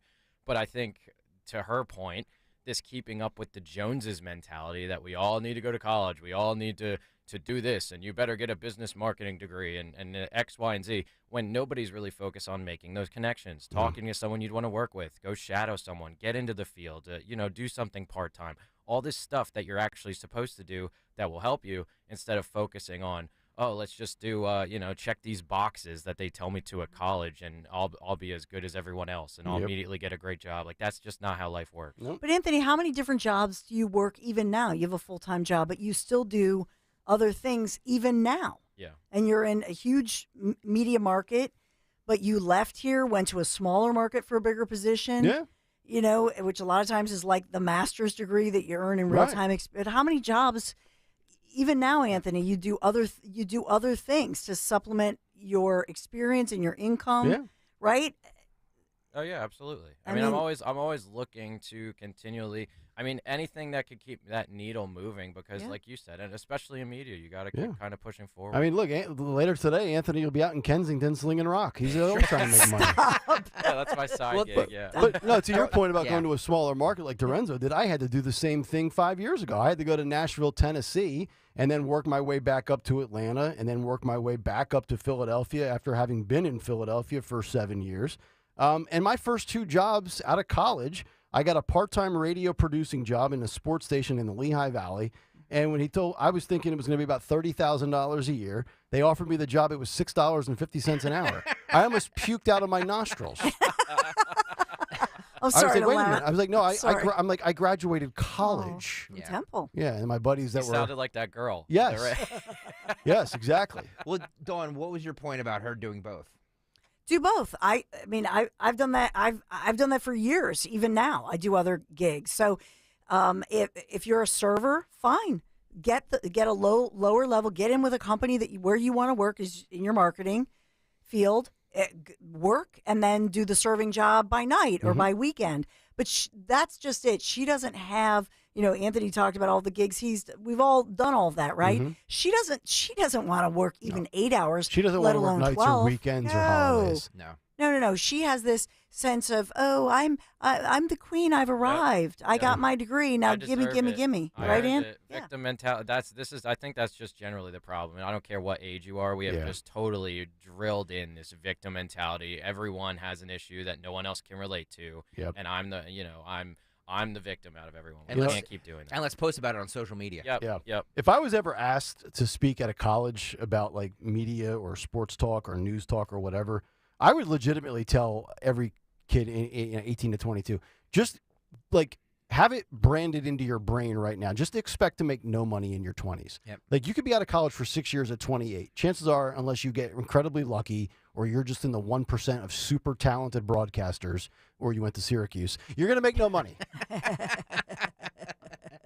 Nothing against the Syracuse alums out there. By the way, I started as a rock DJ, at a rock station in the Lehigh Valley. Right I on. left that job to take a job that job paid me. I left that job to take a non-paying job in Philadelphia because I thought my future was brighter here in Philadelphia than it was in the Lehigh Valley. So I left a paying job. Now, granted, it didn't pay a ton, but I left a paying job for a non-paying job. what is it, 70 miles from where you and I grew up, Nick? Correct. So, I've paid my dues as well. I didn't do the small market stuff like you did. I was very fortunate on that, but I did leave a paying job for a non-paying job. Well, you came down here and started at the bottom. I did. I literally started as an intern. And now you got more tenure here than Dianne Feinstein did in Congress. I mean, but the point is, you've always done what you love to do. For me, I worked in every local TV market. Yeah. Hopscotch across the country. But I was really blessed because when I was in my late 20s, I was in television when we started out at six figures. So I made way more money than I make now. Now I make it. Yeah. But you know. Well, you've been saying seven-figure contracts. You've been saying that those local TV gigs, those big paydays, are no longer there. They're not. Yeah, they're not. You're not getting Jim Gardner money, folks. No. So don't expect it. Everybody head over to YouTube, youtube.com/@1210WPHT. I think I've plugged it once today. It's 9:45. I have not plugged it once. So go over to YouTube right now, youtube.com/@1210WPHT. Daniel, if you can pull up the video that Nick sent us from the tackle from last night, youtube.com/@1210WPHT. Hit the subscribe button. Also hit the like button. I want to get to 200 likes, but in 15 minutes. I want to get to it before the end of the show. So if you can roll that. This was at the Phillies game last night. A fan went on the field, right, Nick? That's and correct. Then gets tackled. Boom. Here we go. If you can see, he coming. Boom! Look at that. Bill Goldberg it's a level spear. tackle. It was a spear. He speared it. Ready? 1, 2, 3. Here we go. Oh, look at that. Yes. Oh, that's awesome. In college football, it's a 15-yard penalty for targeting. But yeah, once again, and Tony mentioned that. Like, this is, ooh. Can you hear the dugout? Do you have the audio? The dugout, they all break out and laugh. They should. This was on somebody's phone, so I'm not sure if we. Oh man, that is amazing. That is brutal. If the Eagles had this guy on Sunday, they would have defeated the Jets. I mean, this is just the way they draw it up at camp. Yeah. Wow. Anthony, I think I sent you the audio if you can find it, because the dugout, you hear them all just crack up. That's funny. Right when boom, when Greg said boom, they all laughed. At least he had clothes on. It's true. Sometimes you have these guys that go that's streaking. true. Look, I'm not recommending anybody storm the field, but do you remember in the 70s, I think it was the New York Yankees when they won the World Series, like the entire stadium went out on the field? Yeah, I think it was 77 when they beat the Dodgers. Yeah. Yeah. Look, I get it. It's a different world these You just days. better know today you're going to get crushed. But, that's kind of a cool celebration, isn't it? It is, if you don't mind taking the spear and then the jackhammer from Bill Goldberg, and there's no wrestling ring to break your fall. All right, we should take a quick break. All right. We'll find out what's on tap for the Dawn Show, who won Twitter today. No predictions tonight because we have a night off of Phillies base. I need it, actually. Yeah, I actually need it. I agree. I do. I agree. All right, we're back after this on Kayal Company. Oh, I love this restaurant. Glad we got a table quickly. What does that sign say? Caution, wet floor? No, right next to it. If you are 60 or older, you may be at increased risk of serious consequences from RSV, respiratory syncytial virus, compared to adults younger than 60. Huh, I didn't know that. Not all dangers come with warning labels. Talk to your pharmacist or doctor about getting vaccinated against RSV today. RSV vaccines, including Pfizer's, are available. Learn more at bewareofrsv.com. Brought to you by Pfizer. Hey, it's Rich Zioli. When it comes to all your home improvement needs, trust is everything. And that's why for years, I've been talking about the amazing work my friends Stephanie and Matt and the entire team at Emmons has done for me and my home. My roof, doors, windows, siding, and yes, remodeling projects. Emmons can bring that same quality of work to all of your kitchen and bathroom remodeling needs. Roofing, siding, windows, doors, and now baths and kitchens. Emmons is the Delaware Valley's one-stop shop for all of your home improvement needs. Call 856-556-3229 and get a free estimate, or go online to emmonsroofing.com, or even better, come visit the Emmons Design Showroom in Cherry Hill. emmonsroofing.com. It's about trust, it's about quality, it's about great work, and that's why me and my family have used them for basically every project we've done to improve our home. emmonsroofing.com. Is the IRS after you? Do you owe them so much money you will never be able to pay them? Are they levying your bank accounts, garnishing your paycheck? Are you making monthly payments you cannot afford? If so, you need to call the Tax Problem Solver at 609-970-4634. I'm Charles Montesino, and I solve IRS problems. Do you have unpaid income or payroll taxes? Do you have unfiled returns? The IRS is starting to audit the employee retention credits. It doesn't matter. I can help. All I do is help people with IRS problems. I'm a certified public accountant and certified tax resolution specialist. That makes me one of the few people in the entire country that can help you. Again, my name is Charles Montesino, and I solve IRS problems. Call me at 609-970-4634 or go to taxproblemsolved.com. That's 609-970-4634. Call now and get started on the road to relief. Again, the number is 609-970-4634. Kayal and Company mornings. Rich Cioli afternoons. Free speech lives here. Talk Radio 1210 WPHT.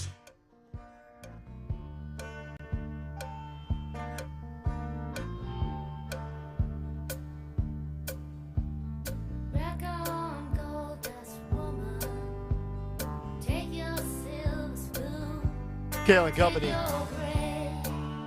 9:51 Wednesday morning here on Talk Radio 1210 WPHT. Programming alert tomorrow at 9 o'clock. If you recall, about 2 weeks ago, we had Sean Farash on the show, the great Trump impressionist. And he's going to join us again tomorrow. What? At 9 a.m. Oh, it's awesome. He's got some bits he's done on the gag order for Trump. And also, he goes after the Squad Dems in their stance on Israel and Hamas. I love it. So he's got a couple of new bits worked up. And we'll hit him with a few other things in the world of news and politics. Look, he's becoming a regular. I know. Look at that. I know. Love it. So he's coming up at 9 o'clock tomorrow. Before that, though, the Dawn Show is 9 minutes out, and that's coming up at 10 o'clock this morning, and we find out what she has on tap. Yeah, we'll have the very latest, and I'll take you inside what happened yesterday in Pennsylvania, the Pennsylvania's legislature. So we have some movement there that's important. And then as we update what's happening internationally in the Middle East, there's a lot of action there. About 10:04-ish, we're going to go to Guy Shiraki, who is a regular, if you will, Chester County, former lawmaker, a guy who's done business, been in the business world and on the side of being an elected official. He's going to take us through his latest piece as far as Israel, but also updating us on what's happening. There's so much happening and developing in Pennsylvania politics and Chester County in particular. And then coming up at 11:05, Anthony Hennon with All Things Pennsylvania will take you inside what's happening with that. But there's a lot developing. Obviously, the House Speaker vote. Will Riley Gaines be the new House Speaker? We'll find out at 11 a.m., and we may very well take part of that live, but we'll have all the live updates. All right. Dawn Show coming up at 10 o'clock this morning. Before we get to who won Twitter today, hasn't been sober, I think, saying this somewhat facetiously. I love listening to you guys watch videos on YouTube. It's great effing radio. He doesn't really mean that, folks. But we read the snarky stuff, too. Well, Talk with the Price Boys on YouTube says, Greg complained about Nick on Twitter. Greg, stop with all the likes on YouTube. My God. Well, I guess likes on YouTube won't get us in trouble, though. Asking for all the likes. No, look. I'm just talking. I'm not bothered by it. All I was saying was the people that are on this radio station. That's who I care about tweeting. I don't care about listeners tweeting. I don't care about. Yeah. I want you all to tweet. Tweet more. Yes. Comment more on Facebook. I want to see reactions. That's what we do. I'm just talking about my peeps. His peeps. My his squad. His Utes. My Utes. There you go. You and Dawn and Dom and Rich. That's correct. All right. That's all I'm saying. Let's find out who won Twitter today, shall we? I notice Dawn's very quiet during these things. She doesn't like it. Who won Twitter? That I'm okay. Dawn, you better keep your mouth closed. Even Don Lemon agrees. I did nothing. No, I'm just saying you don't seem to speak up when I chastise you use for being on Twitter. Because I'm going to do what I want to do. You're not the boss of me. Technically, I am, though, sweetie. That's true. I'm Don Lemon, and you will respect me. You will watch me. All I'm saying is that does it benefit you to retweet an Elon Musk parody account? Like, what does that do for your brand, Dawn Stensland? That's all I'm saying. I probably didn't even realize it was his parody. Yeah, then but maybe, I thought it was funny. Then maybe we should read things before we retweet them. know. Check It was, our work, please. Thank you. I don't even know what I Put it on did. the air and save it. You don't even know what you retweet. That's it was what I'm probably saying. funny. It was probably funny. My cheekbones hurt from laughing. That might be TMJ. An Elon Musk parody account. You I retweet think like that's it's the really funny Elon one. Musk. It's funny. No, you die. Okay. Okay, I did, but it was funny. Hey, Dawn, you got 2 hours and 6 minutes to go. I've got 30 seconds left, so I'll just let Greg read the tweet. I'm getting the hell out of here. Wait, hang on. I'm going to get this on Who won Twitter? Ed Farmer wins Twitter. He says, how much pot does somebody have to be smoking in their car for me to smell in my car on 295 at 70 miles per hour with the windows closed? I don't think a lot. I mean, for years I've it's- smelled somebody next to me smoking a cigarette. With your windows closed? I mean, I think smoke penetrates a lot of stuff. But I have a sensitive nose because I grew up with parents that smoked cigarettes. So I always hated that smell. I hated it smelling on my clothes and stuff like that. So I can pick up on it pretty easily. That's just me, though. I don't know if some of the stuff we're smelling, like when we're in the car, is really weed because there's other things that smell like it. Skunks? No, well, yeah. I mean, there's a spot on 95, and I'm sure people know what I'm talking about. There's a spot on 95 that you drive past every day, and it smells like weed. And I think it's like, I think there might be like a bread factory or literally something in that area that I'm smelling. Okay. Maybe it's a muffin factory. Delicios, Amorosos, maybe? I don't know. I'm just saying. I don't know if it's always weed we're smelling because I agree with Ed. I don't know how you're smelling it in rolled up car windows. All right. That'll do it for today. Stay tuned. The Dawn Show is coming up next. Have a great rest of your day. We're back tomorrow morning at 6. Until then. Sick of you. I'm sick of all of this shit. I'm done with it. Hey, it's Rich Zioli. Another chance to laugh. Join me at Parks